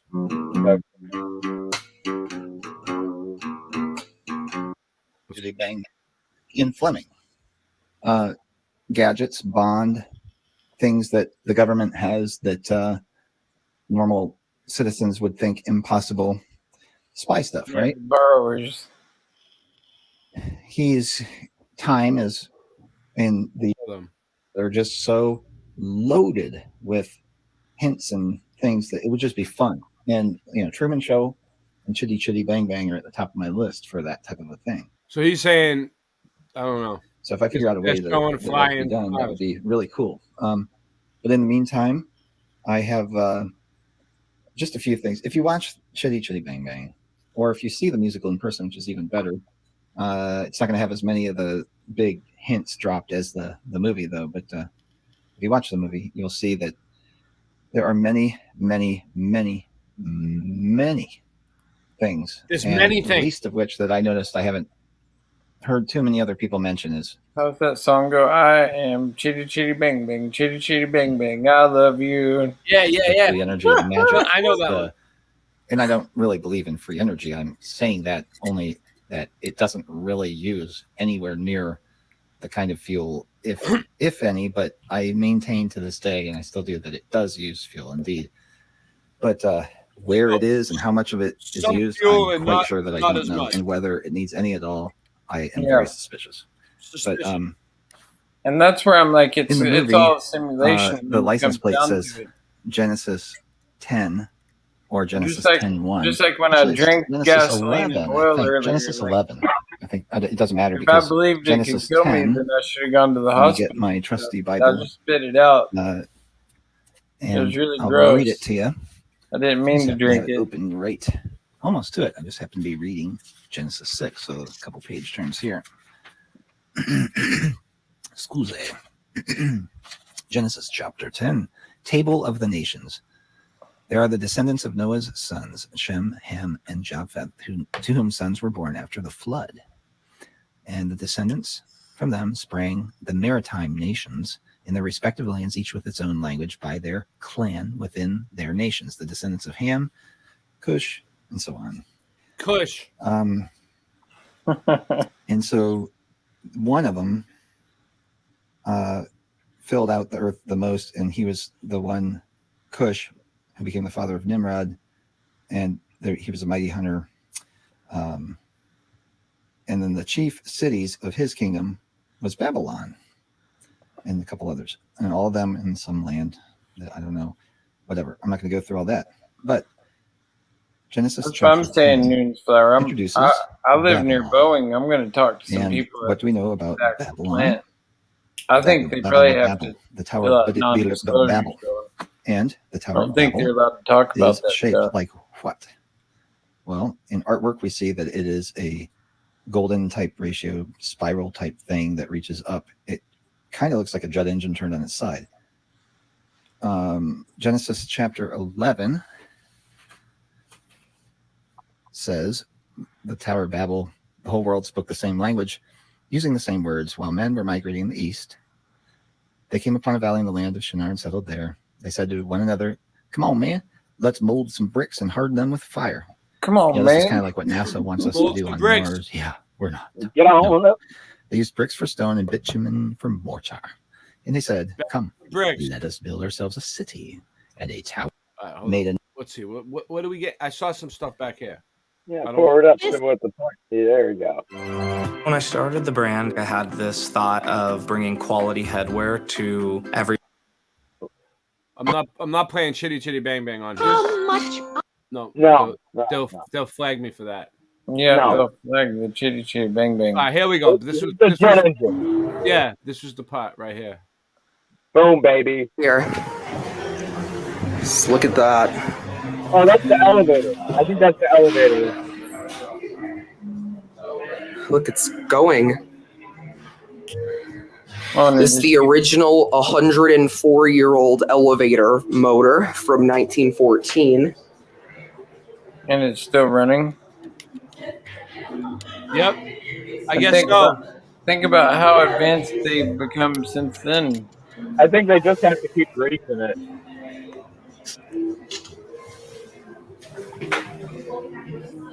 Otis. Grease that sucker up. Keep it running. Gotta lube the cables, right? Yeah, maybe I should just get a job at Boeing. Yeah, this motor is going to be in downstairs in a museum when that elevator car gets upgraded. This guy's cool. He talks. Electric motors, 104 years ago.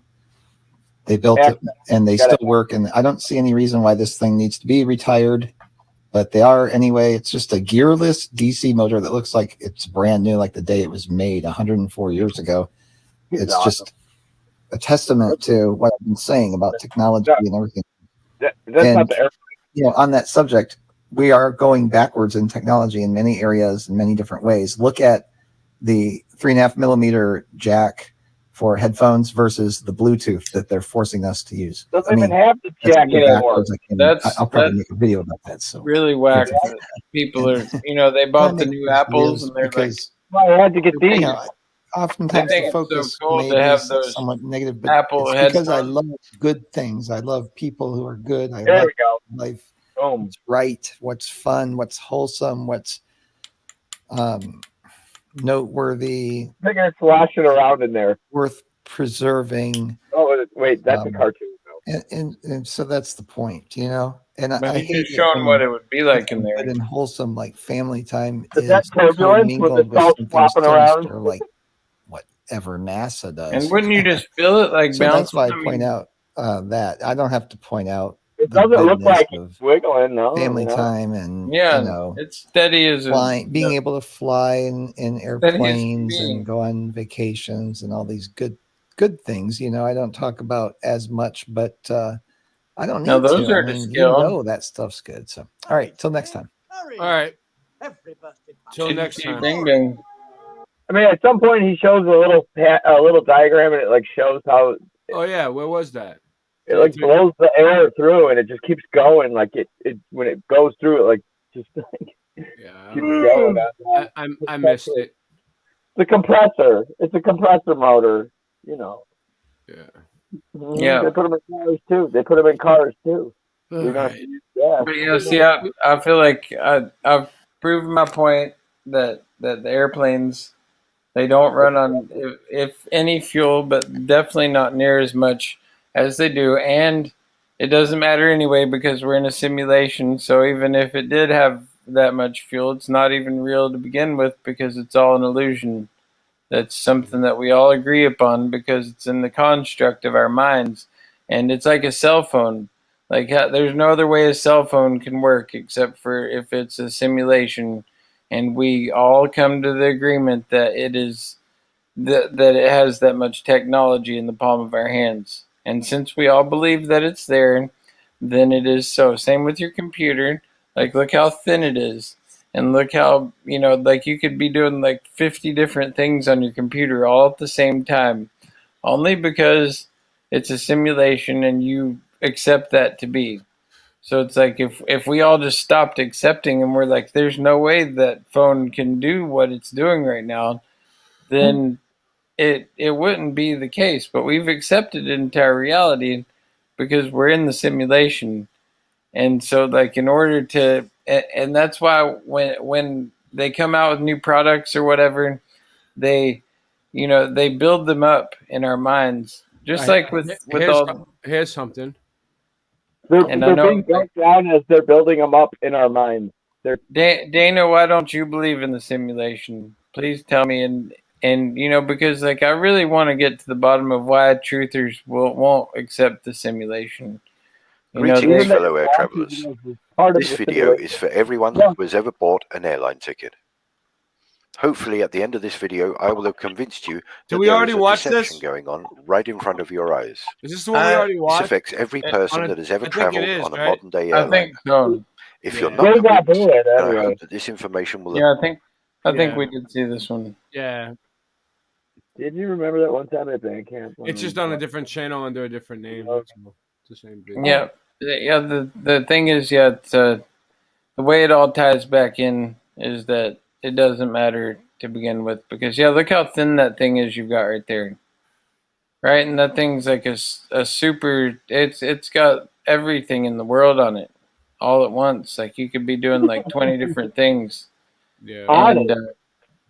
And that goes back to because like I didn't like the third Matrix movie, but when I watched the fourth one, I was like, wow, this really puts it all into perspective because Neo's back in the Matrix and he's like created the game, the Matrix, and they lost me when they started getting all emotional and stuff. He had escaped the Matrix and then he got wrapped back in. That's what my view of that is. Some people have escaped the globe and like discovered flat Earth or discovered the Mandela effect. But then they get sucked right back into the Matrix because like they won't accept that we're in a simulation.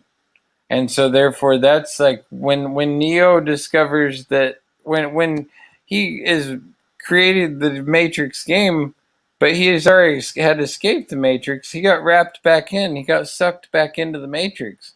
And it's like you shouldn't do that to yourself. It's so easy just to be like, look, we're in a simulation. The simulation does not come from the sci-fi propaganda Hollywood production.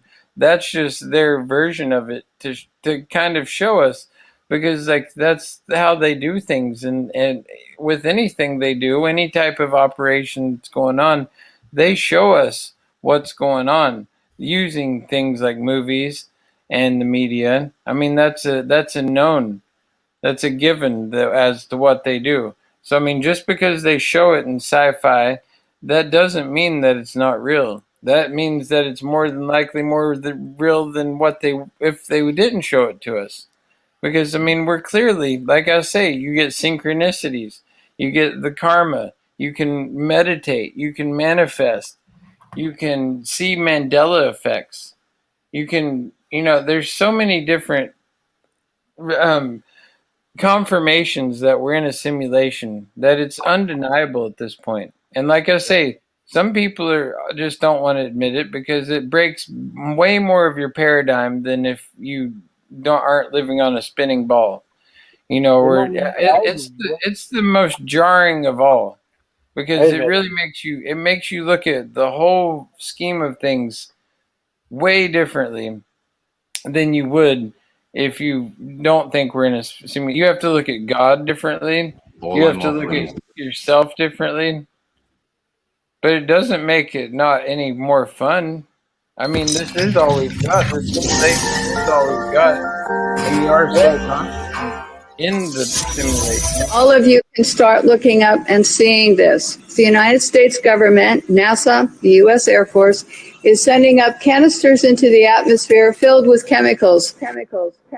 Another example is the array of technologies, often referred to collectively as geoengineering.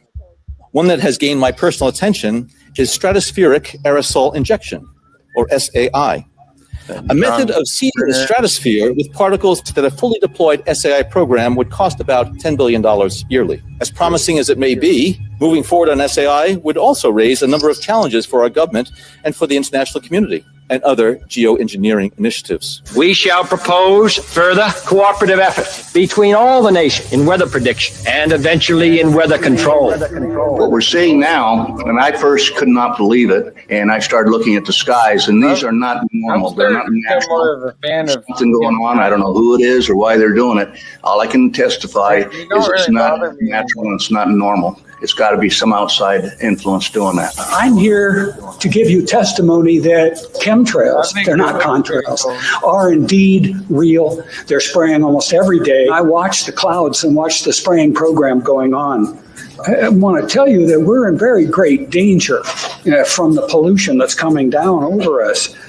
And we've been led astray by the military-industrial complex, and they're responsible for the cloud's creation and weather manipulation programs. They're dark operations. When you look up at the sun and you see a white haze, that is aluminum floating in the air right now, and it's coming from the aircraft. You want some figures? Okay, latest water test, tested the rain. 13,100 micrograms per liter of aluminum in the rain in 2013. Normally, it should be zero. If people are finding contamination, wouldn't they come here to address it? Here, yeah. But nothing's being done? I don't know. We're investigating this, and there's a huge concern that people are getting sick. Well, we've been here for a week. Yeah. So you're saying there is no concern? I mean, there is a concern. Many people in the county have told us that they've addressed specifically with you this very issue, and they're saying, "You said you're going to bed." Yeah, I gotta get rest. I got a big church to do. I'm gonna let. All right. Well, thanks for coming on and with the show and helping me out with that. And we'll do another show soon. Yeah, this has been great. We've covered a lot of good topics here, and we killed it. We killed it tonight. I'm still gonna let the rest of this play. I got a few other songs to play, but you can do whatever you want. You can remove your channel on your way out or whatever you got to do. All right, word. Yeah, Dana's still. Let me just respond to her one more time. Tell everyone on your channel to come over to my channel, though. Yeah, I don't even know if anybody's still on my channel. I'll have to look and see. But yeah, put the link in. Good night, everyone. Much love. Dana said, if I cut my finger while chopping an onion or wood, the blood is also a fantastical simulation in your mind. Yeah. It's like, why everything is a simulation inside of the simulation. You got to have pain receptors, you have pleasure receptors, you have taste buds, you have everything, because that's what the constructs of the simulation are. Like, that's how a simulation works. It doesn't mean that we're not soul consciousness. It doesn't mean that we don't have a creator. It just means that this is a manipulatable realm that we're in that can, that's how the Mandela effect works. That's how everything, is fluid. It's not just set in stone. But if you look at the streets and like the production of things, like there's no other way to explain it than us being in a simulation. And I mean, you can think about it all you want, but like I highly recommend you start to accept that we're in one as opposed to denying it. And truthers who deny it, I feel like some people are gatekeeping this truth. So there's still something to think about. And I love you all. I love Ted too. I hope I didn't sound like I busted his chops too much, but I love Ted too. Yeah, I love Ted. I love Karen. Sorry for the mean things I said. Yeah, no, it was fun. It was all in good fun. Mm-hmm. Maybe Ted will come on next time. Maybe he'll come on now. So I get a little heated since that. All right. Hey, nothing's being done. That barium and aluminum is being dumped out of airplanes because they can see it in the contrails going over. Okay. Here's my question. If there's aluminum contamination, which is very toxic, is that something that you're supposed to deal with? If it's in the air. It appears that there is contamination. Does that concern you? I mean, personally, it doesn't appear to me that there's contamination. Does it concern you if there is? You're flat out denying it doesn't appear to me that there's contamination. Okay. If somebody could prove that there was, would you be willing to look into this? No. So even if they did air quality tests, I mean, who would have to do the test for you to recognize that it would be a problem? The federal government's doing the testing. They have. That wasn't his question. Well, they would have to do the test. The reason, no way that we could do the test. The reason we asked for you is because many people told us that this information has been presented to you. Many people also believe that you're involved with the cover-up, and that concerns a lot of people.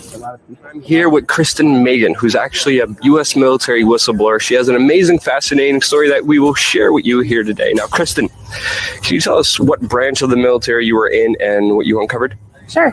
I was in the Air Force on active duty for 9 years, and I worked in bioenvironmental engineering. One part of that process was to approve chemicals, hazardous materials. You know, what are you using? Why do you need it? Where's it being used? And tracking that disposal. After it being brought to my attention about chemtrails or geoengineering, I used to think it was crazy. It actually was disrespectful to my line of work, because here we are trying to prevent environmental aspects and impacts and not have anybody get sick from our operations. But in an attempt to debunk, it changed my life.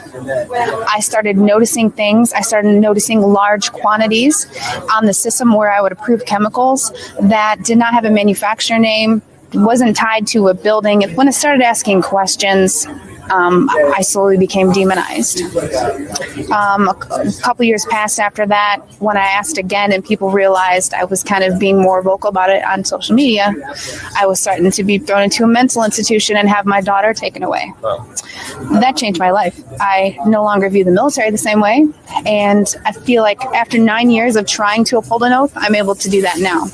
I feel they're getting ready to admit it, and they're trying to sell it to us. You know, it's kind of like they sell vaccines to us, they sell fluoride to us. You know, fluoride is a mining waste product. Well, how can we make that good? You know, put it in your water. So I think that they're trying to now kind of admit it and act like they're going to start doing it, and they've already been doing it. Okay, she's got the snow lit. Let's see what it does. It's not dripping at all. Okay. So I've seen these things on YouTube about the snow not melting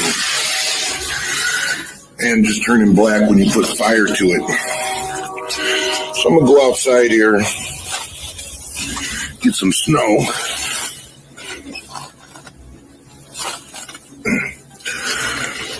Get some snow.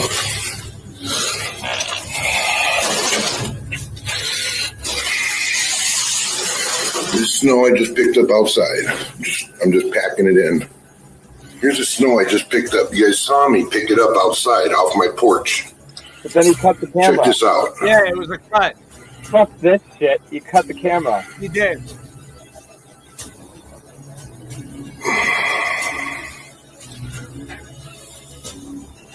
Dude, that is weird. It doesn't melt. There's no drops of water. It's not even the same shape he was crunching it in. That is weird.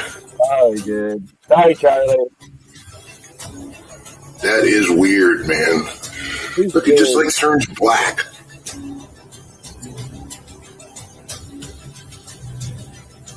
Yeah, I'm sorry, man. You cut the camera. I don't believe any of it now. You guys haven't seen one drip. In the snow on Mount Shasta, pristine Mount Shasta, 61,000 micrograms per liter, 4 times the amount that is found in the soil up there. Where in the hell is this stuff coming from?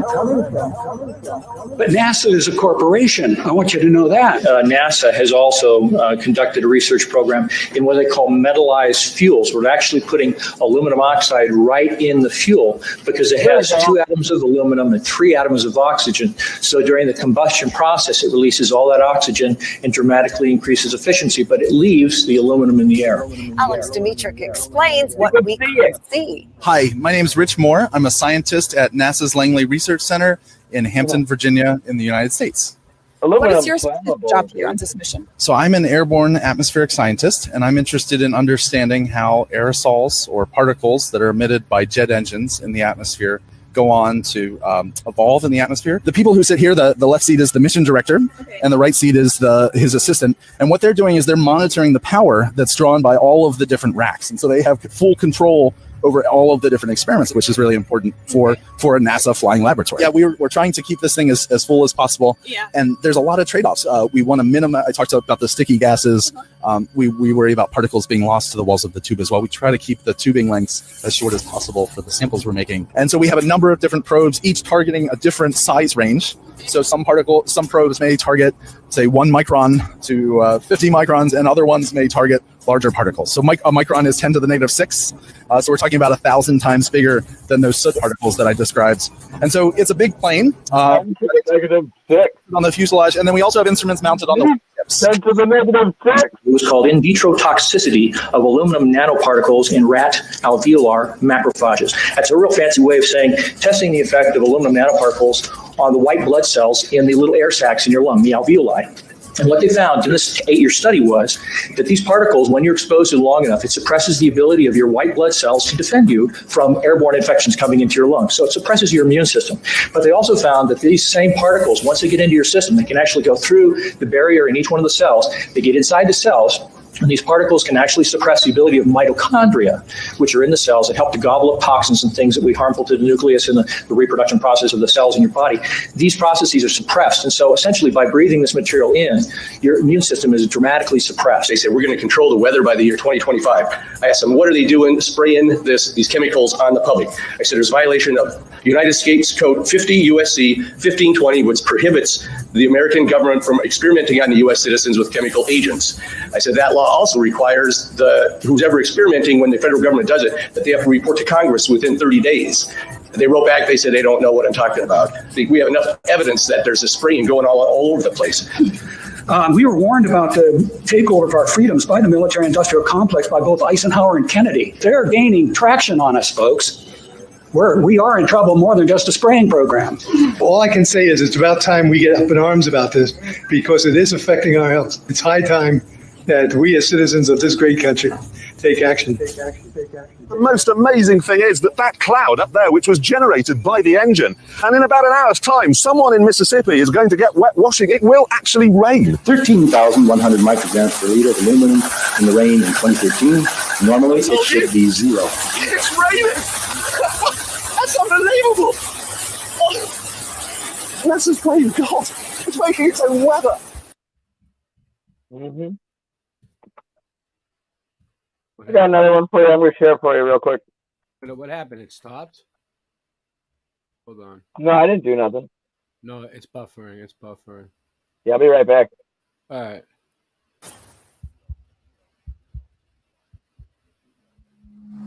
I'm going to make a 360. These motherfuckers went off the damn. These motherfuckers went off the damn with all that shit. Look at this. Look at this. Look at this. Sorry to inform you, these are not commercial airlines. NASA's got a website up explaining what they are. It's fucking hilarious.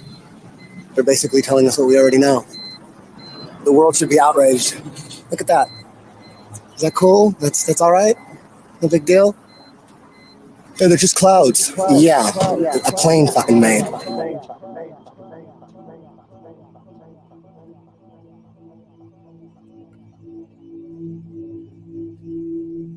Contrails and chemtrails are different. Contrails dissipate within 30 seconds.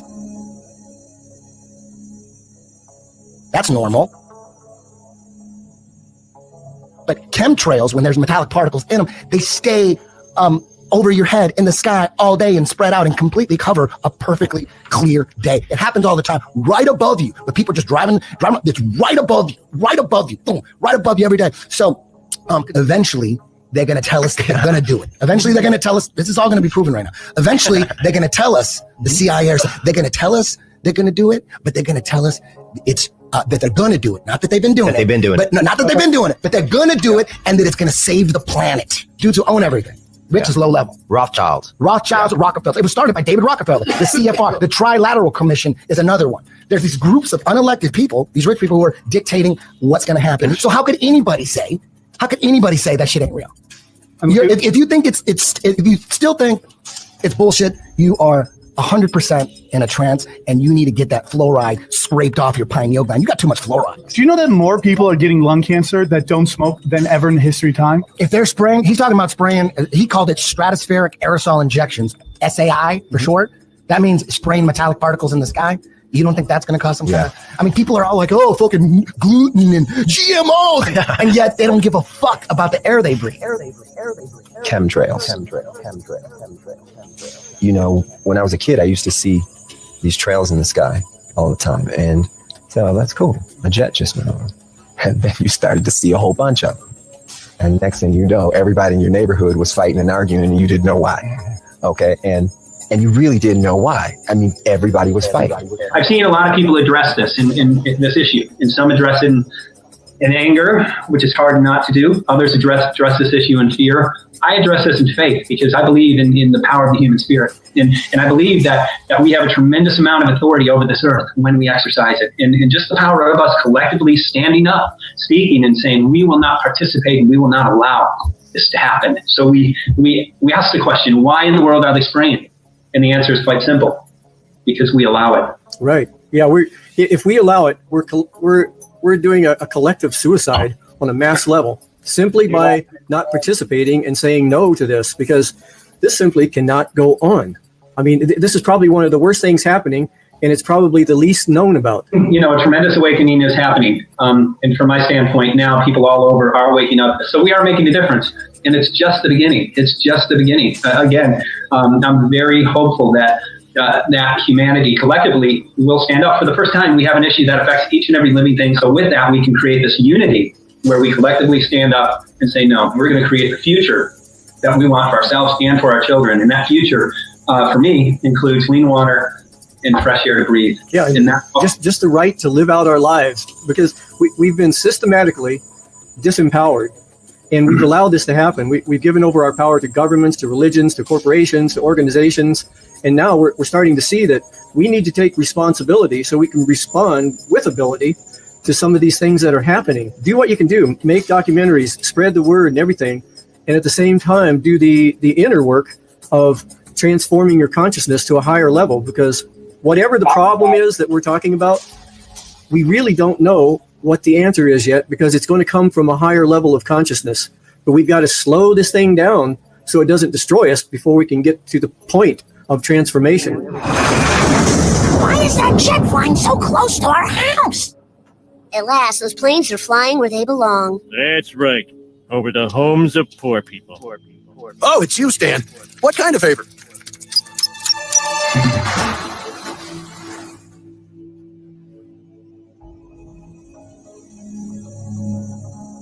I abused my CIA powers to make that superstorm. You made this storm? Lives were destroyed. I'll kiss you two lovebirds and put some mustard on it. Aren't you straight? Yes, but I'm terrified of these people. They can control the weather.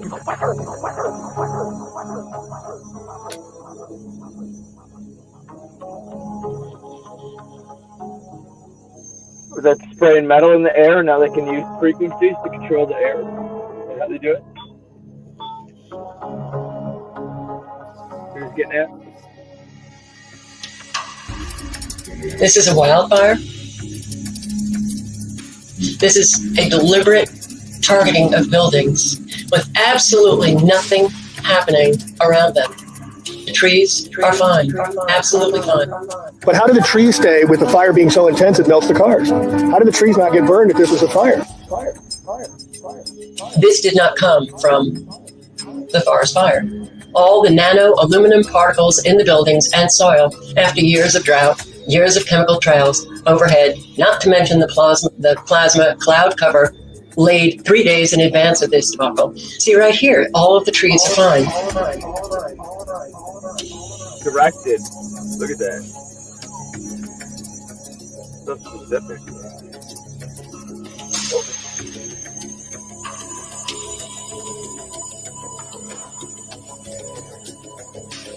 It's like we're being poisoned, they're spraying, and especially around the sun. So what I want to do is I want to get a clear view of where they're poisoning at, and why are they concentrating around where the sun is. We're going to have some answers, we're going to do some interviews, we're going to get down to it. You look here, here's the sun. And you can clearly see this crap that they're spraying on us. If you look in the sky, I mean, it's horrible. How can people deny this? I have no idea. It's just, God, what do they say? God don't make straight lines. So it's just simple things like this. This is horrible. Do you think our government would actually spray shit on us? Do you trust them? Or do you trust the government personally? Just to say, you don't know what they're doing undercover. You don't know what type of undercover hints they hiding from us from the media, what cover-ups they using. You don't really know unless they telling you. And you can't really trust what they tell you just for the fact you don't know whether it's a lie or the truth. Right. So from that being said, you think all the autistic kids with the vaccines and the stuff they put in our food, and you think all the people who have asthma that have trouble breathing, and you look up at this crap in the sky. I mean, polluting our air. I mean, how we gonna breathe? How we gonna live healthy if we gotta breathe the stuff and the toxins that's being dropped down on us, and which would be a lot of fun. What do you think the goal is that they're doing it for? Experiments. Control the population, maybe? Experiments, control the population. Right. That's what our heads think. We going crazy, maybe. Right. Thank you so much, my friend. And think for a minute, not what you're told to think, but just open your eyes and think. And when you do that, when you open your eyes and you use your mind and you think for yourself, you may be surprised what you see. And then when you find out what you see, what will it take to empower other people? To raise their consciousness and their awareness of what's going on. Because that's what we're going to do. That's what I plan on doing. Because there's no other choice. You can't know what's going on. You can't know what's going on and then do nothing. Because then, in my opinion, if you know what's going on and you do nothing, you're just as guilty as the ones who do. The pictures look odd. The formations don't look like normal clouds that people have seen before historically. This is another type of man-made cloud, and what we have done and what you're seeing here is we have the photographs from the times that the jet leaves the first trail as a thin, spindly trail to where they form into these different types of cloud formations. All of you can start looking up and seeing this. The United States government, NASA, the U.S. Air Force, is sending up canisters into the atmosphere filled with chemicals. We create experiments which they can see through these persistent jet contrails as they stay in the sky for long periods of time, and they can watch the experiments. The type of chemicals they are using are aluminum, barium, strontium, but there's beginning to be more and more seen across the United States and elsewhere where aluminum, trimethyl aluminum experiments to make clouds are beginning to impact us. The reason I am concerned for agriculture is that none of these experiments have any public oversight nor agricultural oversight. Our drinking water is impacted because the chemicals are now beginning to show up in our drinking water. In California, the State Department of Health drinking water tests were examined between 1970 and this year, and we found unusual spiking in barium, aluminum, strontium. The skies that you see up here, it is important to note, have a white haze to them. When crossing the United States 2 days ago, we saw this man-made produced haze all the way across the United States. There were a few real clouds, and the skies in the white haze looked a lot like this. Chemtrails are constantly denied by the mainstream media, even though there's official government papers and documents about chemtrails. Even NASA puts out information about them on their website. It's very strange to me that people still try to reject the existence of chemtrails. Give me a break. There's so much data online about chemtrails and what they call geoengineering and solar radiation management, or SRM. It's not natural, and it's obvious to see. All you got to do is look up. When they're spraying in your area, the sky is filled with these chemical cocktails, long-lasting trails that spread out into a hazy mist and slowly fall to the ground. And they work in many different ways. This is a multifaceted operation. The most common chemicals in these trails are aluminum, strontium, barium, and lithium. But there are many more metal nanoparticulates as well, like copper, selenium, iron, chromium, titanium, nickel, tin, etc. They are used to control the weather, they destroy soil and ruin crops, they contaminate the water, they help fuel wildfires. Research Smart does. They're dispersing that in the air as well. They poison the population and fill us with these metals. They even spread viruses and experiment on us. Sometimes it's like, are they terraforming the earth in order to create an environment that's suitable for demons or the Antichrist? I know how it sounds, but it's just something to think about. Anyway, these chemtrails work synergistically with 5G cell phone towers and smart meters. The frequencies emitted by these towers can activate and manipulate the metals that fill our bodies.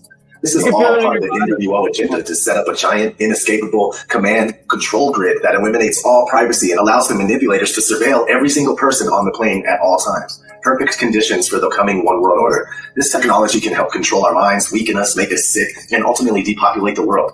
If there was ever a time for activists to step up in the name of freedom, truth, health, privacy, and sovereignty, now is the time. We are constantly under attack, and we should do our best to keep spreading awareness. Most people are absolutely oblivious to what's happening. So share this video and also check out other videos here on Hitler Productions. My name is ODD, and the link to my channel will be in the description. Until next time, keep killing the programming and never sleep again. I wish you the All right. OBG, what's his name? OBG, he's good. ODD, yeah. All right, so here's the deal. I'm gonna get out of here, but I'm gonna play a few videos on the way out, and then we're gonna end it because we pretty much. I'm getting exhausted. All right. Well, peace.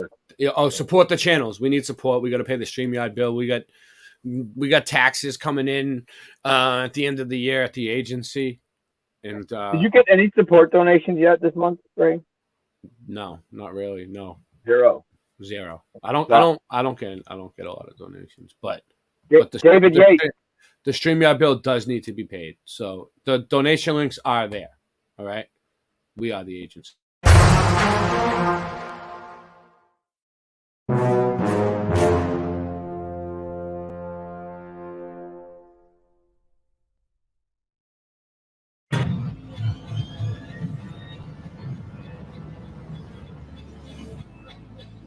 Hey, yo, man, make some motherfucking noise. Hey, yo, this is no experiment. The building of a pyramid. Revolution for the dead, nods, and the spiritless. I am not a hero with a heroine. I am merely buried in the fearlessness of swimming in adrenaline. You don't understand where my head has been. I was staring at a television, drooling from my medicine. Falling in a rock bottom hole that will never end. Now banging on the fucking door, screaming, let us in. Fucking this, pick up the pace. I got some yay and liquor to taste. And enough guns to stick up the place. We got a rhythm vision in a minute, burning it all. So I'm earning a buck, don't stop, determined it's fall. Hunger for blood, sleep deep in a dungeon of drugs. I'm like a dope fiend who does dirt and runs in the mud. I had an uncle who's a junkie and my cousin's a thug. Violence is like hate, it runs in the blood. Hands up, I live in a world with no sun, where everybody's high and we all pack guns. Till the day we die, we fucking stack funds. Cause we live in a world with no sky. This is my world, I'm living and dying in it. People always used to tell me that the sky's the limit, but I live in a world with no sky. Yeah, I live in a world with no sky. Make some motherfucking noise. Yo, scraping from the rock bottom, turning to a hustler. Now I got the product and I'm pushing to a customer. Down for narcotic powder pressure, give a rusty up. Anger and aggression, I'ma fucking bag it up for y'all. People wanna know where my head is at. I've been beating on the kick when I was down till my head is cracked. Driven by a rage and they never could get rid of that. So I took my motherfucking spot, trying to get it back. I drew and tapped my speed, got a pocket of green. Never see my eye sockets will bleed. Before I ever let you creep up on me, that's just not gonna be. There'll be a future that you're not gonna see. My team is a squad of derelicts with demons and God. When my back's against the wall, I can't even we fight for the cause, even if the reason is wrong. The winter is freezing where I live, the season is long. I live in a world with no sun, where everybody's high and we all pack guns. Till the day we die, we fucking stack funds. But I live in a world with no sky. This is my world, I'm living and dying in it. People always used to tell me that the sky's the limit, but I live in a world with no sky. Yeah, I live in a world with no sky. Make some fucking noise.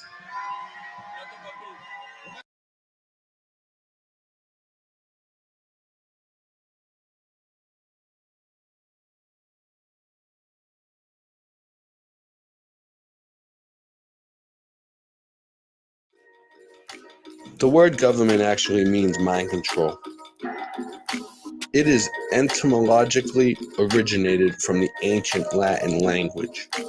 It splits into two words, governare, meaning to control, and mens or mentis, meaning mind. So government means to control the mind. Today we are going to look into the word conspiracy theory. And was it really created in a think tank by the CIA to discredit people? Well, I decided to do my own research on this because I wanted to be sure about what I was saying. And this is what I found. At first, when you try to look it up, it's almost like the algorithms are against you. They're trying to discourage you. They basically tell you it's a conspiracy theory. It's crazy. They tell you that calling the word conspiracy theory is a conspiracy theory. It's a well-known conspiracy, documented conspiracy theory. That's what they try to tell you. It's programming, people. It's programming by the CIA.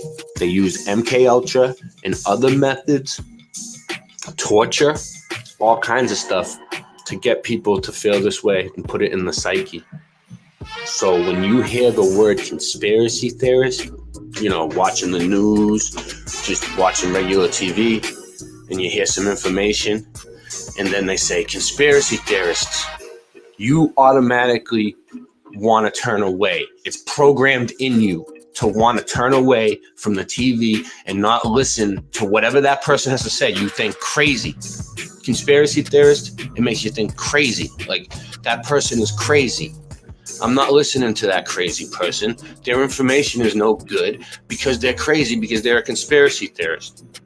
Well, that word was invented to make you feel that way by the CIA and programmed into you. Ladies and gentlemen, this world you living in is spinning on a broken axis. Everything is in reverse. Those who are logical, those who are critical thinkers, those who oppose the status quo are now being labeled as crazy. Would you picture that? See, when you have social, political, and religious differences from the rest of the world, and you have a broader spectrum on reality, they will quickly write you off as being crazy. Something is wrong with this person because they challenge my everyday thoughts.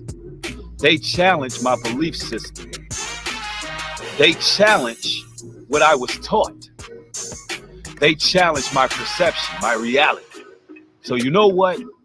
I'm going to write that person off as crazy. They say that we crazy because we speak the truth. They say that we crazy because we don't believe the lies that was taught in this Western world. They say that we crazy because we desire more than our oppressors have offered us. They say that we crazy because we shaking the cage. Yeah, that's right. We all in mental bondage to a degree. We all in this matrix. And some of us are shaking the cage. Some of us are not afraid to go it alone if we have to. Some of us are not trying to fit in with everybody. Some of us have strong beliefs and stand on those beliefs. The Bible says, woe to those who call evil good and good evil. You being set apart and walking that narrow path is righteousness. Woe to them who call that evil. This world is in reverse. But here's the issue. And I'm just going to be real forthcoming with y'all. When shit gets real, guess who they going to go and get? The crazy ones. That's right, when the shit gets thick and they're looking for answers and the world is falling before them and they're surrounded by dysfunctional ass people who are quote unquote normal. When they're surrounded by these dysfunctional people, when it gets thick, when the pressure's on, when the heat is on, guess who they're going to run and go get? They're going to go get that crazy person who's been telling them the whole damn time what's going on. See, it's mighty interesting. When somebody challenges your perception, when somebody goes outside the confines of this construct and they start to really put things into question, you know, you want to attack that individual. You want to name call. You want to resort to dismissing that person. You want to cancel that person because you know we living in a damn cancel culture. When anytime somebody say something that your ass don't like, they need to be canceled, right? But it's interesting because every time things are proven to be fact. And they're not a part of your truth or her truth or his truth or they truth, but it's one truth. And that truth is proven throughout time. You never see those people come around and say, hey, man, that individual was right about that. I was wrong. I was wrong for speaking negative against that individual, because as time passed, they were proven to be right. Our oppressor's greatest strength is divide and conquer. And we fall for it time and time and time again, when there's only one truth that actually matters. But they'll sit back and say that I'm crazy. This is all the proof right here. Okay, I have all the paperwork. I looked it up. I put a collage together for you. You can pause it. You can read it. You can check it out. But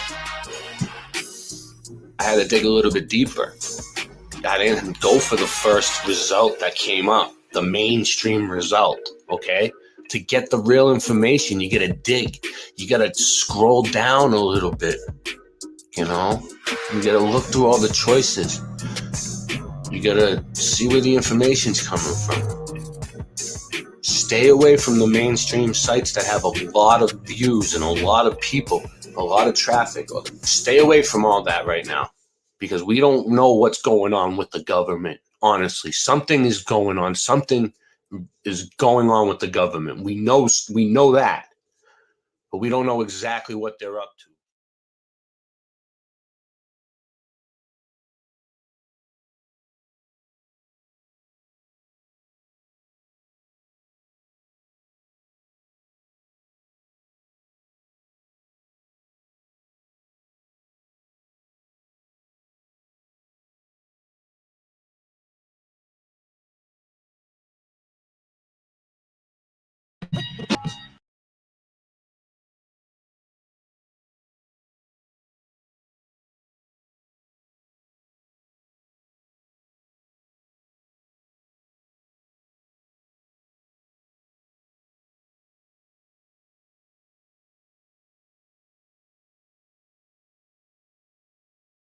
TV. Your cell phone. We want your soul. We want your soul. We want your soul. We want your soul. We want your soul. We want your soul. Your phone. We want your soul. Your house. Your phone. We want your soul.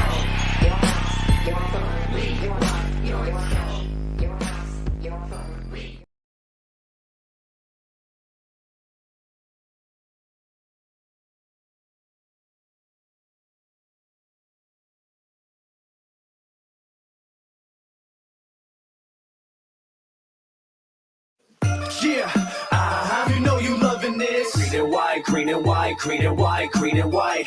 Yeah, you know you loving this. Green and white, green and white, green and white, green and white. Yeah, you know you loving this. Making threes like Ray, I never miss. Yeah, Boston rise with me. Now everybody throw their stripes to the sky with me.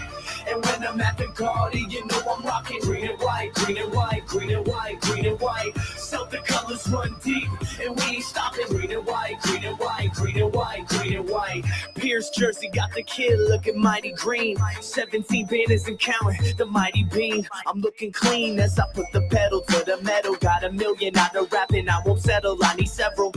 I gotta let them know this is what I does. Got the city on my leg, you know where I'm from. Dorchester, Hyde Park, Mattapan, Roxbury to Rosendale, let's get it in. We coming out hard, you should take a listen. Girls wanting sex, cause I gotta be up on my fitted. We at the top of the hub, boy, expensive shit. No Empire State, financial bitch. Yeah, you know you loving this. Making threes like Ray, I never miss. Yeah, Boston rise with me. Now everybody throw their stripes to the sky with me. And when I'm at the garden, you know I'm rocking green and white, green and white, green and white, green and white. Celtic colors run deep, and we ain't stopping. Green and white, green and white, green and white, green and white. No matter where we go, where we come from, will never leave us. It's about the music, I just do it, but I rock Adidas. See me leaning with the top back, hit up a Yankees game with my socks hat. Win or lose, the spirit never dies. Been through it all and I ain't never lost the pride. 2010, we walk around like who's cursed? City of the champs, I'm sorry, the truth hurts. Yeah, you know you loving it, making threes like Ray, I never miss. Yeah, Boston rise with me, everybody throw their stripes to the sky with me. And when I'm at the garden, you know I'm rocking green and white, green and white, green and white, green and white. Celtic colors run deep, and we ain't stopping. Green and white, green and white, green and white, green and white. Leprechaun with the tilted cap. All green Chevy seat tilted back. We stuck up banks, have to tell her fill up the sack. This is my city, put it back on the map. Matter of fact, this is for the whole motherfucking state. So I'ma go hard in the motherfucking paint. If you rep your city and you standing in the crowd, put your threes to the clouds. Say it real loud, Boston, yeah. You know what it is. You know I love my city, man. Yeah, you know what it is. Skiz, country, Big G, Sam. And when I'm at the garden, I see y'all rocking green and white, green and white, green and white, green and white. CG, the colors run deep. I love my whole team. Green and white, green and white, green and white. Yeah, you know you loving it, making threes like Ray, I never miss. Yeah, Boston rise with me. Now everybody throw their stripes to the sky with me.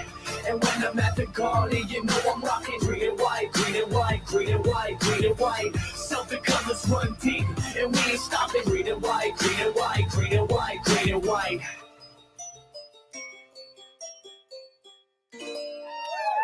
Get drunk! High five for everyone! Yeah!